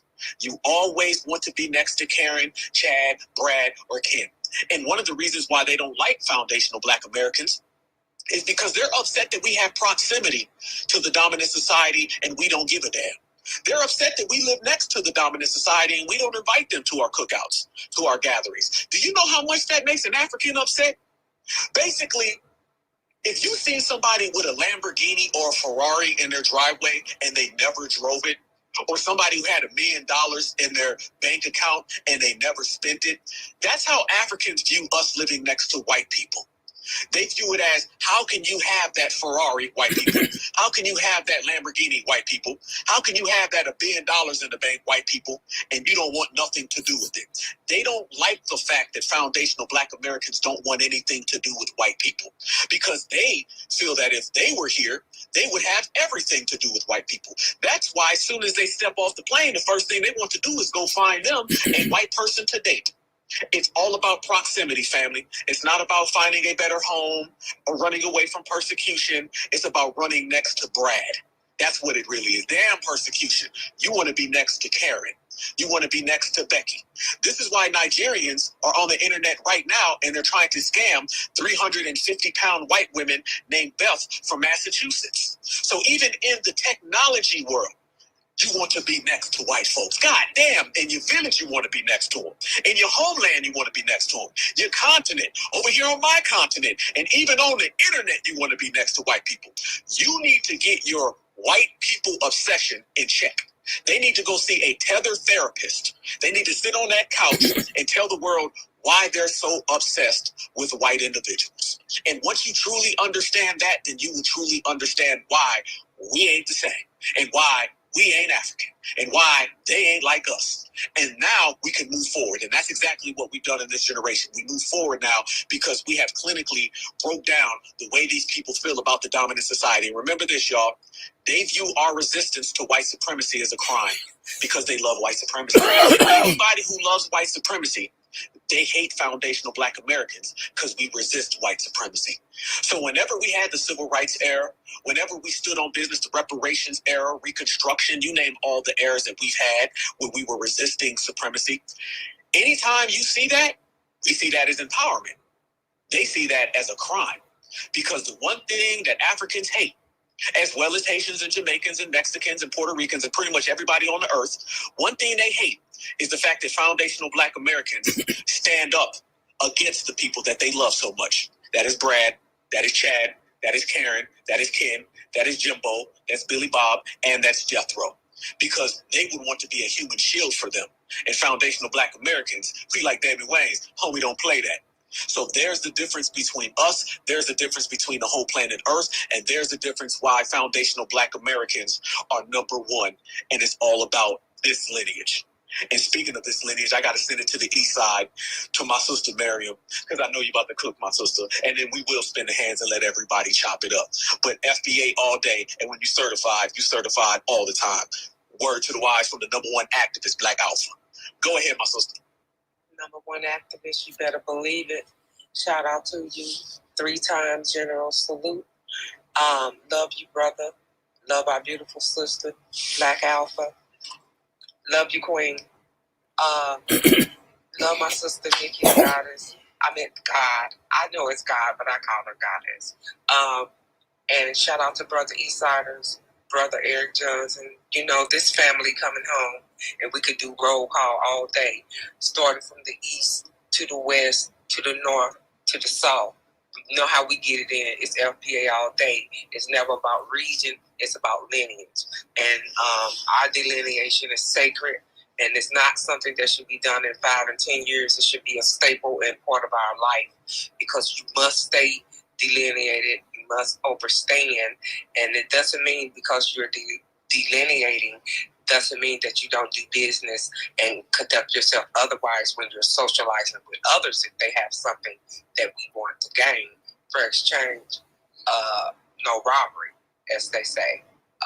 But no, delineation is a must and something that should be kept, because it keeps the lineage pure and it keeps it protected.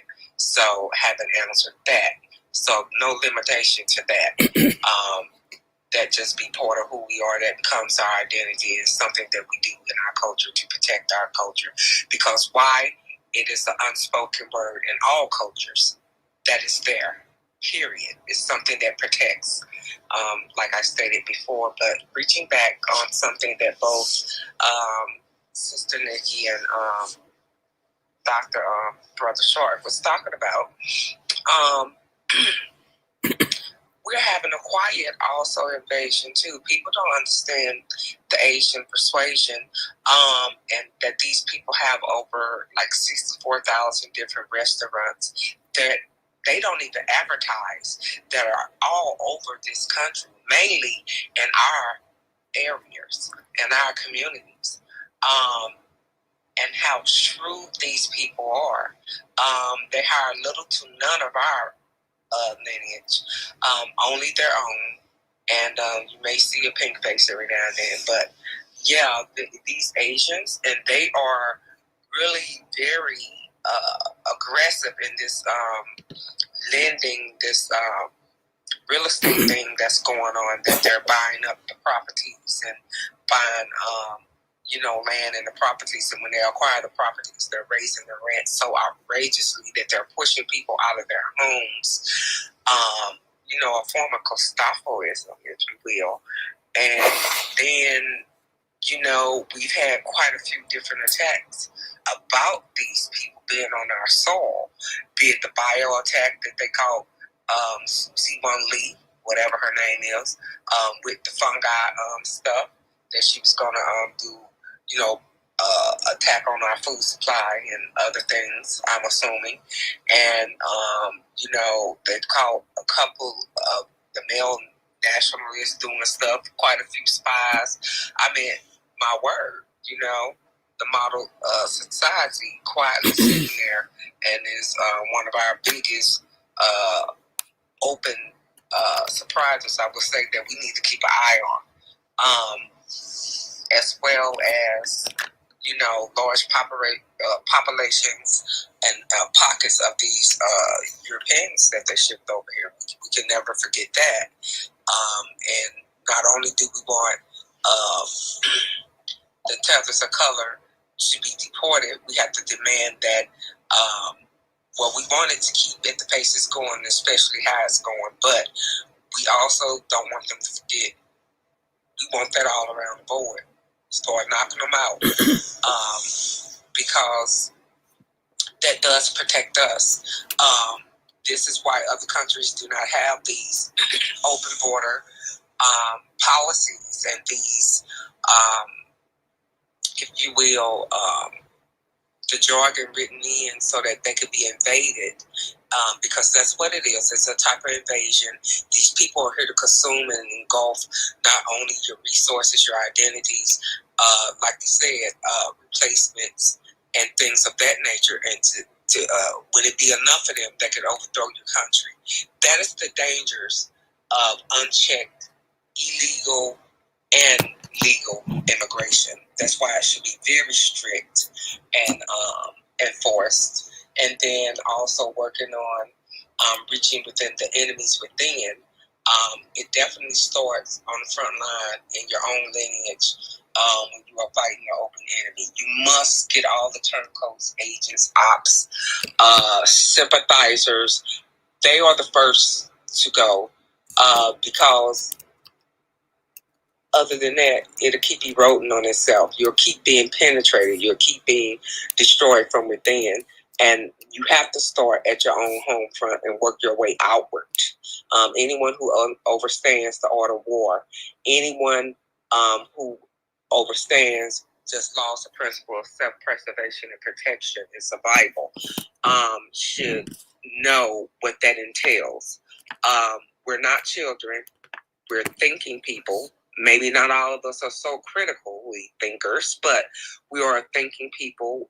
We are adults. We make decisions. We can follow along.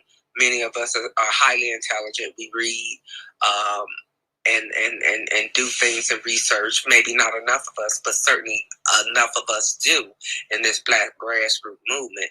So we do whatever we need to do that is called upon us to do, and we always hold the line, and we always toe the line, and we always push forward what we need to do when it's lineage based for our own people. FBA strong all day, every day, 24 hours a day. Love, none, don't stop. G-checking from the east to the west, to the north, to the south, because that's what we do. And love and peace to the room. Peace, family.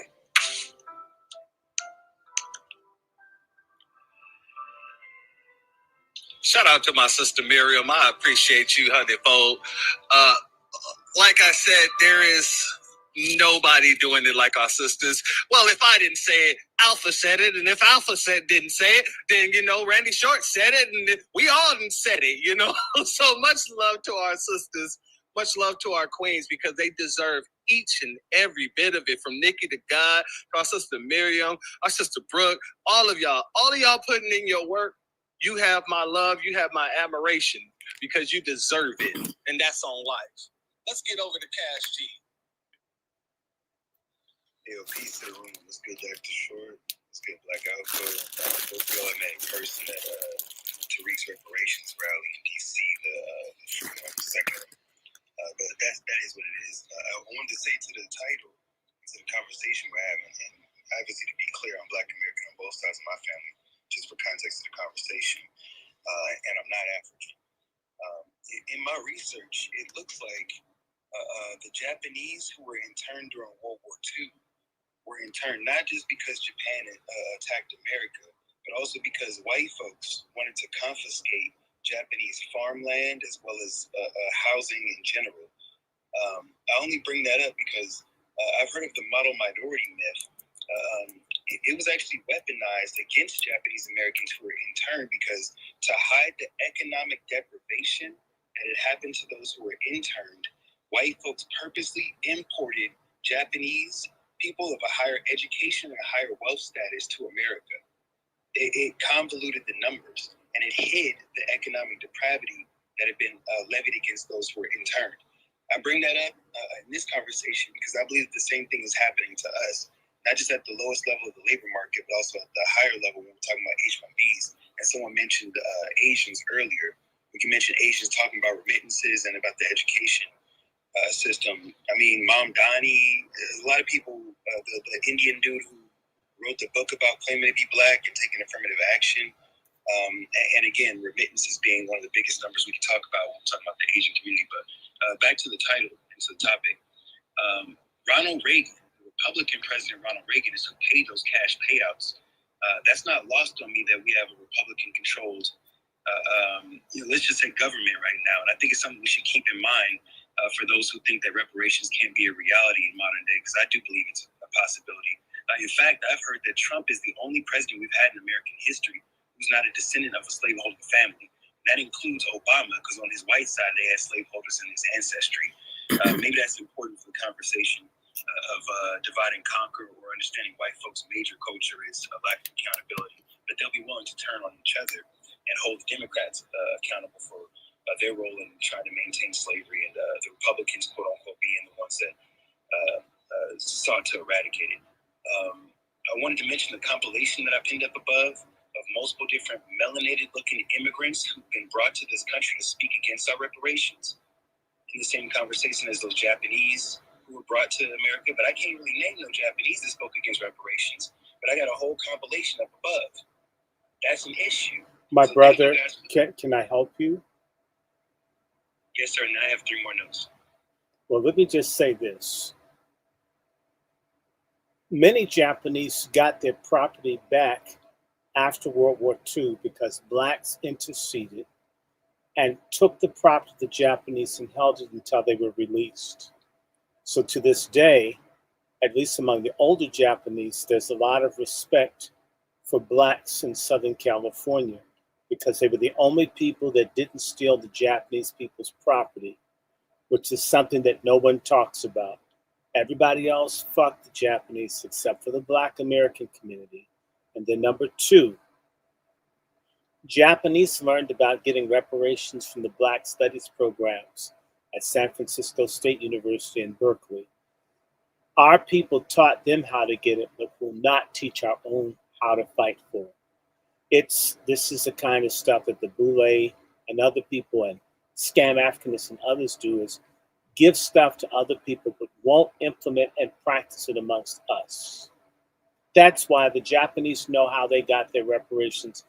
It wasn't just that the Japanese government was at its peak when that was done, but they learned the strategies and were educated by Black people.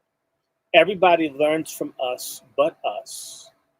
And like I've been saying, a lot of Black folk, by the way, I have to say this, a Black alpha. I know a lot of people, they think I'm stark raving mad. It doesn't even, every time I ask him, every time he asks me something, I always give him a document. I never ever want him to believe anything that I say. Ask him.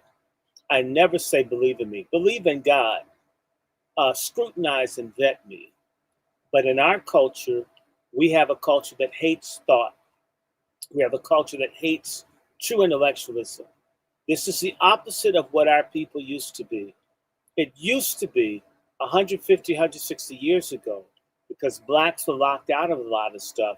A Black person that could read, write, speak, and had character, it counted. Then that all changed. So whoever has paper, whether they sold dope, whether they print babies, whether they make porn, whether they sell whatever, that person who has the most has value and character. They can be the most ignorant person. They can't read or write, but they've got money. That's our dumb jocks, etc. We and the Boule and these other people have promoted a culture of stupidity. It is a way to rule people. And by the way, the Japanese promoted a debased drug culture when they conquered Manchuria, that they renamed Manchu Kuo. When you want to, you can conquer people by making them dumb. When the Germans went into Russia in June 22nd, 1941, part of their agenda was to make certain that no Russian, once it took over, could have an education beyond the 3rd grade. This same sort of thing is happening here. In fact, the 3rd grade is the time that they determine how many prison cells need to be built off of young Black men. We have a culture that enshrines, not that other people, I'm going to just say Jews in the music industry and so forth, all these other people pander and play into keeping, in particular, Black men stupid. And we have a culture where we worship the fat dick, the big blunt, the big tattoos, everything but developing your mind. As long as we think in the information age that being dumb fucks is a way to freedom, we may as well hang ourselves. And just to clarify, I was saying that The compilation up above is of melanated immigrants speaking against Black American reparations. I'm sure that there were Japanese who were brought into America to speak against the deprivation against Japanese. I just can't really name that off the top of my head because I haven't researched it enough. But the other point is I pinned up above in New York City, they're talking about extending the budget federally for the English as a second language program. And these are melanated migrants who are arguing that their unique dialects that are spoken at home aren't taught at school. It just made me ask the question, and really it speaks to Tethergeddon, or really just us understanding and having, a Black American Renaissance and delineation, that these people don't speak English at home. That's why they're dragging our literacy rates down, because they're checking the box Black / African American. The last point I just want to make is this. This is how I rip off the Band-Aid of Pan-Africanism and really understand and stand on 10 toes. Mansa Musa was the richest man of all history, and he was rich off of slavery. I pass my thank you.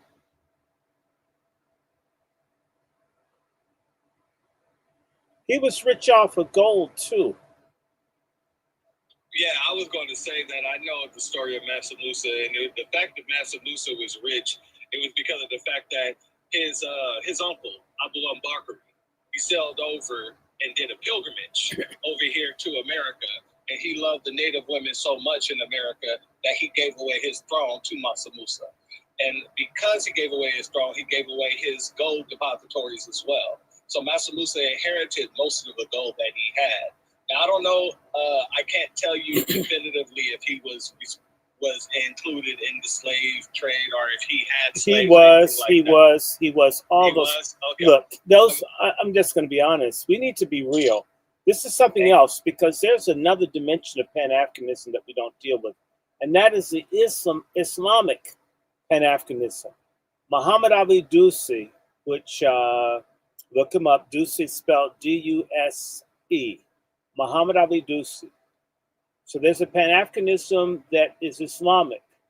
However, it does not deal with race, and it doesn't really deal with slavery. And there's a whole lot of racism in the Islamic world. I'm sorry, most Black people I meet that are Muslims are cowards and coons when it comes down to confronting racism in Islam. I'm a Christian. I'll go head to head up against any cracker, so-called Christian. You do not see the same in Blacks who are Muslim. In fact, if I had to compare, Black Islamics remind me usually of tethers. Spanish, but even Black Spanish speakers kiss lighter-skinned Spanish-speaking people's ass. They would rather be with them and be third class than associate with Black Americans. When I see a lot of Black folks convert to Islam, they don't even like African Muslims that are dark skinned. They run after the Arabs. And it's a big whitening process. So there's a contradiction right there. And so there's this Pan-Africanism where for Algeria and Tunisia and Egypt and Mauritania and Morocco, where they don't necessarily like Black people at all, right? And yet everyone's talking about this Pan. So inside of Islamicized Pan-Africanism, it's an anti-Black racist stream that comes out of the Arab world. And it's very bad. And you have slavery right now going on in Mauritania. And by the way, Obama welcomed the head of the most proud state that keeps Blacks enslaved, Mauritania, but wouldn't let the president of Nigeria come to his African gathering in 2014.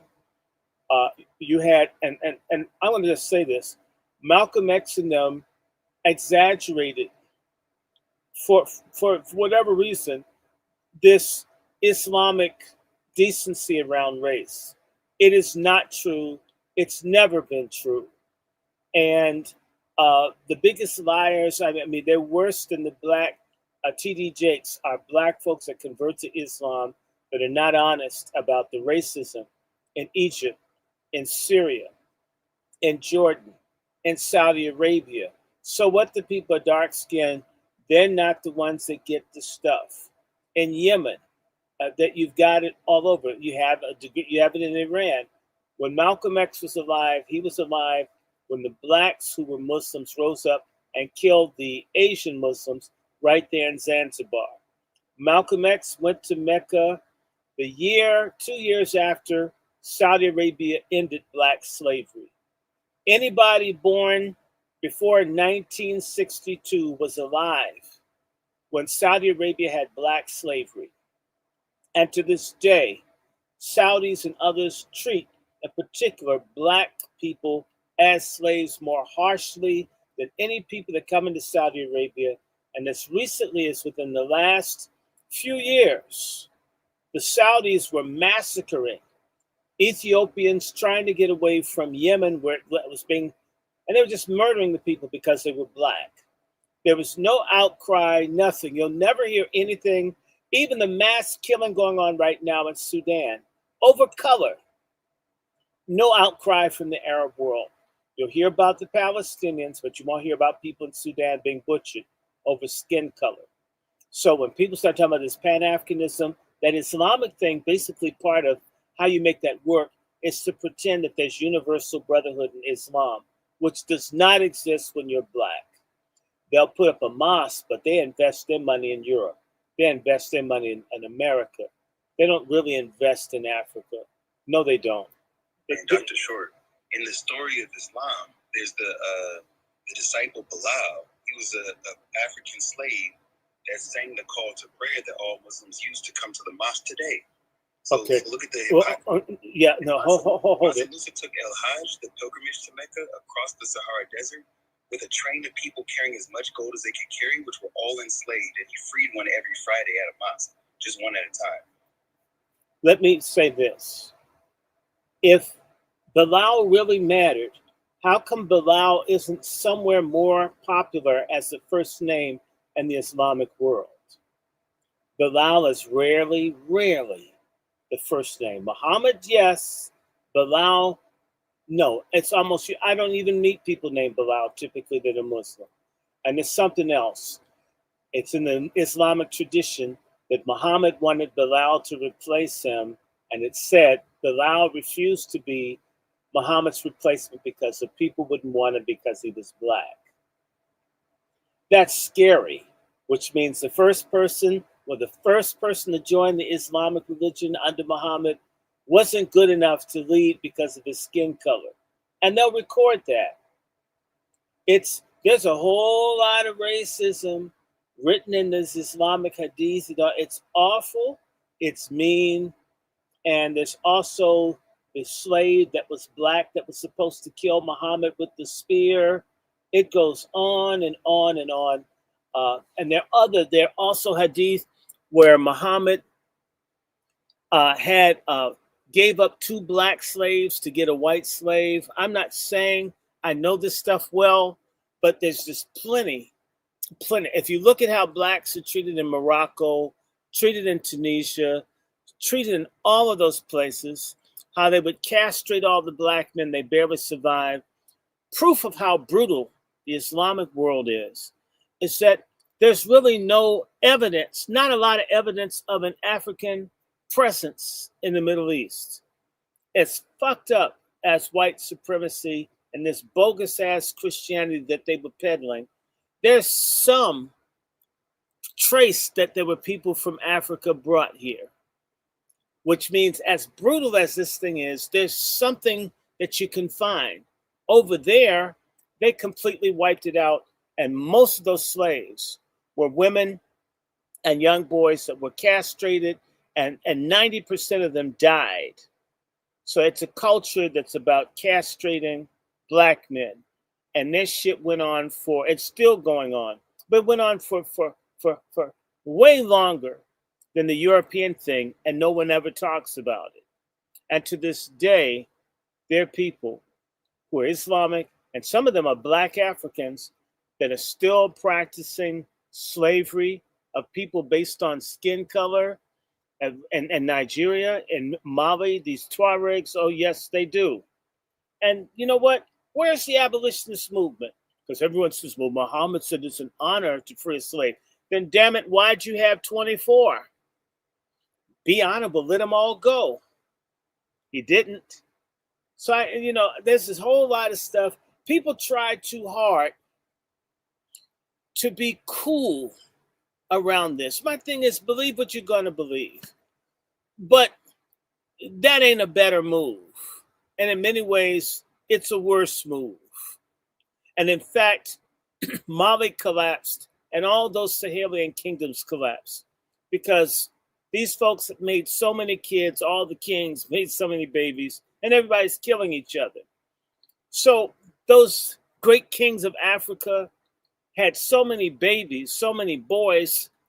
That's why their kingdoms didn't last, because everybody's fighting to be in charge. The Europeans, maybe they're on the soft side, but at least it was easy to get successorship. You got like 200-300 sons. Who's going to be king? How can you have stability? And this is this big. So I'm sorry. I don't get putting stuff on a pedestal that doesn't belong there.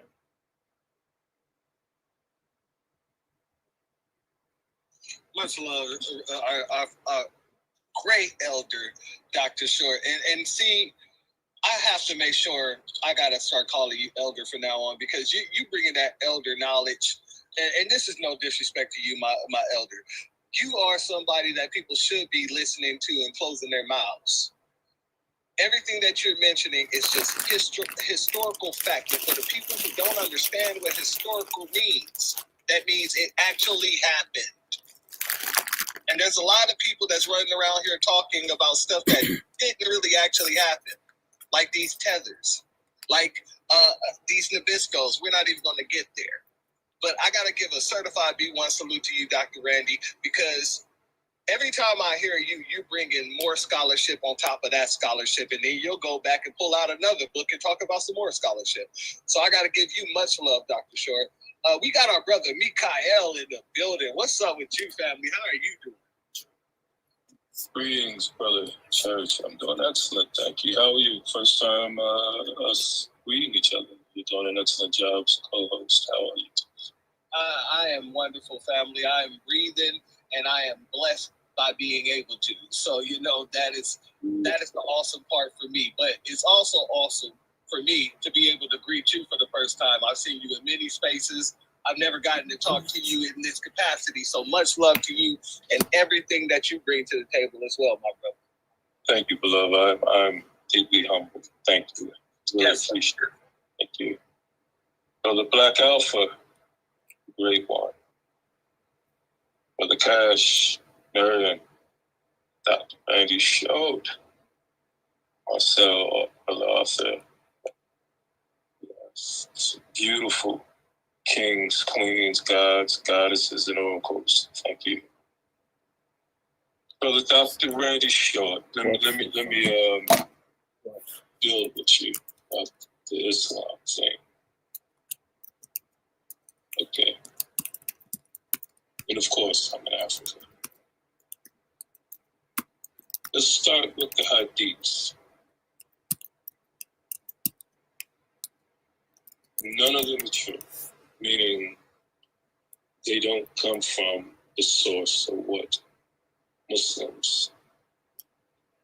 And by the way, that is my original faith. They are essentially as good as what the Muslim would call the Sunnah, which is also made up.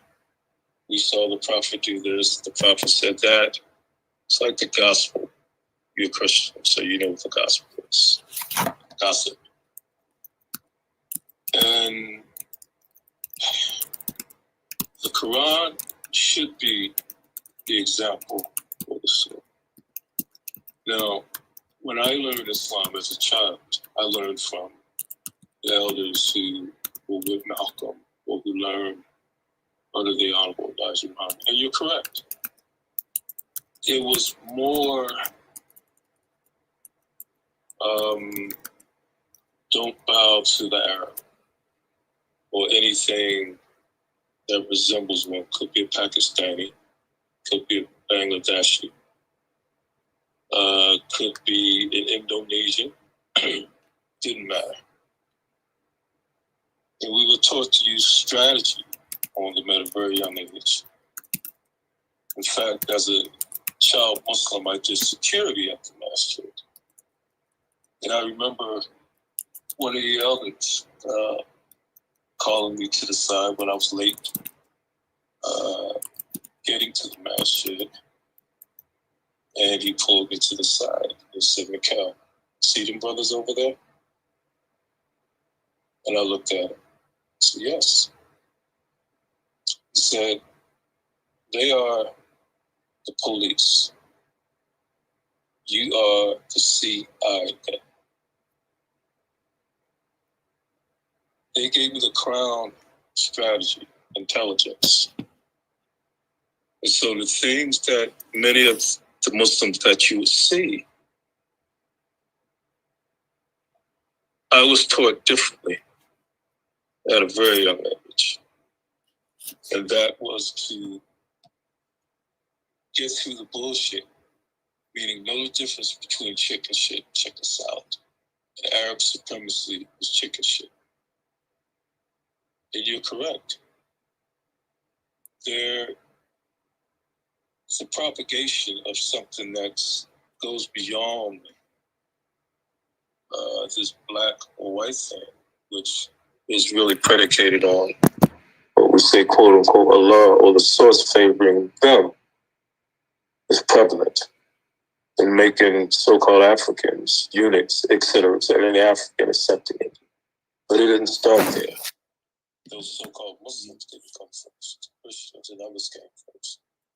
And as you know, they were battling constantly in that region we call Africa for supremacy. And you're completely right. Those fake Arab Egyptians, North Africans, the so-called Saudis and Yemen. And you know this, all of those lands were the lands of black, and that includes South Asia as well. And they collaborated with the ones in the area we would call Nigeria. You mentioned the Tuareg, but also there's the Mesrish and the Temahu, et cetera, et cetera, et cetera. And that was the oldest, earliest form of collaboration, which, of course, transitioned into these melanated ones collaborating with the so-called Arabs or the Indo-European or the Asiatic ones when it came to Christianity against their own brothers, or Islam when it came to their own brothers. So we were taught to not let them play you when it came to religion.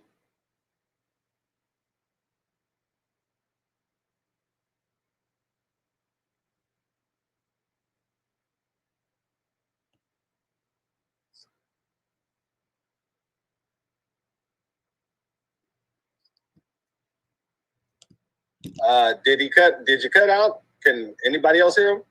Or is it just me?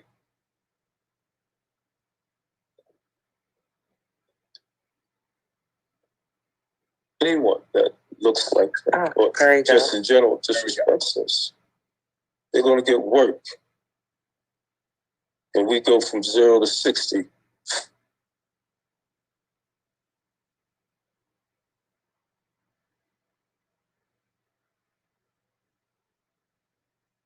He keeps fading in and out. I think he's caught in the matrix.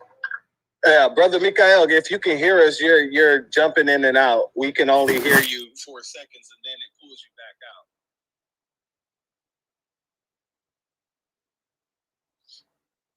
Brother Mikhail, I'm going to drop you down. I'm going to bring you back up so that you can finish what you have to say. All right, family? Because I know that this, oh, man. Can you hear me good, family? I can hear you clear, family. All right. Let me go ahead and send a shout out real quick to Dr. Short for coming up here and holding it down and blessing us with so much knowledge and good game and everything. Everybody, I'm going to post all of Dr. Randy Short's donation and his YouTube channel. I need all y'all to hit it up because y'all know Cash App and these suckers be out here trying to get in the way of our good brother. And you know, nothing keeps us down. And all we do is just jump right over all of that. So Dr. Short, before you go, can you please bless everybody with a good statement on everything we talked about, since you are the creator of Tethergeddon and we are all witnessing Tethergeddon? Can you go ahead and let everybody know the way it's unfolding? Hold 1 second. Can you hear me? I think my good brother might already be gone. No, I'll be there. hold on. He might have went and checked on his mother, fam. No, Okay. I'm here. I just There you go. no. Okay. They locked my account just that fast. I don't know. So I'm unlocked. Look, where Tethergeddon's going to go is two directions. One will be inwardly. The people who are paid and allied with them, our traitors within our community, are going to become more strident and more pronounced in their actions against us. There'll be more gaslighting and attacks, and there'll be more efforts to shame, and they're going to peg this around voting and elections, and Trump's the biggest racist of all times. And to me, hell, there's nobody more racist against black people than Obama, okay, or OFAGA, as I say. That's number one, that there will be an intensification of conflict in our community as agents of white supremacy, the Boule and Tethers began to try to get people to be Judas goats to get us to go into the butcher house of Kumbaya. And then the other side is that the forces of ICE and basically white buyer's remorse about all these illegals will intensify. I suspect that there will probably be a Kent State type event wherein some people are going to have to shoot some of these people because they're going to do stuff to threaten the lives and families of persons trying to uphold the immigration laws. I want to say to Sister Miriam, and I beg people, there's no such thing as an illegal immigrant. There are immigrants, and they're illegal aliens, they're illegal migrants. They have no legal standing. An illegal migrant is like a person, it's a home invasion if they come into your house. If you have a key, that's possession. It means you're a resident or a renter. You have no right to be here, and that's just simple. That's part of the bullshit game that they play with semantics to confuse people, because once you say illegal immigrant, the immigrant implies that they have legal rights. It's unheard of. It's stupid. Everywhere in the world that's wrong, except for when they're trying to hurt freedmen. So I believe that there will be greater pressure. I believe more people will self-deport. I also believe there will be suicides. I believe that there will be people who literally lash out, but ultimately have to leave. I believe there's going to be a greater intensification of investigating people who stole PPP money, people that are on SNAP, people that are getting Medicaid, Medicare that have no rights to it, people that are getting all kinds of benefits. You're going to begin to see people sift employees, county, municipal folks are going to lose their jobs, and law enforcement, people who are teaching and doing other things in which they needed to be a U.S. citizen, they're going to lose those positions. And you're going to see an increased Americanization of various sectors in the economy. And I do believe there will be a more pronounced thing again for people to look for allies. Beware of black pastors. Beware of nigger preachers. Beware of nigger evangelists. Beware of people who want a big audience of people that want to see a man in the dress sweating salt into it, talking bullshit. Do not trust anybody that tries to get you, based on your religious beliefs, to justify people replacing us. There will be more pressure. However, that will not stop. The Trump people are serious. They want 1 million people deported. They want more, and they should get them. And their success, the trajectory of the success of the cleansing of America of illegals, will be greatly aided when black people buy into the fact that this is our country and it's ours and only that of other citizens of the United States. And I would ask that people pray for the 14th Amendment, and all of those things only apply to us. So as we intensify our delineation, we will gain in power and influence that hasn't been seen in decades.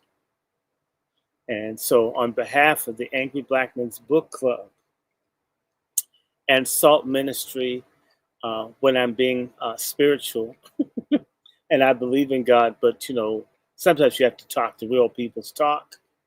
I thank you. I thank you, Brother Black Alpha and the church, brother, and all the other people. This has been good. Uh, we can make it to the promised land. It's within our grasp. Even in the Bible, the trip from Egypt to Canaan was just 7 days. They were a week away from everything that was theirs. The issue had to be worked out that their boomer generation had to like fade into the background for a generation of fighters that could go into the promised land. So it's time to go over the Jordan. Stop waiting. And let me get off here so y'all can get some sleep. God bless y'all. And please donate. It's, man, that Cash App thing, they screwed. Boy, they screwed your boy hard. I mean, shoot, I feel like a cell block bitch in Sing Sing. Or should I say, what's the place they have in New York? Rikers. I feel like everybody's had beef, man. They picked the worst time. Air conditioner broke. Mom's sick, 90-degree heat. Refrigerator acting stupid. But I think we'll have our AC fixed tomorrow. All these bills. But anyway, I'm going to keep doing it. So as a host of the Angry Black, and Sister Miriam and Sister Nikki and Sister Brooke and all the Wazies, all the righteous people, Brother Arthur, Brother Mikhail, the church brother here, thank you. I hope I said something that made sense. And I hope we can do more songs, man. And remember, I'm doing a show tomorrow, 1 o'clock Eastern time with Jaguar. She's charging. I sent you the link. Let me send that to you, brother, so you can let people know. But Jaguar and I are going to be doing a lecture tomorrow. Boy, that woman's crazy. I love her. She knows more. There's more to her than the Diddy trial. We didn't even talk about that. I'm not as interested as people think. I'm more interested in TD Jakes. That's who's up. I sent that to you. Let me see if I can send that to you in shitter, Brother Black Alpha, so you can share that. Do you think you can get it if I send it there? And definitely, I'll get it. Okay, just 1 second. It's on its way to you. And me and Jaguar are going to mix it up. And she's very, very, very bright. So we're not going to just be talking about, Diddy. I'm not as interested, believe it or not. And that's sort of, we talk about a lot of things. We had a good show last week. It does cost, but, this sister's got to get some paper. She's got to get some paper. And I support my sister. She's standing up for our young people, man. And I'm about to send this to you, Black Alpha. I just sent it in Twitter. And it should be, how do you want me to mail it to you? What would be the best thing for me to do? Yeah, just DM me. Okay, well, let me DM you. I'll treat you like you're white. And absolutely, people, pray for Black folk to wake up. We're in a dark age. We need to come out of this dark age that we're in.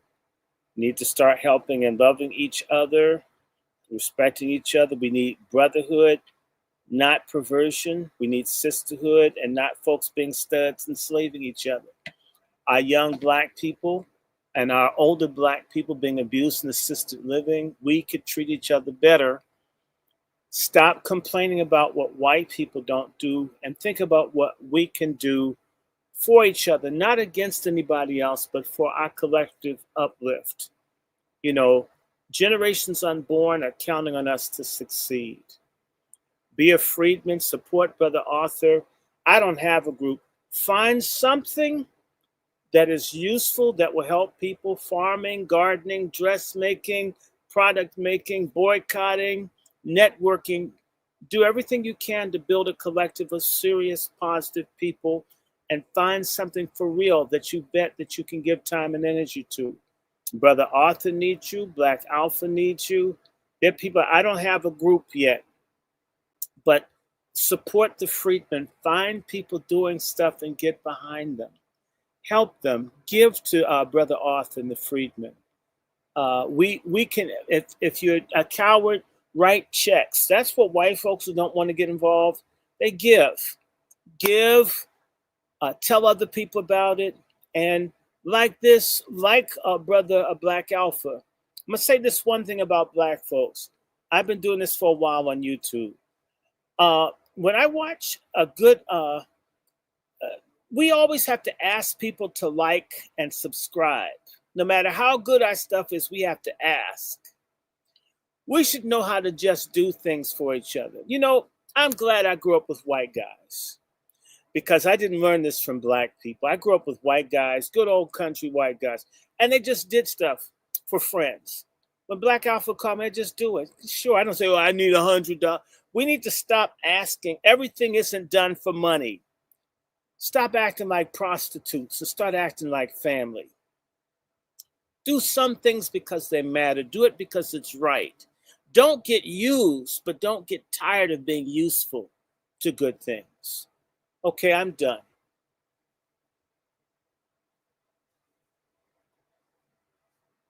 Thank you, Dr. Short.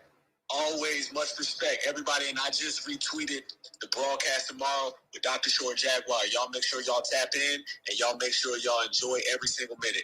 Appreciate you, Dr. Short. And I want everybody to remember what our brother just said, and I want everybody to soak it up. That's game right there. And the game is to be sold, not to be told. But y'all just got to close to it. So you got to go ahead and understand that and keep it right close to you. Let's continue to go through the hands, family. We're going to end this, because I ain't trying to be up too late. Okay, guys, that's about the end of it. I hope I can get something done tomorrow. Sister Marcia, the Homestead Act, they gave land for free to white people. Go look it up. It's in the hundreds of thousands of square miles of land just given to people if they were white. Certain people said it's the equivalent of 900,000 square miles. That's bigger than almost a lot of countries in the world aren't that size of land given to people from Europe just coming here. The same was denied to black people. Blacks couldn't get anything. And that's like 160 acres of land just because you were white. It's free at the expense of the Indians and the Buffaloes. That's American history. Most people don't know the history of this country. If you knew the history of this country, truly knew it,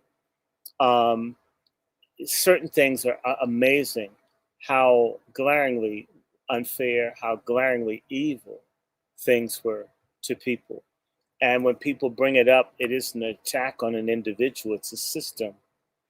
And land grant colleges, some of those were meant to educate freedmen, and it ended up going to everybody else for the most part. Everybody, I want to thank you for 5 hours of participation. I will be doing a show starting tomorrow about 1 o'clock.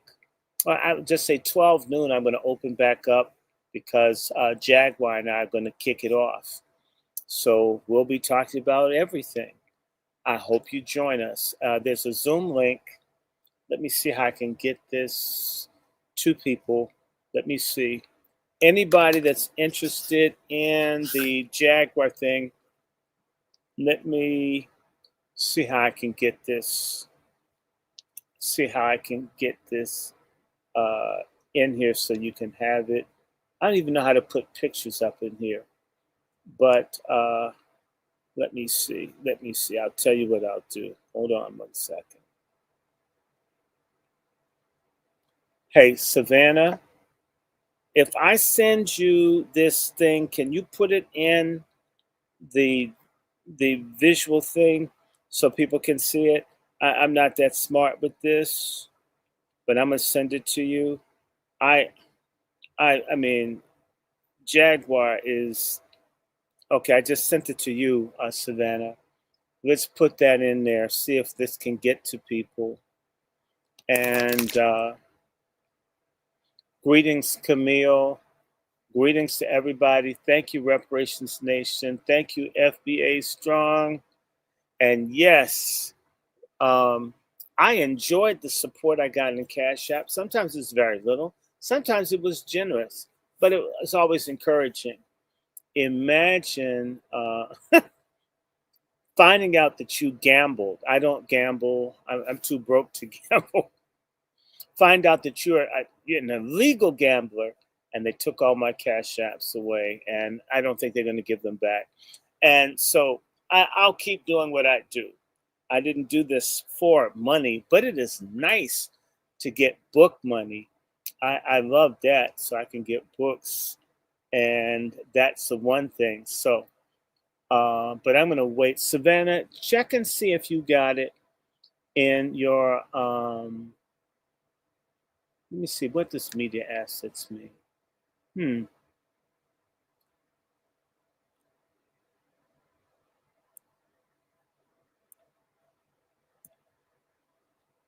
Cha. And Camille C. Hi, everybody. And Tethergeddon is here. It's here. Never. I encourage everybody, read, think, don't react. Find out what someone's saying. Oh, okay.